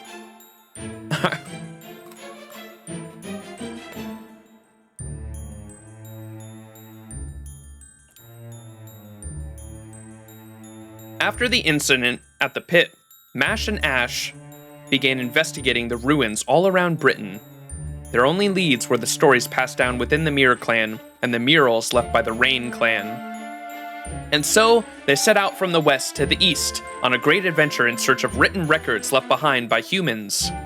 Between running into moors, getting attacked by anti-Londinium fairies, and fighting the occasional giant monster, when Ash felt like it, Fighting the occasional giant monster when Ash felt like it, because Ash just wants to fight everything. Things weren't always easy, but when all was said and done, these travels became lovely memories. Of course, it helped that Mash was always so strong and awesome no matter what. This is totally the narration. This is totally Happy Cat's narration. Hey, Mash, didn't you call me by some weird name when we first met? I guess I did. I'm sorry. You look very much like someone I knew, so it just slipped out. Really? There's someone out there that looks just like me? What are they like? I only spent a little time with her, but that was enough for me to know she's a wonderful person. She's brave, kind, and dependable, and she spent a lot of time in her workshop making all sorts of clothes. Her name is Habitrot. She's a very happy fairy who wants nothing more than to be a friend to brides everywhere. Whoa, so there's a fairy like that in the future, huh? I guess her name does sound a lot like mine. Maybe it's a fake name like Ash's. Maybe she's trying to cover up her true name. What? What do you mean by that? That's enough, Mash. You agreed not to tell us too much about the future, remember? You're right, I'm sorry. I thought it would make Totoro happy, and I didn't stop to think about what I was doing. Gotcha. You can be pretty careless sometimes, huh, Mash? I'm sorry, too. Still, I like the idea of being a friend to brides everywhere, too. That sounds like a great life to me. Maybe it... I think it's Morgan. And I kind of hate how I know that just because I think it was just spoiled for me because I've seen the JP Anniversary unit. The only thing I know about the JP Anniversary unit, by the way, is just the Ascensions. And I know the names of every Ascension. And I wasn't sure if they were all different No one spoil it, no one say anything, but I wasn't sure if they were completely different characters, each one of them, or if they were all the same character, like, throughout time. I also want to point out that there was kind of a hint towards this when we went to Camelot. When the Child of Prophecy and the main character and the crew go to Camelot to meet Morgan at the start of 6.2. When we come out of meeting, because Habitrot didn't go to meet with us, with Morgan, she stayed behind at the hotel with Muramasa and Gareth. When me and Da Vinci came back, Totoro asks Artoria what she thought of the queen, and when Artoria can't really come up with something, Totoro's like, she's just like an average normal person, right? That's what you were gonna say. And so it was like Habitrot. It's almost like Habitrot had already known the queen and had met her before, so I feel like that's kind of hinting at she obviously knew her before in the past, and this is the past that we're witnessing right now. And so I feel like this spending time with Mash in the past here is going to show us how Morgan became who she is in the present. That's what my assumption is at the moment. I like the idea of being a friend to brides everywhere, too. That sounds like a great life to me. Well, they had a lot of conversations like that, so I thought I'd include one for posterity. Anyway, their search through the ruins lasted about 5 months. They didn't learn much, but they didn't give up either. They kept doggedly pursuing the threads of Britain's history and eventually arrived at the priestess's prophecy. It was Britain's first prophecy of destruction, a curse left behind by the first human, the priestess of the enshrined deity. It predicted there would be 4 major wars named after the 4 seasons, but the War of Winter had not yet happened. They never did find out what that meant. Really, all we got from our expedition was a lot of fun memories.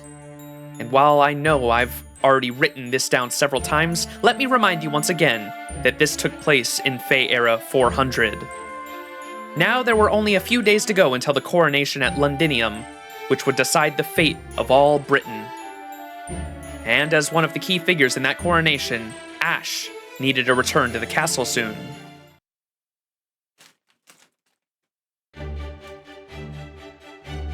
There! The needlework's all done! All I have to do now is make the embroideries motifs. I think I'll make a purple rose for Ash, and a blue rose for Mash. Let me see. You did a good job. I have no complaints. You've gone from crybaby to expert. This is why I love handicrafts. Although, I'm not sure about using embroidery for the brooch. Ash is going to be a queen, so she should have something that shines. I think a pattern of beads, modeled after the world tree, should do the trick. Here, give me that. Let me show you how it's done. Whoa, have you always been this good with your hands, Black Knight? You're some sort of a sewing master. Todorot's changed so much since you came along, Mash, and it's all thanks to you. We've been together for hundreds of years, but I've never seen this side of her before. I really am a terrible friend. I was so caught in the fighting, I never even once noticed that Todorot was going through what Todorot was going through, and she's always been there for me. Oh no, it was nothing. I just happened to be in the right place at the right time. That's all. And the only reason Todorot got interested in making clothes in the first place is the upcoming coronation. She said she wanted to make you a gown so pretty that you'd be the fairest fairy in all of Britain. So I'm sure she would have gone on to become a great tailor, even if I'd never shown up. Ash? All right, I think you deserve to know at least a little more of how I really feel. I'm no savior, Mash. All I want to do is keep Britain itself alive. I no longer have any intention of saving all its fairies, or protecting humans like you. Huh? What are you saying? You are protecting everyone. I've seen it myself. Here's the thing, Mash. For the last 3,600 years, I've been dispelling the calamities that appear every 100 years, and the great calamities that appear every 1,000. Before, when I said I would let the fairies handle the aftermath and go to sleep in a coffin, well, it wasn't the whole truth. The truth is, every time I saved them from a calamity, the fairies would come after me. I've never known a moment of true peace. The only thing I could ever do was run for my life and hibernate for years at a time. I'm sure that, at the start, I really did want to build an ideal nation, but not now. Not anymore. Every time I decide to work harder and finally get it right next time,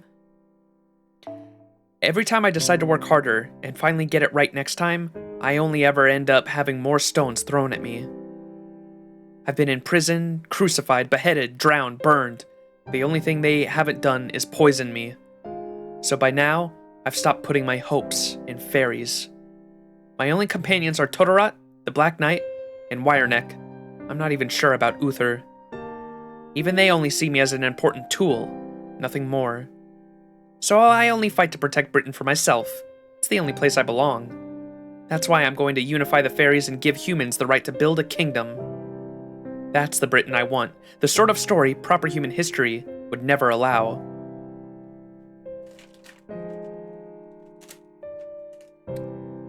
Why do you know about proper human history?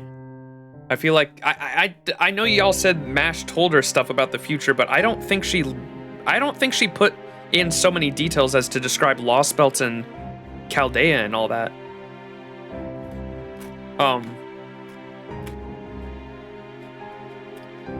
I think it's fair to say now, too, I think there's enough context at this point that I think even if I didn't know about the JP anniversary unit, I think this is the point in the story where people would have started putting that together, that Ash is definitely going to go on and become Morgan. Because everything she just said there sounds a lot like becoming Morgan. And then, what was the other thing?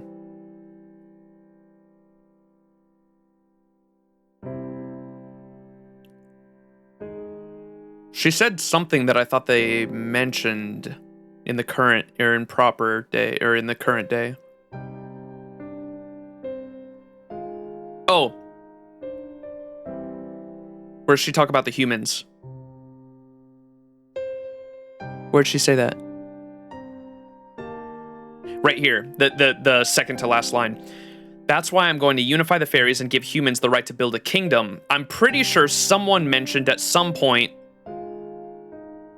I think it was earlier this stream too, I can't remember who it was, if it was Habitrot or someone else said something about, or was it the first fragment this stream?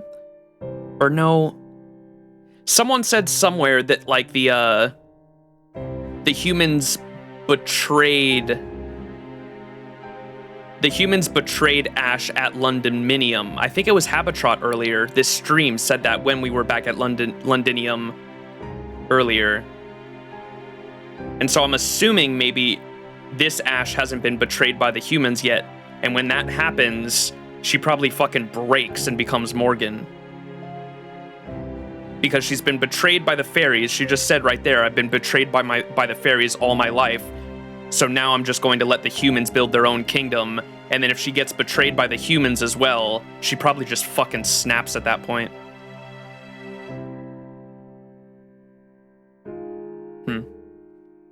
That's the Britain, and that would make sense why she's a berserker class too, because we know Morgan is a berserker.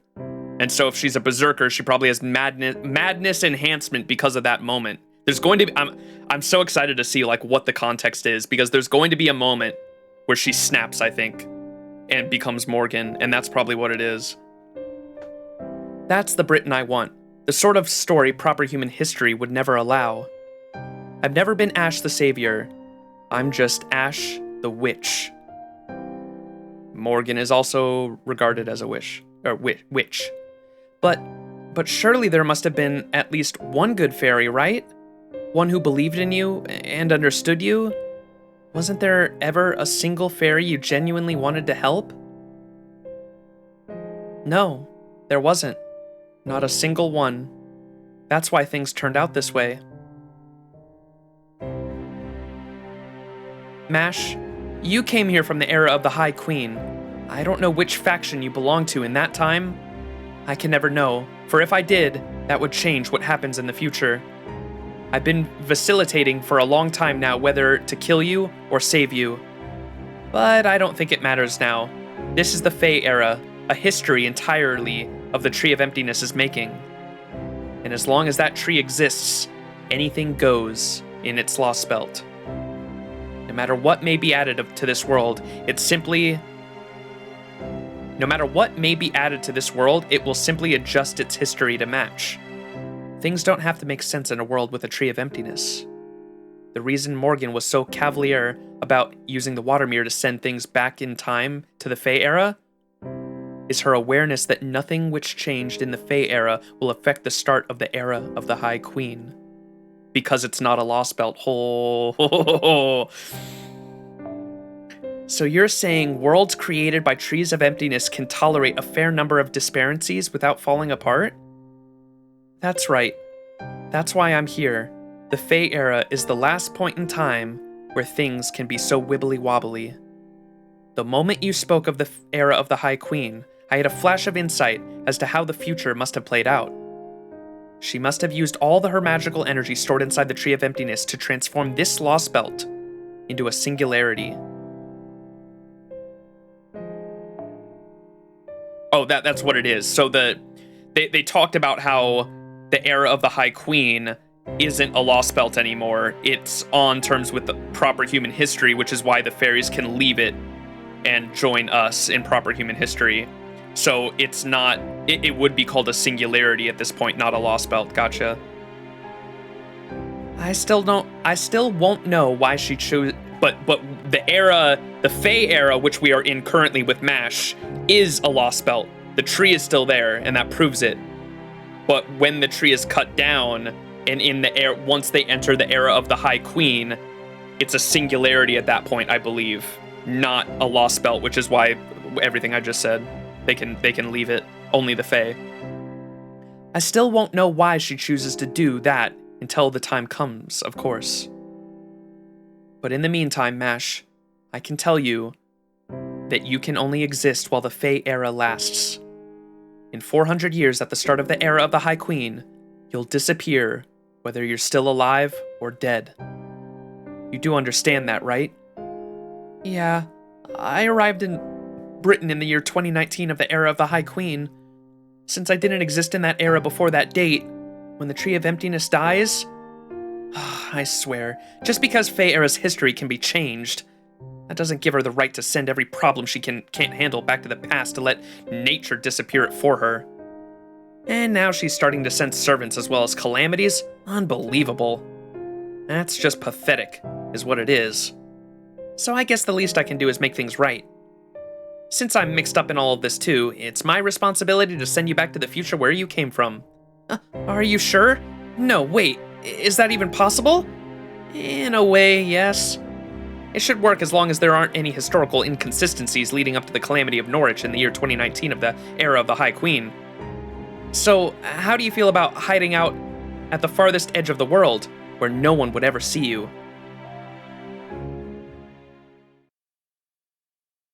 What?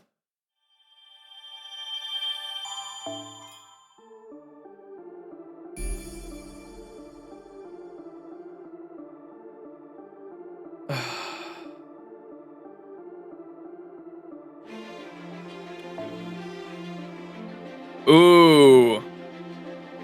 Should we end it there, chat? This one's called Albion. How interesting is this node, Albion?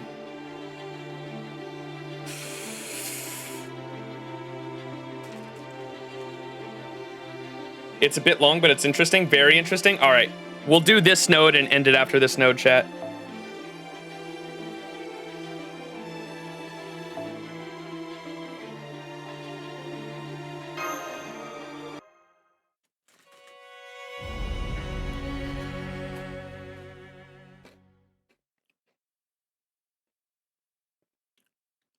It's very, very, very, very long. All right. We're 4 hours in. We can go a little longer.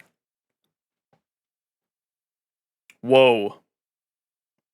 There's the Tree of Emptiness over on the far shore. So this is the Lake District. Does the Lake District exist in the real Britain too? Of course! It's one of the UK's biggest tourist attractions. It's known for its glacial lakes that seem to stretch on forever, and for its steep rocky crags that have never been touched by civilization. In stark contrast to highly developed cities like London, it still retains the natural beauty it's had for at least 100 years. Fancy clothes, gourmet meals, and thrilling entertainment are all great and all, but there's definitely something to be said for the kind of leisure time where you can just lose yourself in all of the environment.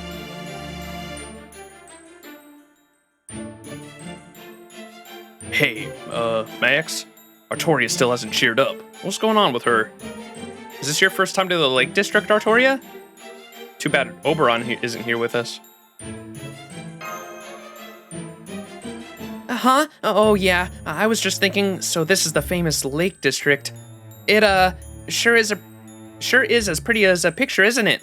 Also, just as quiet. Did I mention quiet? Damn, you have no poker face at all, do you? You're obviously still thinking about what Barghest told us, right? Don't keep it to yourself. Is this barrel gut truly Morgan's master, huh? That is the question. Though, of course, the real question might be, is Morgan actually a servant? It's still a hell of a conundrum, that's for sure. Max and I have been going back and forth trying to square that circle ever since we got here. At first, I thought Morgan was the king of the Lostbelt. Same. I mean, she'd pretty much have to be if she's been ruling here for 2,000 odd years. But after meeting Morgan and Beryl in Camelot? You mean when Beryl said he was Morgan's master, and she didn't deny it?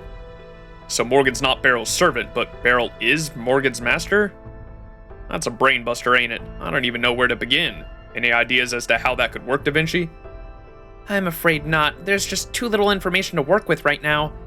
If Holmes were here, he could string up a number of theories together into a plausible hypothesis, but he's not. What about you, Artoria? Did you come up with anything? I do have one idea, I think. I remember what you said about masters and servants and the kind of thing Chaldea's done so far. But I'd rather not think about it any more than that. If I'm right, then Morgan would be... Impossible for you to beat? A fairy you'd rather not even fight at all if you didn't have to? Habitrot? What's wrong with not wanting to fight her? Who says you have to try to beat her no matter what? Chaldea's goal is to acquire Morgan's Rogue Demiliad, and the Child of Prophecy's goal is to ring the 6 bells. Trust me, I heard Angel's Child of Prophecy poem in Londinium enough to last a lifetime. And there's not a single verse in there about killing the queen. But Morgan herself told me to defeat her. Did she now? She's just playing everyone's antagonist because she doesn't dare trust anyone anymore. But I'm not saying more than that. All I care about is Mash and Max finally being reunited. You can't go around trying to please everyone all the time. Sometimes you've just got to tell them to piss off. No more chit-chat. We've already got a few more sitting our way. You remember Barghest's warning, Max? Good. They're gonna be big. Then don't hold back. We're all counting on your firepower to get us through.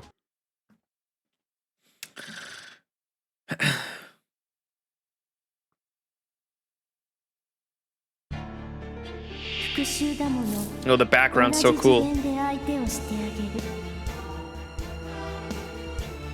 I also don't even know if that's an actual. It looks like a tree of emptiness when we're in Mash's area for sure, but that doesn't look like a tree of emptiness. And they kept calling it Ash, the world tree too.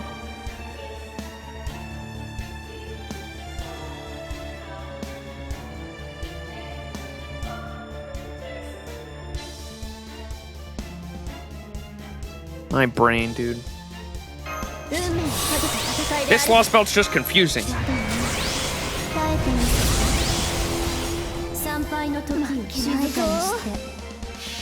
Summer is so close. Gimme, yes. I need my summer comma. She has a parrot, chat. A parrot.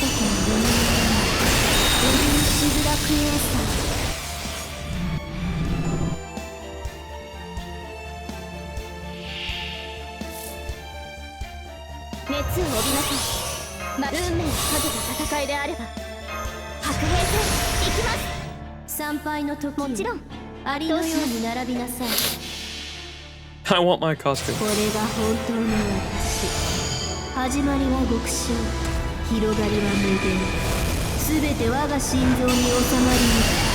I need lore, same. Same.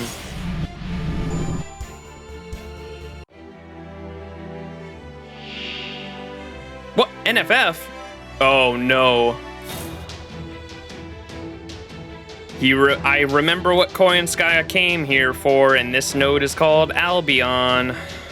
But isn't Tamlin Lancelot Albion?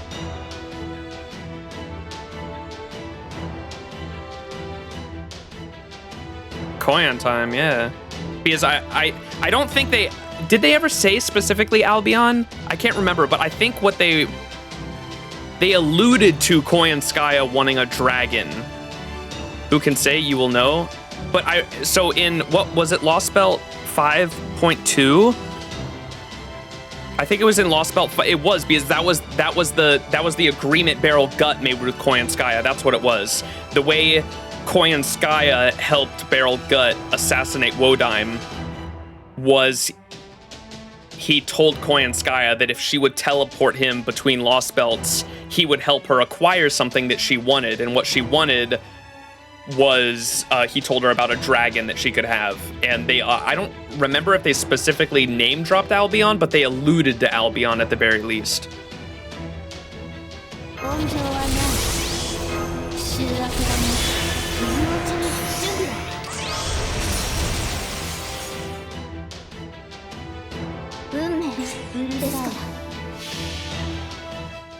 Yeah, we'll find out. Yeah, it's gonna be interesting to find out what the fuck, like, watch Koyan has already, like, fucking put a leash on Lancelot somehow.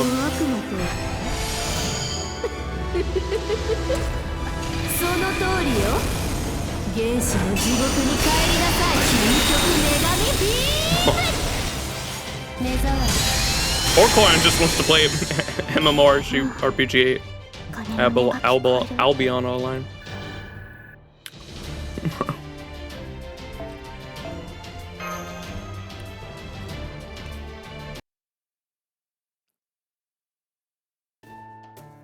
That last monster was certainly new for Britain. Man, the Moors really are stronger around here.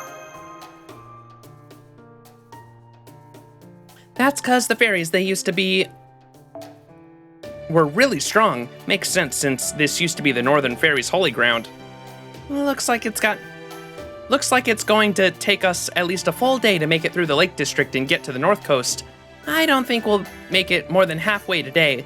We should look for a forest where we can make camp before nightfall. Say, Habitrot, do you maybe know this area? You said you were originally from the north, right? Well, yeah, I guess. This place hasn't changed in forever, so at least I know it better than the south. Why do you ask, Da Vinci? You want a history lecture from old Habby Cat? If you could, that'd be great. We never heard much about the Lake District down south. Gotcha. Okay then, but just until sunset. Long ago, Britain used to be way smaller. Back then, this area was all ocean. Chat, take notes, take notes. Long ago, Britain used to be way smaller. Back then, this area was all just ocean. At the time, Britain was the only landmass in the world. At least the fairies thought so they worked to expand the Isle. Then, one day, when they'd expanded it up to where Manchester is now, they noticed there was a forest on the far shore. That was this place, the British Lostbelt's Lake District, a forest in the middle of the ocean. That's where the northern fairies come from. They'd been living off the fruits of that forest all that time. The northern fairies? So they were Knockneria's ancestors? Yep. The 6 clans and the northern fairies have totally separate lineages. Anyway, back in the Fae era 6,000, I guess that'd be 8,000 years ago now, Britain had its very first war. In it, the northern and southern fairies fought each other. Nowadays, it's only known as the War of Spring. It happened when the northern fairies got jealous of all the land the southern fairies had and crossed the sea to invade it. But even though their leader was super strong, on average the northern fairies were still weaker than the southern ones. Back then, there were no humans on the northern fairies' side, only the southern fairies kept humans. So the war ended with the southern fairies' victory. Apparently, it was a total massacre. Whenever the northern fairies' successors were born, the southern fairies would just kill them on the spot. That's where they got all the bodies they needed to fill up the ocean to make the Lake District. They killed so many northern fairies that eventually new generations stopped being born altogether. What happened to the northern fairies after that? Everyone thought they'd gone extinct, but nope. It turned out they were still alive. The leader of the northern fairies was made of a much sterner stuff than any fairy from the 6 clans. Well, they weren't actually called the 6 clans back then, but you know what I mean. Anyway, the northern queen escaped, left the Lake District, and went on to make the western island all by herself out in the middle of the empty sea. Ireland, right? The western island, Ireland, became a legendary island that no one could see, but existed all the same. And that's why Maeve and the Celtics are all, the Celts are all out there, right? The Celtics. It became the final hope for fairies who were exiled from Britain, a sort of last bastion for castaways. Later on, there'd be another war between the North and South called the War of Summer. But that has nothing to do with the Lake District, so I'll just skip that one. Anyway, after the First War, the War of Spring, the Southern fairies claimed the Lake District for themselves and began developing their civilization even further. The fairies that would go on to become the Mirror Clan, and the fairies from Britain's northmost area that would go on to become the Rain Clan, each built thriving cities there. Though, of course, as you can see, they've long since been wiped out. Not sure thriving is the word I'd use then. Then again, the idea of a single country enduring for more than 1,000 years doesn't really fit for us non-Brits in the first place. Morgan's Fairy Britain has lasted for more than 2,000 years, remember? Of course, you can't really call it thriving either since it hasn't advanced any in all that time. The Rain Clan, I see. Britain's skies are always cast in twilight. So it makes sense that there would have been fairies who would have controlled the rain or other weather. But why'd the Rain Clan go extinct? Did they disappear naturally, or... I'll tell you once we get to Orkney. All you need to know is that the Rain Clan and their city Orkney were destroyed in Fae era 4000. So 6,000 years ago then? So 2,000 years after the War of Spring? Now I see. So that's why Ireland's nowhere to be found. The northern fairies must be of Irish descent. The only northern fairy to survive the War of Spring was their queen. But then, what happened to the western island? Why is that gone too? Why do you think? Because the northern fairies migrated to Britain, of course. Mab made that island to keep their fairies safe. She took it all back into herself just before she invaded to the British Isle. That was the War of Summer, back in Fae era 2000. Ash the Savior and the first Tam Lin fought in it too. aware Happy Cat. Man, you guys wouldn't believe how strong Queen Mab was. After their failure in the War of Spring, the Northern Fairies coexisted with humans in Ireland for 4,000 years. The Southern Fairies only saw humans as tools for producing entertainment. The Northern Fairies, though, they saw humans as partners, and together they built a real civilization. So even though the Southern Fairies had the numbers advantage, the Northern Fairies were still overwhelmingly stronger. At first, Queen Mab wanted to wipe out the Southern Fairies as payback for what they did to the Northern ones. But eventually Ash managed to broker a peace between the two sides. As part of the deal, the Northern Fairies were ceded to the north part of Britain as their territory and welcomed into the fold as the King Clan. That's when the 6 clans we have now first came about. The rest, you guys already know. Anyway, with that kind of bad blood between them, it's no wonder the fairies of the north and the south still don't get along, even in the era of the High Queen, right? Right, I totally remember my fairy history. Honestly, I'm having a little trouble keeping all this straight. Basically, all you have to remember is that there was a big battle between the clans in the last years of the Fae era, right before the era of the High Queen began.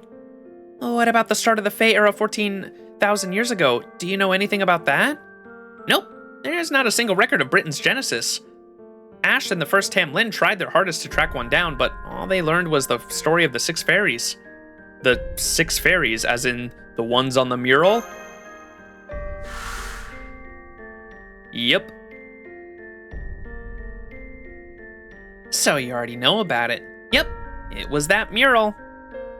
I don't remember all that much about it either, but if you want, I'll tell you what you need to know as a bedtime story. Not that there's all that much to it. At best, it only makes for a decent lullaby. The big fluff. And why is it in the hole in the middle of the... Why is it in the hole in the middle of Britain, dude?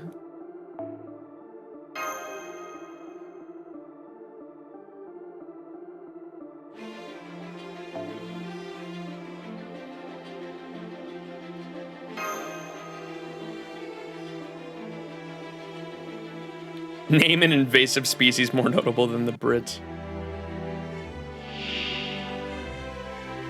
A spooky ghost.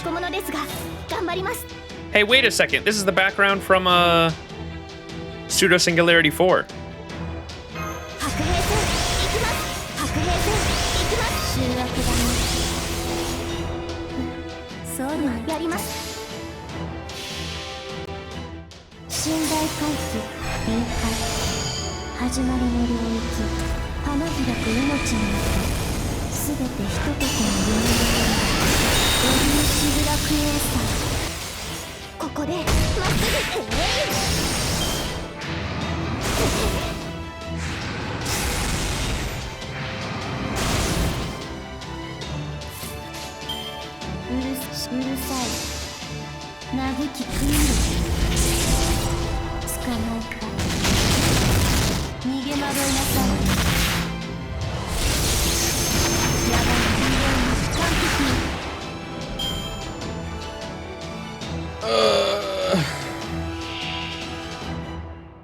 Bro, I should have brought a single target.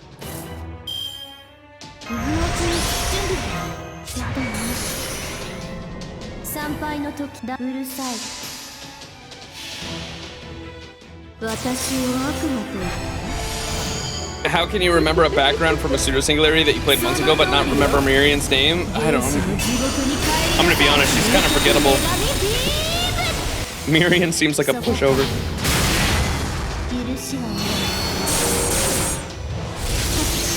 I want to remove her from my brain. Call in the Ghostbuster.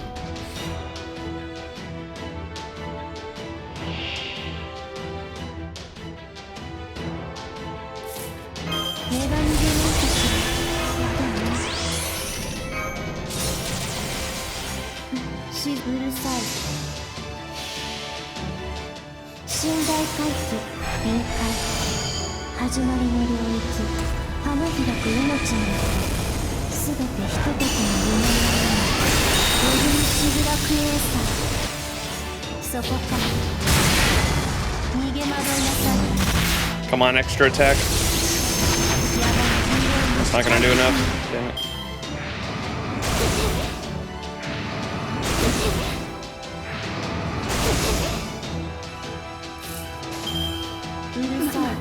ぞ面白い Spook. 鐘の音が聞こえる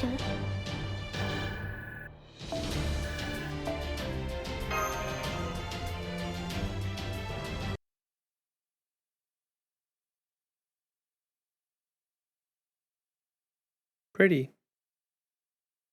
Let's hear that lullaby. Happy cat. This looks perfect. Okay, guys. That's enough walking for today. Let's go ahead and set up camp. I'll go fetch the water. I'll pitch the tent. I'll go gather brushwood. Firewood. I'll go write a report for the border. I'll go laze around for a while, since I'm just plain tired. Then I'll put up the bounded field to ward off animals and insects. Gosh, camping is so much fun no matter where you do it. Roger that. All hands, move out.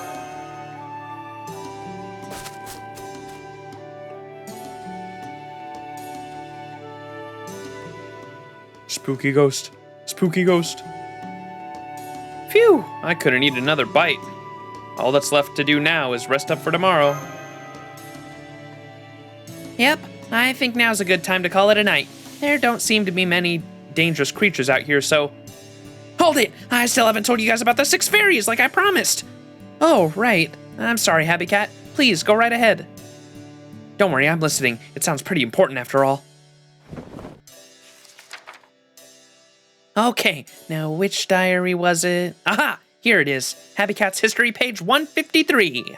It became ocean at the end. There was ocean at the beginning. After the shooting star passed, the land all ran into rivers. Long, long ago, as far back as time can go, 6 fairies went outside to find the world had become an ocean. There was no land, no rocks, no fish, no birds. And of course, there were no mountains or forests, which the 6 fairies loved more than anything. The 6 fairies didn't know what to do. They grew sad and thought of going home. This is awful, they thought. How terrible our world has become. Then, a large shadow rose from the ocean. Hang on. When they say 6 fairies went outside to find the world had become an ocean, do they mean 6 fairies like left Avalon? Or is that like, where did the fairies come from? I'm assuming they left Avalon, came to like the outer layer or the outer texture of the planet.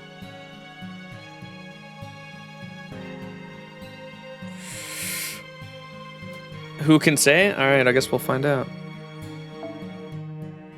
This is awful, they thought. How terrible our world has become. Then, a large shadow rose up from the ocean.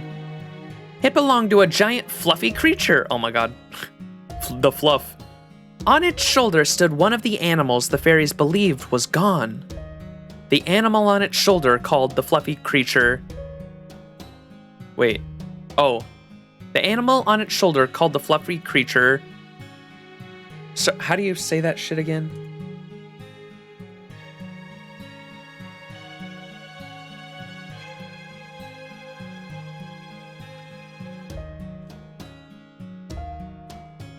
Cernunnos. Cernunnos. Cernunnos.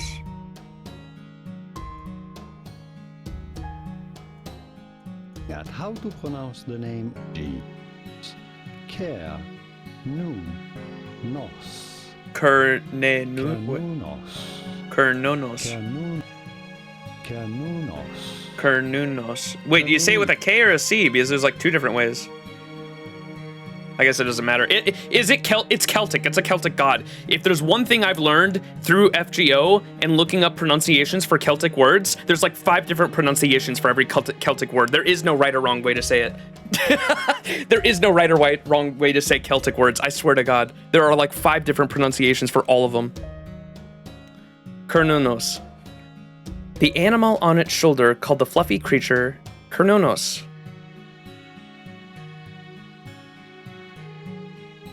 We get in the lore, chat.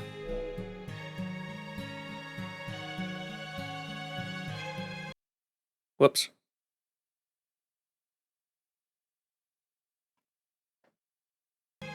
Ease.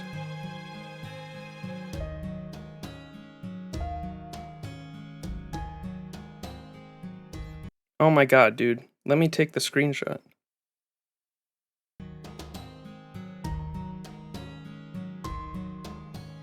Bro, why is the other button not working? I think I was pressing the wrong thing.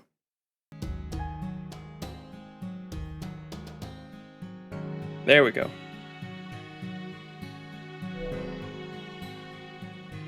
The animal on its shoulder, called the fluffy creature, Cernunnos.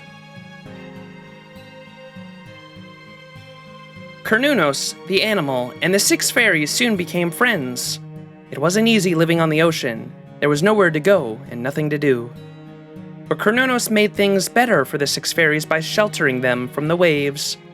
However, the animal said that Cernunnos was a god and that he needed offerings. So the 6 fairies offered Cernunnos their joy, and they offered Cernunnos their wish. The ocean without waves is nice, but we still miss having land. And so the fairies' wish was granted. Then, after their rejoice ended, the god grew tired and fell asleep. The 6 fairies revered Cernunnos for granting their wish. They made grateful use of everything that was left behind. Thus did the Isle of Britain come into being. May the first 6 fairies find salvation. The end. So, was that helpful, Artor? Wow, you're amazing, Happy Cat. I can't believe how much you know. Is she talking in her sleep pretending to be awake? What about the rest of you? Muramasa? Da Vinci? Max? I'm fine. I'm just attending dream school. I'm fine. I'm still awake. I knew it. You've got to be patient if you're going to make a good spouse one day. But seriously, that was really helpful. It seems pretty clear now that the giant beast from the mural, Cernunnos, really did exist, along with the 6 clan ancestors. Also, what do you think that animal riding on Cernunnos' shoulder was? They would have said if it was a fairy, so maybe it was a human? I can only think that it was a human. Oh, maybe the original human where they started cloning all the humans based on an original human, they said? Maybe that was the original human. I think so too. Gods do like having mouthpieces. My guess is this human was Cernunnos' priest. They probably were they were probably there to share their god's word with the world. I see. So that would mean that Britain was first created. There was a god, a priest, and some fairies, huh? But now there's no god, no priest, and the only humans that exist here were made by fairies. There's got to be something more to that story.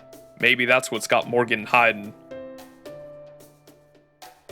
Happy Cat stare, dude. Oh, dude. Happy Cat, spill the beans.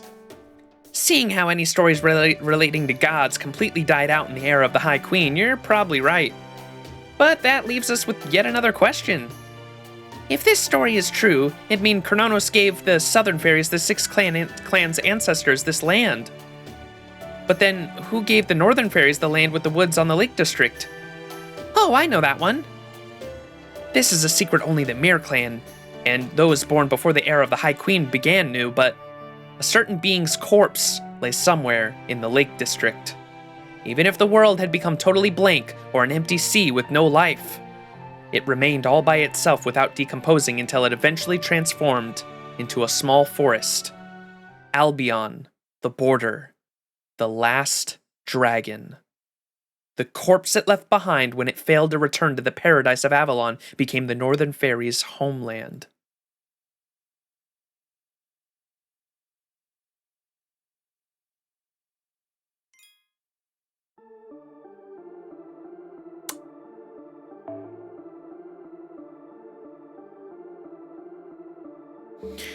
Did the notes update? The world is a sea of nothingness, and the sea a tiny island floats. This is the beginning of the British Lostbelt. I guess they don't mention Cernunnos yet. I'm still excited to find out why the big fluff is such a big deal, too. Because, like, that is completely lost on me. Definitely excited. By expanding their land, you mean mass murdering? Yeah, because they've said the entire land is made from fairy corpses. And if they want to... That's what I figured Morgan's plan was. Because Morgan plans to let the... Morgan said she only... Or, I should say Ash said it as well. But they said their plan was only to protect Britain as a land. They don't give a fuck about anything else living on it. So, if that's the case, and expanding the land means killing fairies, having the... What do they call the,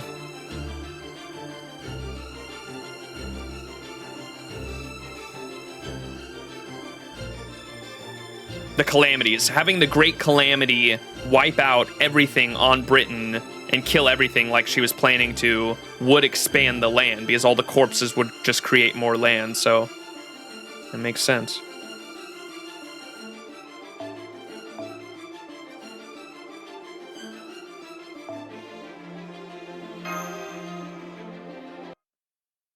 Maybe Morgan slayed him?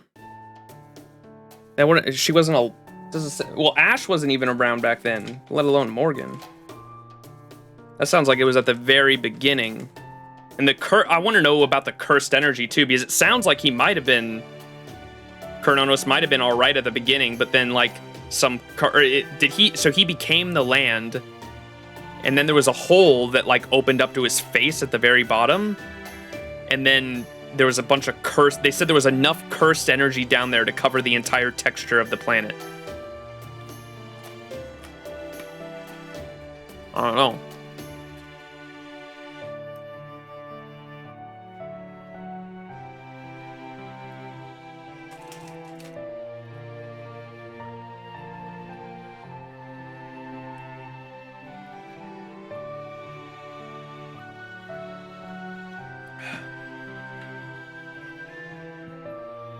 So that's what we talked about last night.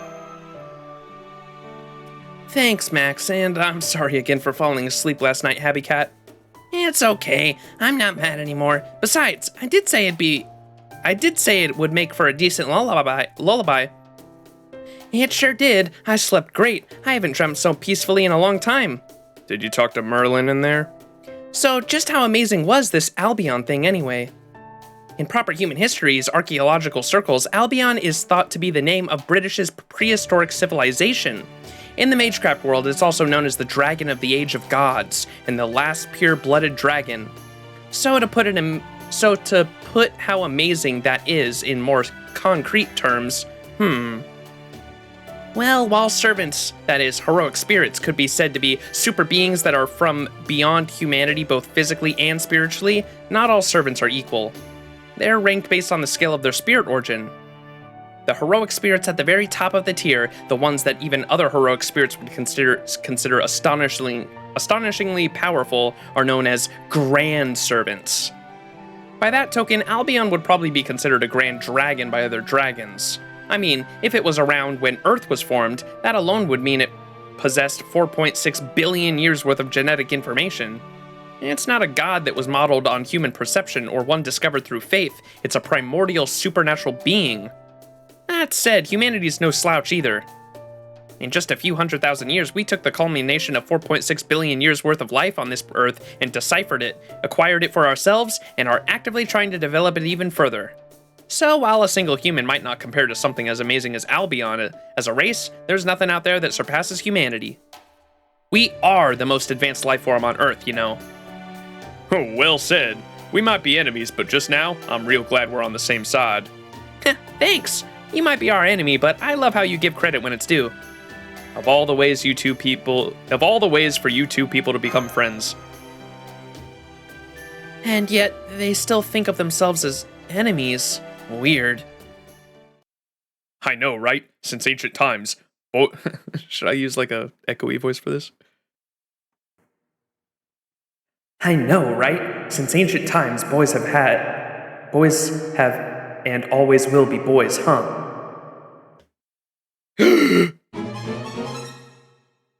What?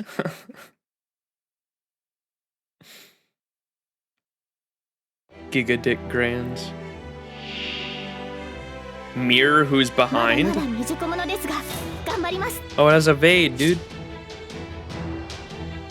One turn. Night call. Apply evade to yourself at the end of each turn. Wait, what?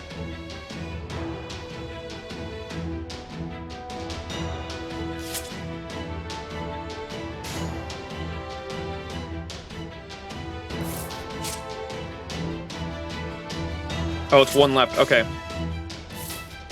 白兵戦行きます。今のうちに準備破壊する。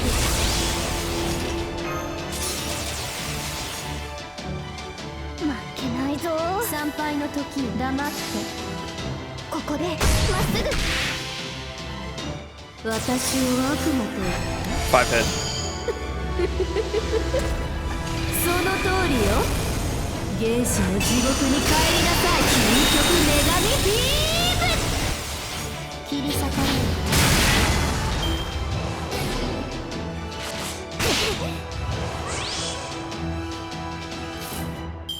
戦いですか。今のうちに準備を。白兵戦行きます。もちろん。そうでなくちゃうるさい。これが本当の私。始まりは極小、広がりは無限。すべて我が心臓に収まり、エビンシュルラクエーサー。面白い。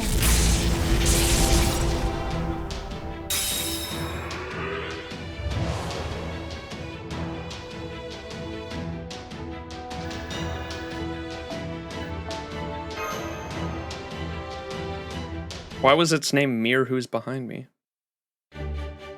Okay, that's enough of that. You're the fairy who's been following us since yesterday, aren't you? That's me. Hi there, I'm Mir, the Night Call. I've been watching you guys since I picked up your lovely auras. By the way, unlike the original, my gender isn't exactly secret, okay?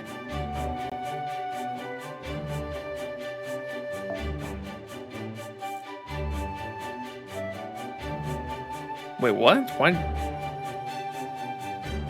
I don't understand that. Night Call, so you're the spirit who didn't disappear after dying. But that's weird. I don't sense any hostility or malice coming from you.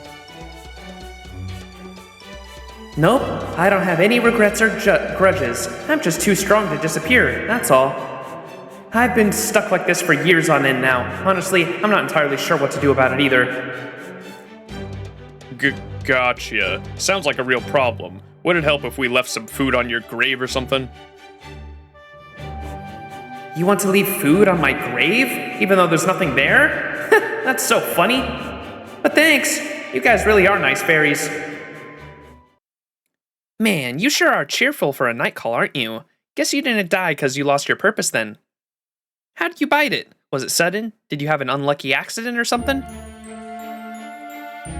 It was more of an accident than an incident than an accident. We were all massacred by the fire and wind 6 years ago, just like Einzel predicted. Einzel died then too. Now there's no one from the Mirror clan left. At least, I'm pretty sure there isn't, or was there? That's odd. Oh well, everyone forgets things sometimes.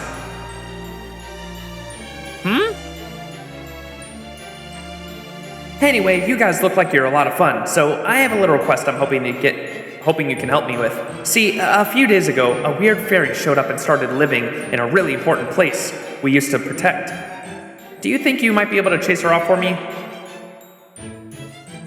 Well, we're usually willing to help fairies. I mean, Night Call's in need. We kind of have somewhere we need to be right now ourselves. But, just out of curiosity, what does this weird fairy look like? Well, she's wearing this fancy upper-class fairy dress, and she even wears fancy glasses. And she has a whole bunch of subordinates, and a pink tail. Hang on. That sounds like Koyan Skya Chihuahua.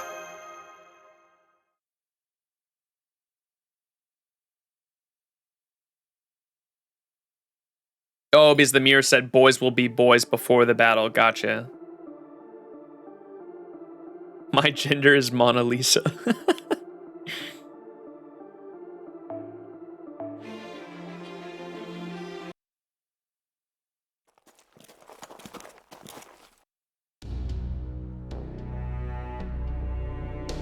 Koyan Sky is that servant we saw with Mirian, right?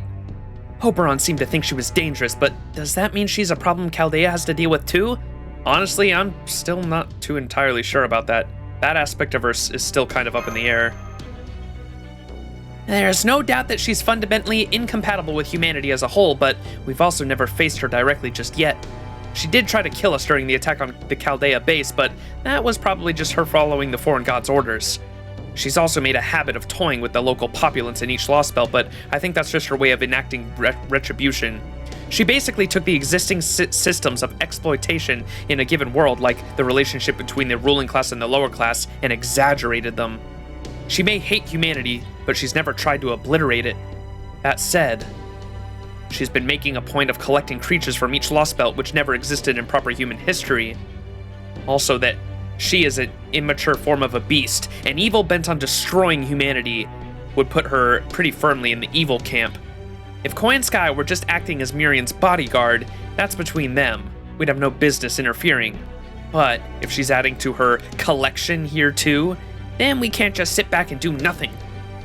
It's really only a matter of time until she turns those creatures against us. Stopping her now is just a kind of self-defense so we don't have to fight them off later. I see. I think I understand why she's so dangerous now. In which case, she must be after... Mir, are we heading to the bog where the dragon's remains are now? We sure are. That weird fairy came trundling up to that pitch-black pool one day with the umbrella in tow, even though no one besides us should know about it. Then she kicked out the Moors, and the last I saw, she was doing something nasty to the dragon's corpse. The dragon's corpse? She's after Albion. Damn it! Has she no shame at all? That thing's gotta be like a national treasure. No tourist like her has any right to take it.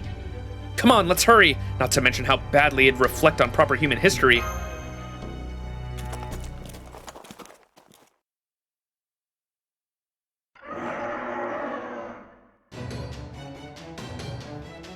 Moors! Moors!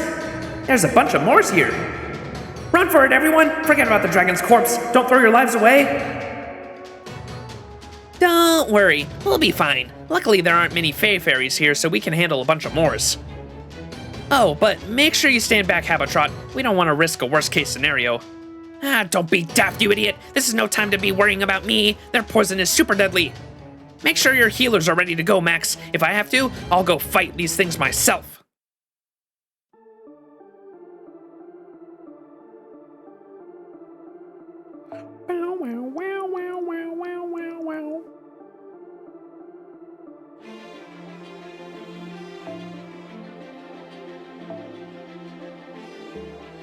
Oh, man. Wait.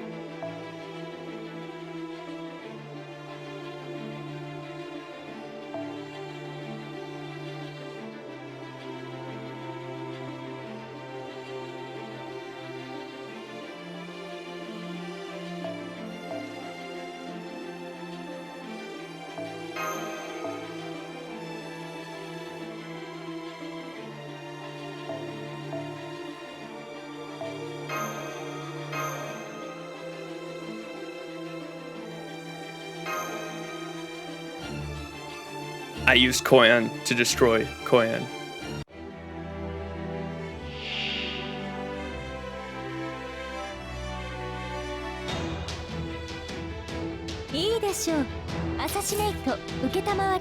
What do they have? Strength up Fae, increased damage against Fae, bonus attack, inflict curse, corresponding point. Yikes.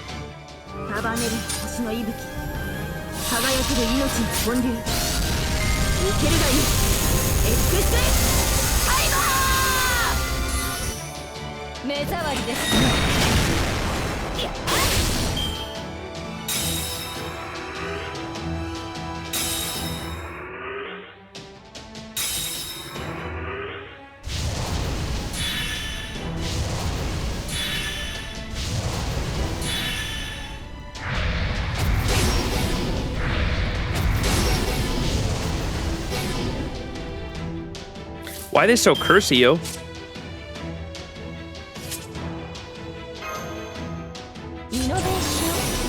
Whoops. Should have used that first. Oh well.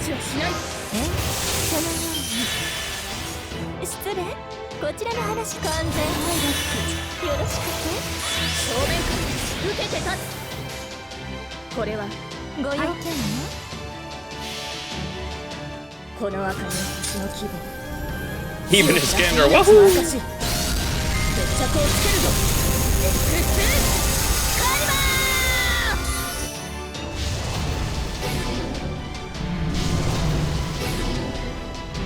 ぶっ飛びなさいま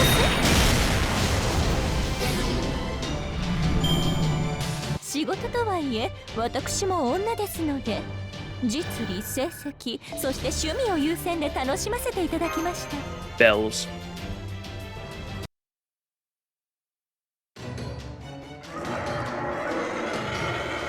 Crap. 3 was bad enough. Now there's even more.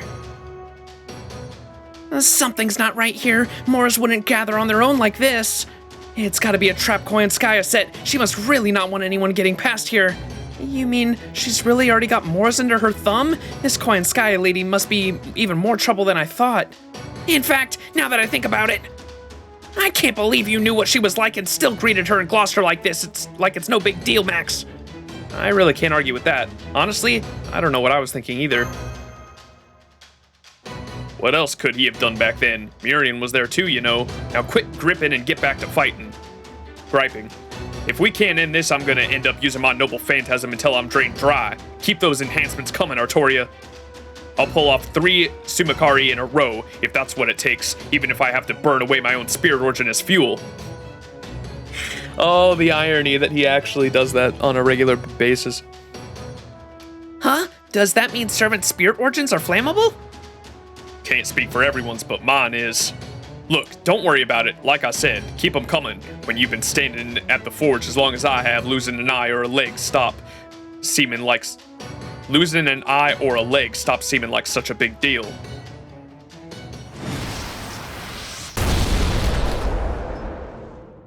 Lancelot. Yeah? Yeah. Tamlin Lancelot? What are you doing here? Never mind that. I'm going to clear out those moors. Stand back, child of prophecy. You're only going to get in my way. No way. That's the child of prophecy? Now that I'm a night call, I couldn't tell it was her. But now that I'm getting a better look at her, I can sense it too. Yay! She finally made it back to the entrance to paradise. This is great. What a relief. Now all of our purposes have finally been fulfilled. Hello, Britain's bell of ending. So you're the one with the highest of callings, the second Avalon le Fae. What do you mean by that? Huh? What?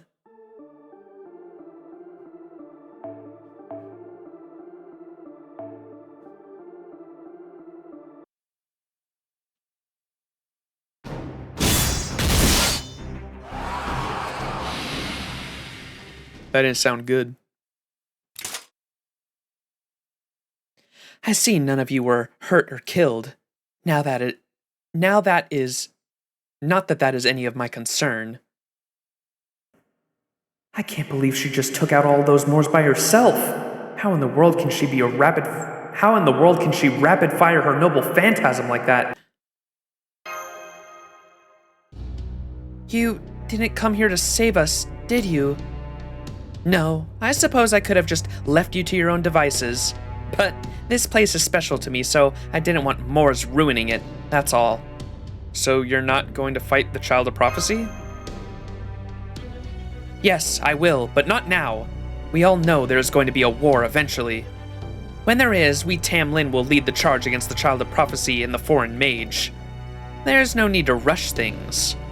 When the time comes, I will make your death so excruciating that your souls will flee your bodies from the pain alone. So cruel and sadistic. You're pretty ugly on the inside for a fairy to be the most beautiful in Britain, aren't you? Me? The most beautiful? That's very kind of you to say, but no, I'm not the most beautiful fairy in Britain. Well, maybe if you value function over form, but true beauty has nothing to do with combat ability. Why am I bothering talking about this? Ugh, I really need to learn what it is and isn't appropriate for fairies one of these days. Anyway, I take it you're all here to ring the bell of pilgrimage?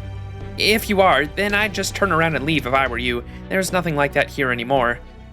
Anything that used to be here has long since been... Ah! Huh? Yikes, you scared me. Did you see a ghost or something? Yes, I'm looking right at one! Have you really not noticed it just until now? That's a night call! And if it's here, it must be from the Mirror Clan. I see. So that's what was calling to me. Huh? No, you've got it all wrong. We don't begrudge anyone or anything. We already did everything we had to do. We have nothing left to tell you. More importantly, are you sure you don't want to hurry to the bog? Otherwise, you might be too late to stop that outsider from taking your homeland for herself.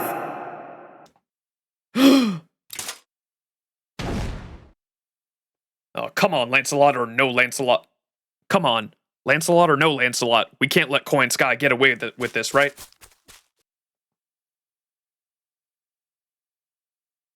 Whoa, they got caution tape here? What the? Oh, it's NFF Services caution tape. I saw the logo on it.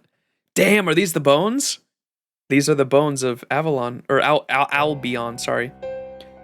Judging from its bones, that creature must have been enormous. That NFF keep out tape looks out of place here. What are these hideous bindings doing here? How dare you wade into our lake with your dirty feet?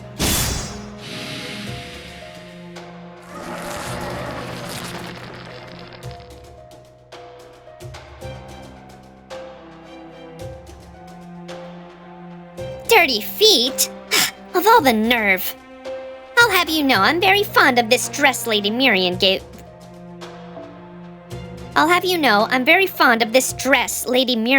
me, so I've been toiling away at the excavation from the air, as you can see. Unfortunately, these Moors I just acquired have been unable to either transport or destroy it, so I was nearly on the verge of writing the whole thing off as a loss. But luckily, even though these bones are worthless junk to me now, it seems mistreating them a little was the right choice. Now I'll get my hands on the Tamlin I've been waiting and hoping for. This aura, you must be an immature beast. Hold it right there, Coin Sky Chihuahua. Wait, you know about beasts, Lancelot? Of course I do. Why do you know about them? Oh, I see. Proper human history must be having a tougher time than I thought. Those bones must be what's left of Albion's corpse. Whatever Coin Sky wants with them, we can't let her get them. Come on, Max. We need help, Lancelot.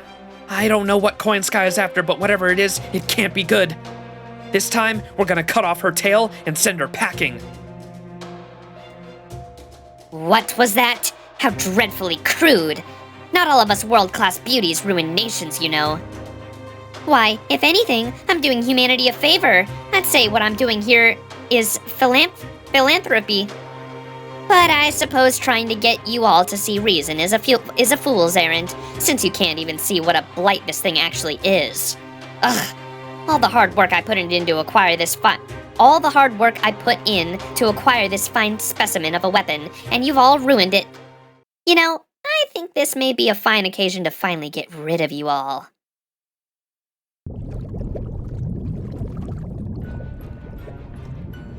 Stand back, everyone. Something huge is coming out of the bog. Is that a dragon? Could it be Albion itself? No. What, are you blind? It's just another Moors. You're all brawn and no brains, aren't you? You'll never be a match for Morgan like that. Hey, you can't blame Artoria for being confused. These magical energy levels are insane. They're as high as the Calamity in Norwich, if not higher.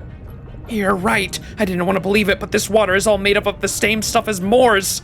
It's literally dripping with animosity towards fairies. We're basically surrounded by Moors now. There's no escape. That's right. This is where Albion's dead flesh rotted away, becoming the most foul substance in all of Britain. And that's not all. This is also where the northern fairies were massacred in the War of the Spring. For 8,000 years, their hatred has festered away in this natural cauldron. Albion itself may be no more than a pile of bones now. But it's no trouble to collect all the magical elements that were left here and make them into what they used to be. What are you saying? Are you planning to steal Albion's corpse since it perished all alone in the Sea of Nothingness? Of course not. My clients wouldn't be interested in acquiring a zombie. No, this is strictly a one-time deal. I'll return it to its old, decayed flesh once all of Chaldea is dead. Besides, you're the thing I'm really after. Haven't I already mentioned that? You see, Lord Beryl gave me a juicy, super secret bit of info. You're a living Albion, so I'm going to take you away from here and keep you all to myself. Huh? Lancelot is Albion? But if Lancelot is Albion, why does she still look like a fairy? Now, as much as I hate to cut short a chat about my fabulous products, I'm afraid I must. Good day, Chaldeans. Thank you so much for your patronage these last several months. Now allow me to escort you down to the depths of hell, where you can wait for Britain's destruction.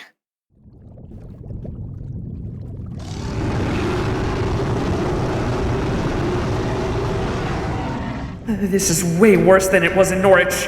It's suicide to fight a Moors of this scale without Mash's protection.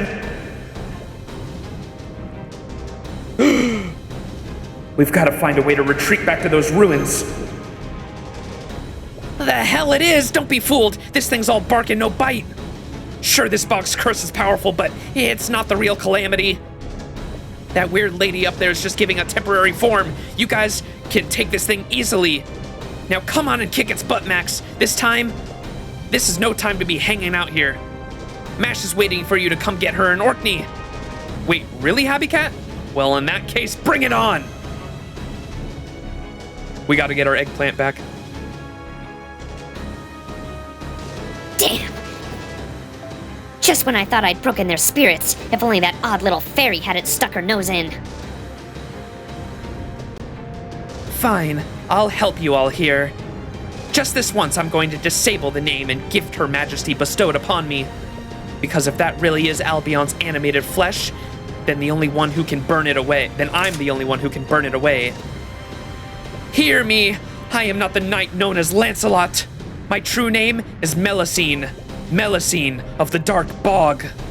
I am the descendant of Albion, given my name by the most beautiful being alive. Let's go! Oh, we got a user, right? Looks like it's gonna be a berserker.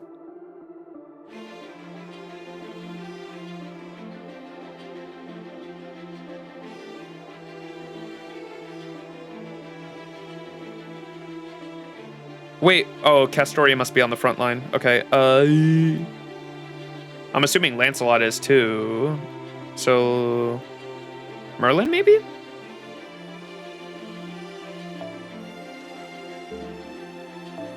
Yeah.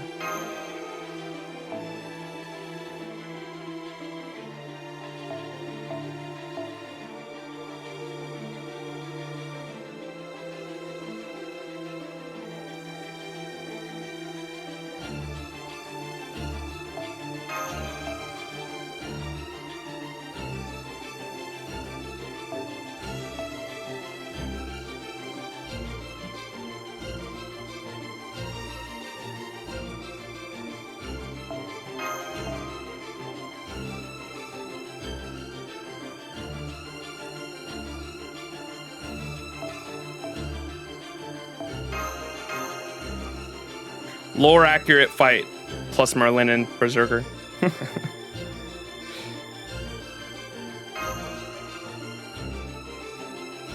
What's up, Moe? How you doing? Holy shit. That looks sick. Oh, they both have guts. Albion's dead flesh. When HP reaches 0, recover HP and survive. When HP is less than 0%, apply a state where Albion's dead flesh is removed if you sustain support NPC Melusine's AoE. Oh, NP attack.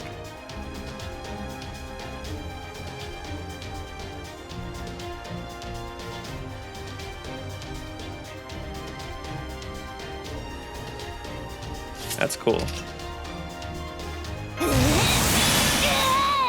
白兵戦行きます。今のうちに準備を。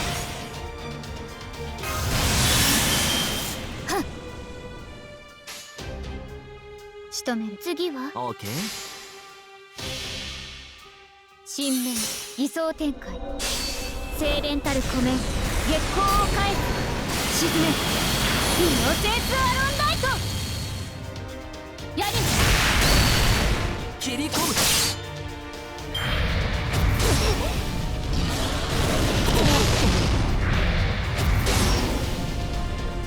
I know we have to use the AoE NP. I just figured we'd loop a few times first because the AoE NP is obviously not going to kill him right off the bat.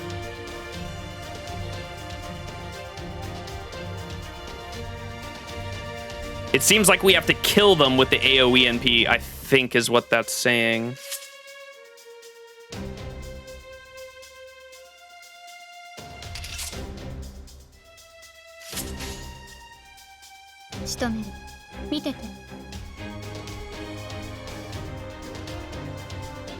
ねえ、次は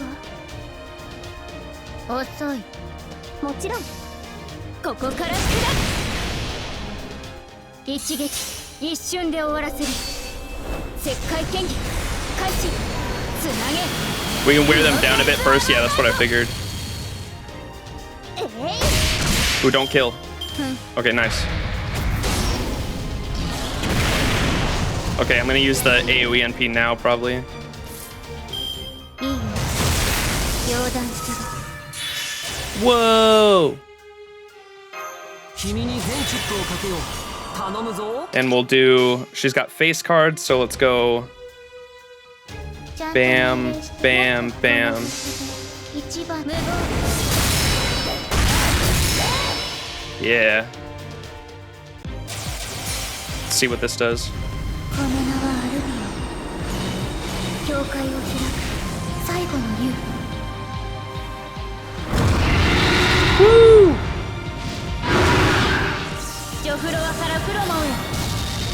時を示せ。行けいたいと。 Oh, no way! Oh, wait. No, because the AoE NP has to kill. Fuck. Dude, we were just short. That sucks. ですから。やだな。さて、ランキングオーバー。いいです。 This one should kill, though. じゃあもっと早く。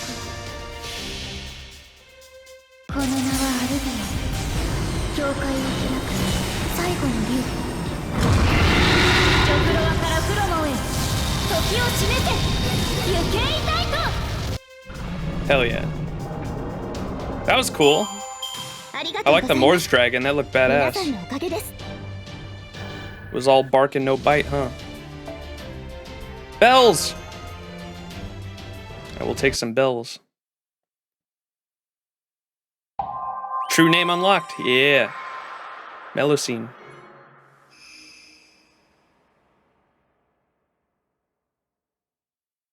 Head pats.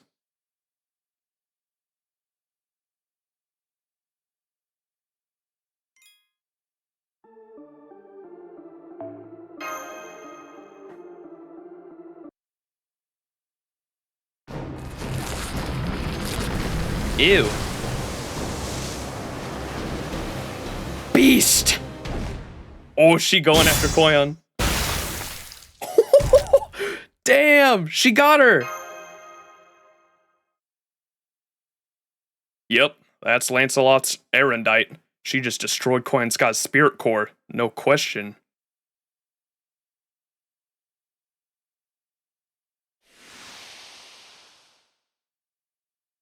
What the fuck? She's gone. What happened, Melusine? I thought you'd killed her. Lancelot, in this form, I am Tamlin Lancelot. I will tell you nothing unless you call me by that name. Not that there's anything I want to tell you in any case. Okay, Lancelot, we won't mention that other name again. But it looks like you're just as strong even without your gifted name. In fact, you might even be weaker as In fact, you might even be weaker as Lancelot, so if you want to go by that name, you won't hear us complain. Exactly. Thank you for being so understanding. No problem. I'm flattered you think so. But anyway, what happened with Koinskaya? Should we assume she got away? Well, maybe. I should have gone for her head, not her heart. Literal Thanos moment. Should have gone for the head. That beast was still weak since she wasn't fully grown, but she had vitality to spare. If I had to guess, I'd say she was several lives, though. She has several lives, though she should at least be incapacitated for a few days. I'm just glad she's gone for now. It's all thanks to you, Lancelot. Oh, good. I knew that, of course, but I'm glad to see you do too. This is great! Now old Lord Skelly will stick around for a long time yet. Without Lord Skelly, the lake would have filled back to a regular ocean. Then the border between the surface and the spirit cavern would fall apart, and Lady Ainsel would be sad. Lord Skelly? Is that really what the Mirror Clan called Albion? Yep, it's easy to tell who you mean that way, right? Anyway, why don't we go back? The longer you stay here, the worse you're gonna feel. I'm getting that, yeah. The poison's so strong enough to affect spirit origins, I don't even want to think about the genetic effects it could have on living creatures. Besides, while I'd love to investigate Albion's corpse further, we have something else that needs doing right now. Let's go back to those ruins then. How about you, Lancelot? What are you going to do now, Lancelot? We're gonna go back to those ruins. You need to ask? I've helped you already, so it's only right that I stick around a little while longer. So you want to keep an eye on us to make sure we don't mess with Albion's bones? I guess that's a more direct way of putting it. Thanks for clearing that up.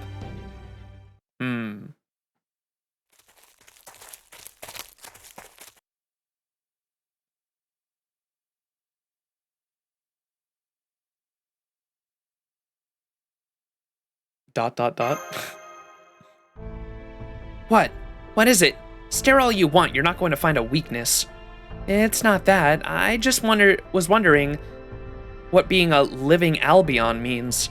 Also, I have to say Melusine is a lovely name. I can't believe she just blurted that out. Even Habitrot knew better than to bring it up. That has nothing to do with you, and it's not worth talking about. Lancelot is Albion's left claw. When the planet turned into the Sea of Nothingness, Albion, who didn't make it back to paradise, exhausted their strength and died when they fell from the sky. Okay, that's important. Lancelot is Albion's left claw. When the planet turned into the Sea of Nothingness, Albion, who didn't make it back to Avalon, exhausted their strength and died falling from the sky.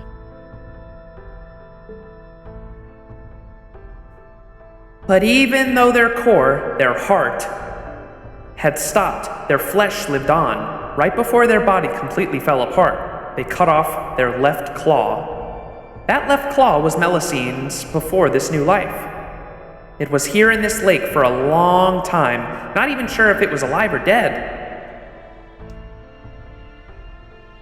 Blah! I didn't see anything like that the first time I was here. I'm sure you didn't. Before I looked like this, I was just a filthy clump of flesh. I had no muscles, no bones, no cilia, no hair, no joy, no fun, no sadness, no suffering. I didn't even know I was a dragon, or what I would have liked to be. I may have been alive, but I wasn't truly living. I was just a thing, wriggling in the darkness of the bog. So that's what her final ascension is, then I'm assuming. I have to say, I love, ever since I saw it first on JP, I saw all the Tamlin's, the Fairy Knights final ascensions, and as soon as I saw all of their ascension arts, I was like, oh my god, the art style for all of their final ascensions is amazing. I cannot wait to experience this Lostbelt, just because the character design is so fucking good. And Tamlin Lancelot's final ascension here is like her in this like gooey lake, and like her hand is going up and you can see all this like black goop coming off of it, and that must be a reference to this. I may have been alive, but I wasn't truly living. I was just a thing wriggling in the darkness of the bog. But then, one day...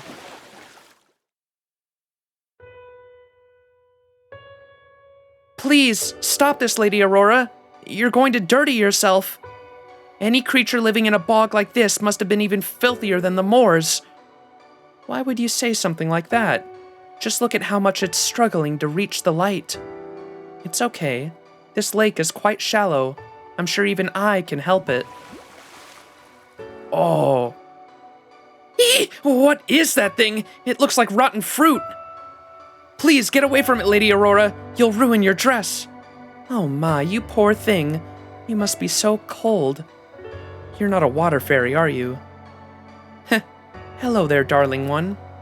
Or good morning, I think. Yeah, that's better. Dude, the amount of CGs we've got in this Lostbelt is like actually insane.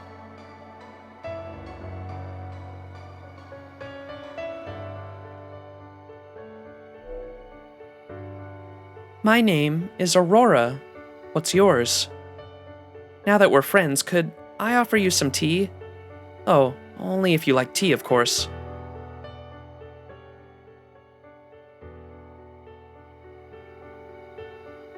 I met someone who had no reservations about cradling a creature like me in her arms. It was the first time I'd see something beautiful. That was when I gained this form. I was no more than a bunch of cells when I first saw her. I knew I wanted to be just like her.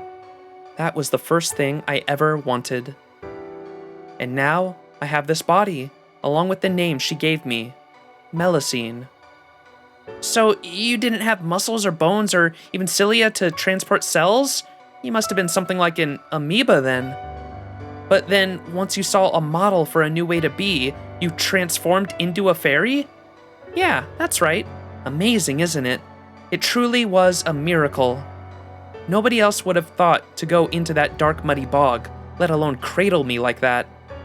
That's why my life belongs to her. My whole reason for being is making her wishes come true. But she had no duties she couldn't neglect, so we couldn't be together forever. 100 years ago, the Earth, Wind, King, and Fang clans were so afraid of the calamity that they began fighting amongst themselves again. So at High Queen Morgan's suggestion, I became a Tamlin Lancelot to bring the fighting to an end. So that's why you're the only Tamlin who doesn't have her own army or domain. Tristan Baboth Sith hates fairies, and Gawain Barghest loves fairies, humans too. What about you, Lancelot? How do you feel about them? Did you just start caring for Percival on a whim? No, I didn't. I love Percival deeply. Love? I watched over him for 10 years, ever since he was a little boy. Every time he grew bigger or stronger, my heart felt like it would burst with joy, uncertainty, loneliness, and gratitude. I wasn't the best mentor, sister, or even a friend. I've dreamed of a future where Percival could live happily, like the humans in proper human history, so many times, though. But not only did he decline High Queen Morgan's invitation, he went and formed that silly Round Table army. I don't know how he turned out to be such a delinquent. I certainly didn't raise him that way. If you're really worried about Percival, you could still fight beside him. If you care about him that much, it's not too late to join the Round Table army.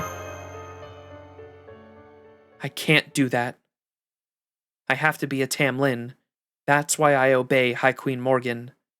Whether the Child of Prophecy's cause is just or not, doesn't matter. I made a deal with Her Majesty. I had my reasons, and I'm going to honor the deal.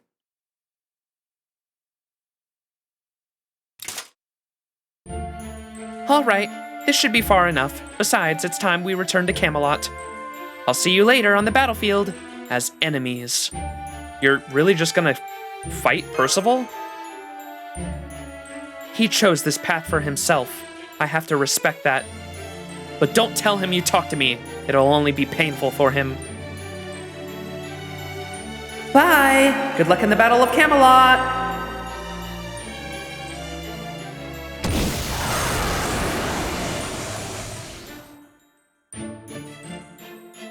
Well, there she goes. She left as quickly as she came, just like the last time. Mir, does that mean does she visit often? Wait, was she the one who massacred the Mir clan?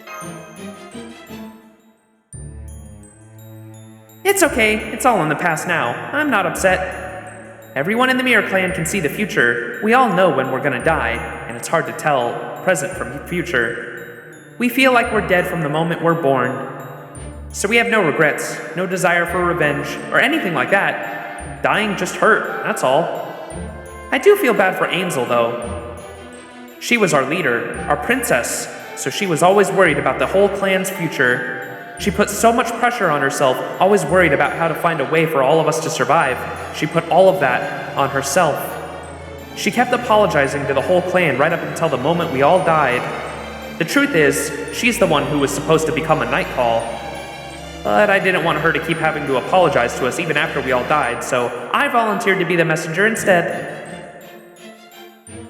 Messenger? So you have a message for the Child of Prophecy then? Yep. Whoops. Yep. There's no Bell of Pilgrimage in this city. Only the clan heads have those. And since Ainzel's was destroyed along with her, I'm afraid you'll have to find a replacement somewhere else. Also, this is kind of hard to say, but...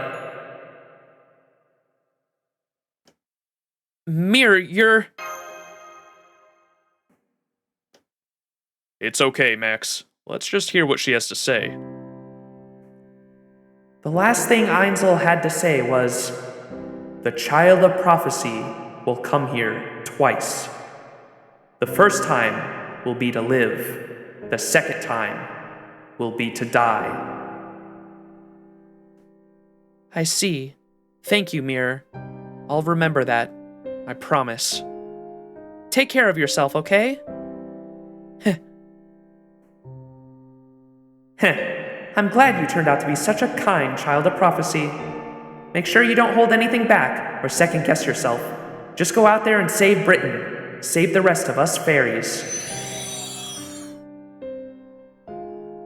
Oof.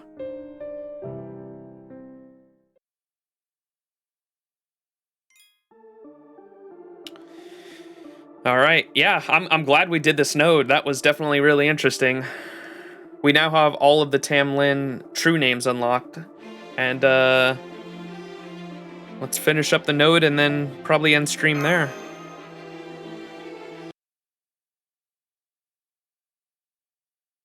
Ooh, Koyan Skyward Chihuahua.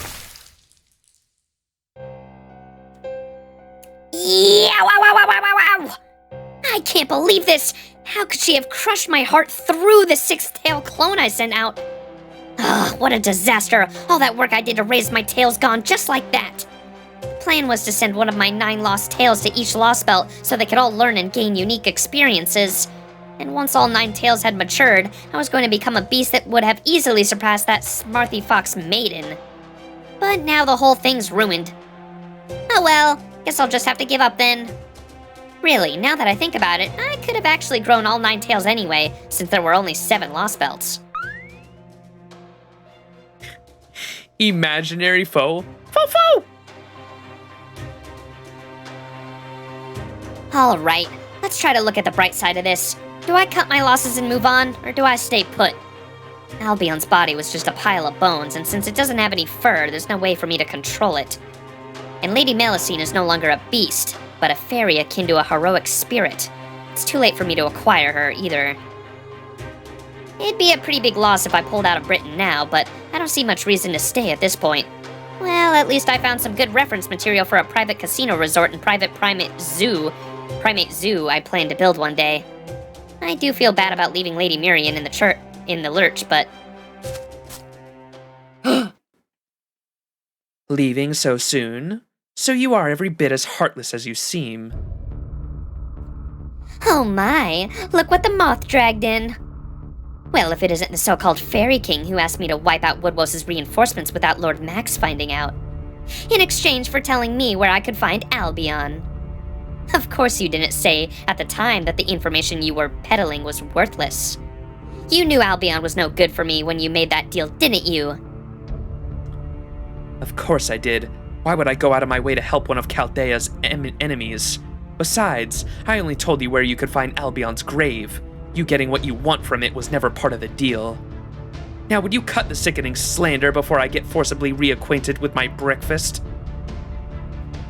Oh, very well. It may have been no more than a rotted corpse, but it was still the last pure-blooded dragon.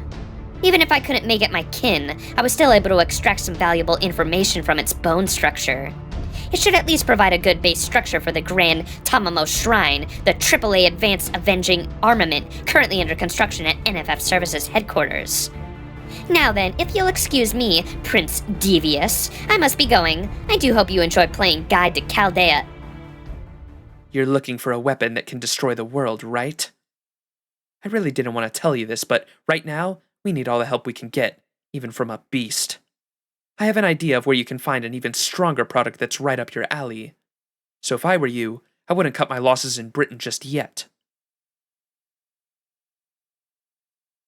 Monka. That is a good cliffhanger. Oh, we're gonna start at the tree next time. Okay.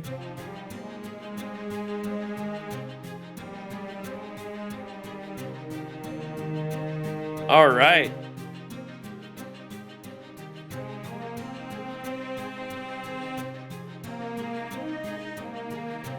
Next stream we will start at Orkney. We'll probably finish up how many more hours do you think until we finish 6 point? Because this is section 19? Or maybe do the fragments count as sections?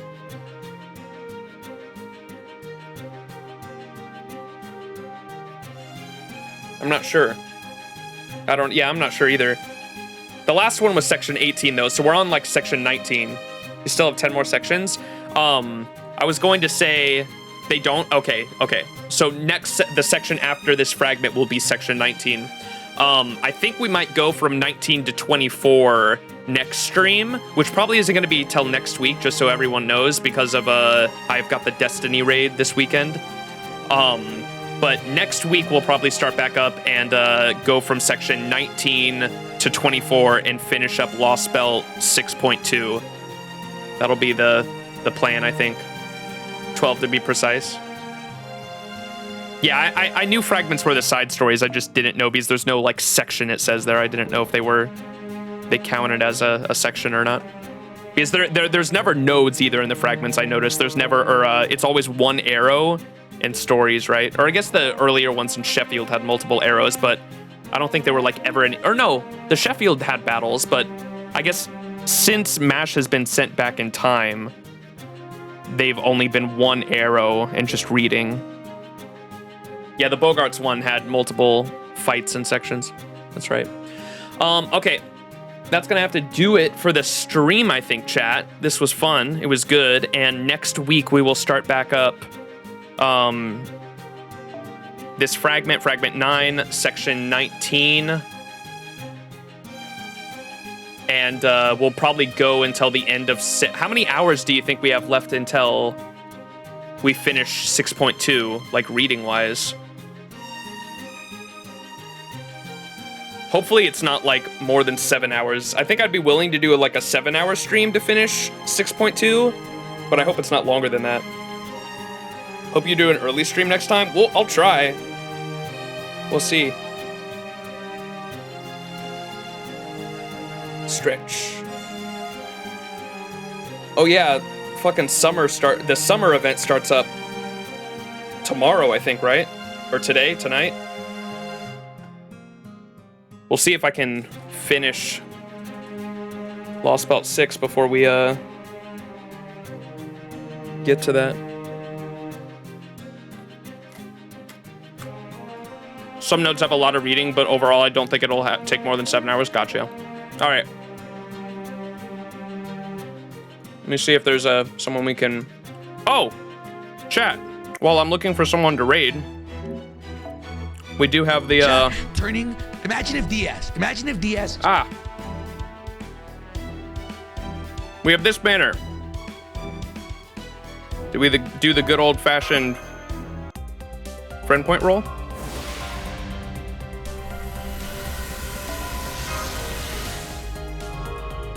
Give me three bronze servants.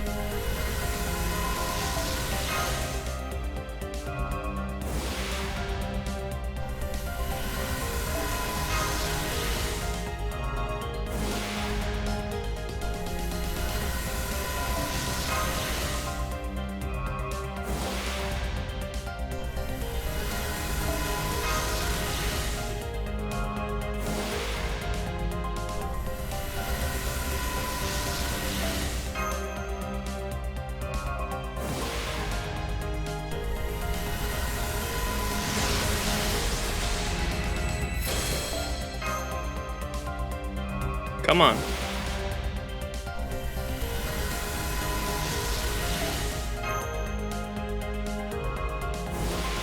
Give me my catalyst.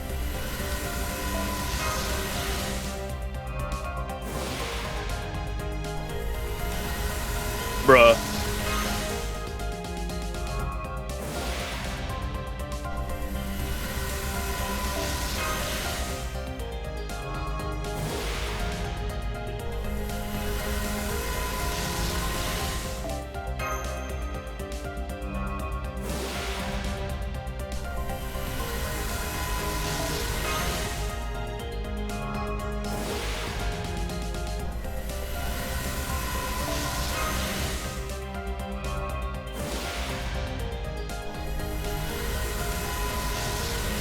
There we go. 3 bronze servants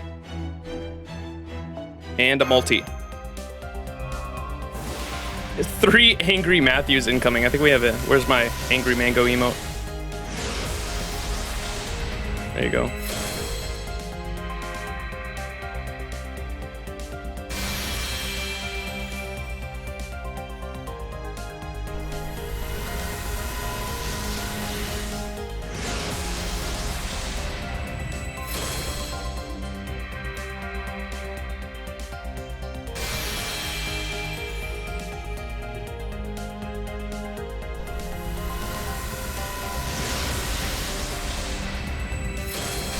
Ooh, I like that CE. I don't think I have that one MLB'd.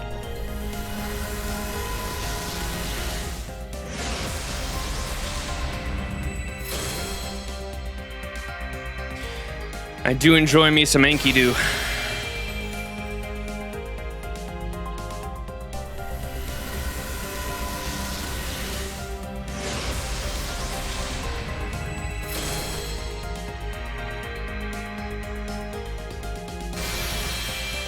Fuck, this banner's only active for a day too, isn't it? Oh, that's so unfortunate.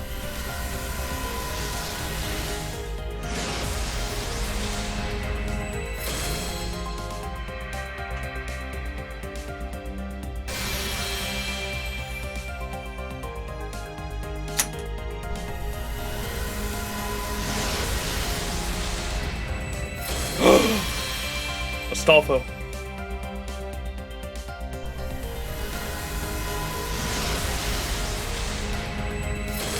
Damn.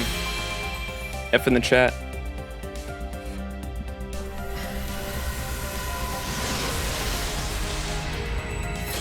Ugh.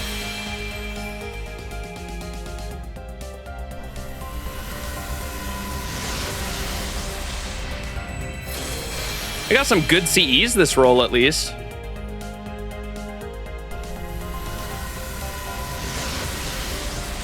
Did I make it in time? There's some really good CEs that roll. I really like this Enkidu one. Or the art on it, at least. All right, fuck. This banner's only available for a day too, isn't it? All right, I'll do 1 pack. I really want NP2 Archer Artoria.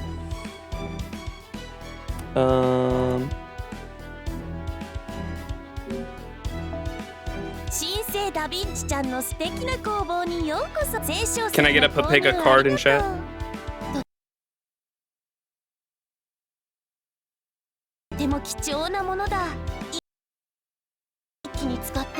けない君に幸運があります。 Agreed, dude. Indeed.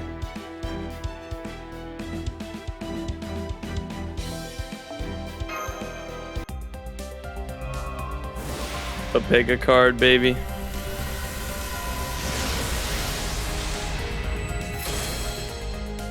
Normal skip gang. Oh.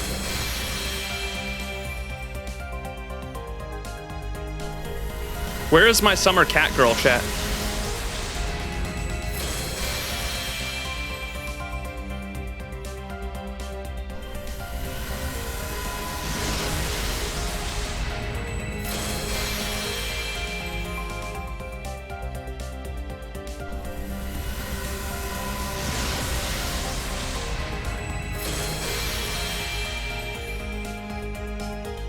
I can't wait to see what Summer Say is like in this event. The Zoomer. Only CEs.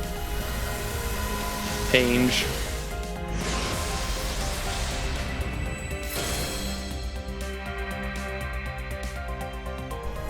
Gold?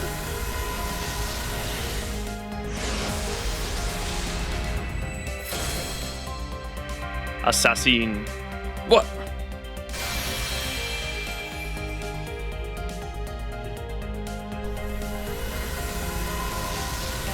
Summer Canis, yeah. Another ruler, Estrella. Oh no, Summer Martha. Did I have her? No, I did not. New unit, at least. Oh my goodness, that is a CE.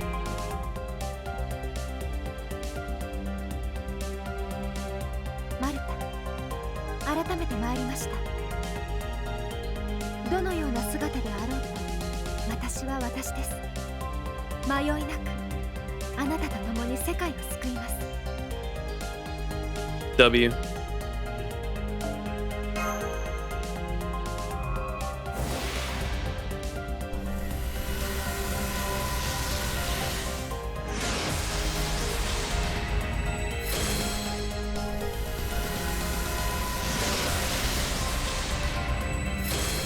That CE is wild, dude. Wow, that's an actual mineral. Ouch.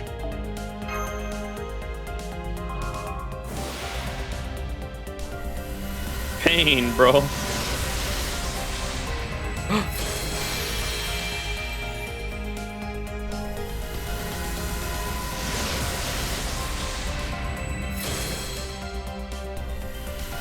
Come on, bro.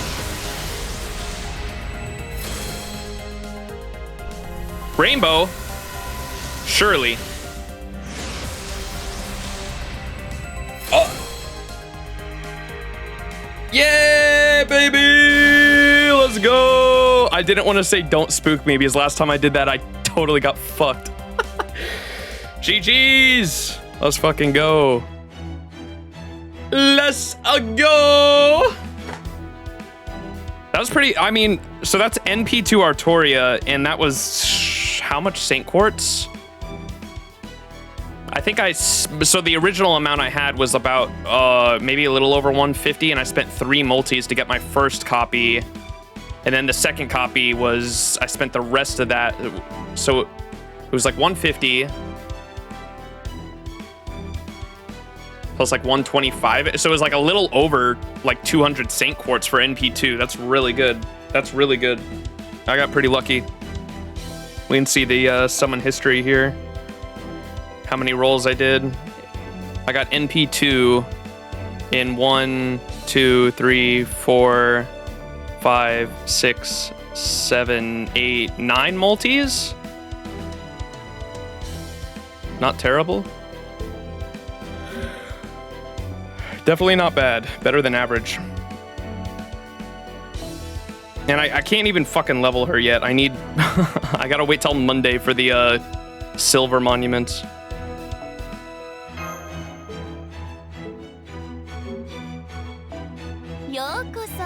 Leonardo da Vinci の強化ラボへ。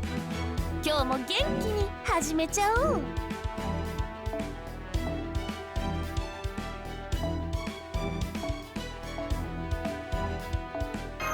W. Yeah, dude, imagine I got another fucking USO from Napoleon. Would have fucking lost my shit. He has spooked me way too many times. そろそろクエストに戻る? I wanted to show y'all my support list. I finally, so with acquiring Archer Artoria was the last Artoria I needed in order to make a support list with an Artoria in every slot. Very happy about it. I finally acquired my dream of putting my waifu in every slot on my support list. Cheesin'. Let's fucking go, baby. The waifu. Waifu over meta every time. Even though Artoria is... all of these units are pretty good in their own right.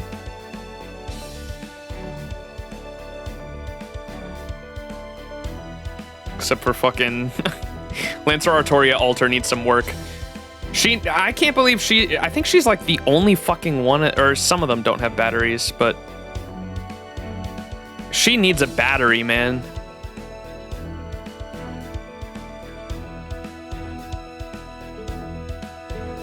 Alright, that's that, though. You just need X? Yeah.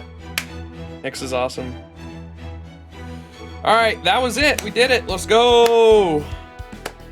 Acquired NP2 Archer Artoria.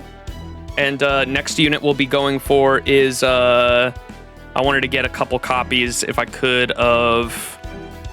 Summer Kama, because I do enjoy me some Kama, and she has a fucking parrot. I think that's my favorite thing about Summer Kama. I do enjoy my Galaxy waifus. I think they're redrop went so hard on Kama's design, man. But I think the best thing I like about Summer Kama is that she has a little parrot on her shoulder, and I think that's adorable. More power, indeed. All right, chat, we are going to host someone building their new JP account. If you want to go watch them, I think they're going through the part 1 story on their JP account building. If you want to go check them out, but go show them some love, and I will catch y'all in the next stream. I will be streaming the Destiny 2 raid race if you're interested in that this weekend. Friday morning is when that's going to be going on. Check out me and my clan mates taking on the Crota's End raid. It is reprised from Destiny 1. It's coming back in Destiny 2. They're probably going to make it a little harder. I'm looking forward to that. And gonna get some cool loot, cool armor, and it should be a fun experience. And then next week at some point, we'll probably get back to FGO and finish up Lostbelt 6 in the next 2 or 3 weeks, hopefully. That's the plan. All right, everyone. Thank you all so much for watching, and I'll catch you in the next stream.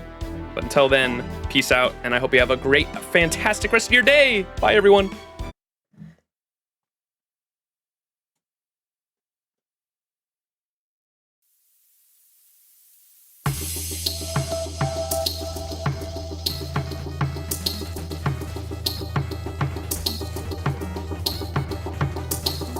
Thanks to the raid. People raided in this one.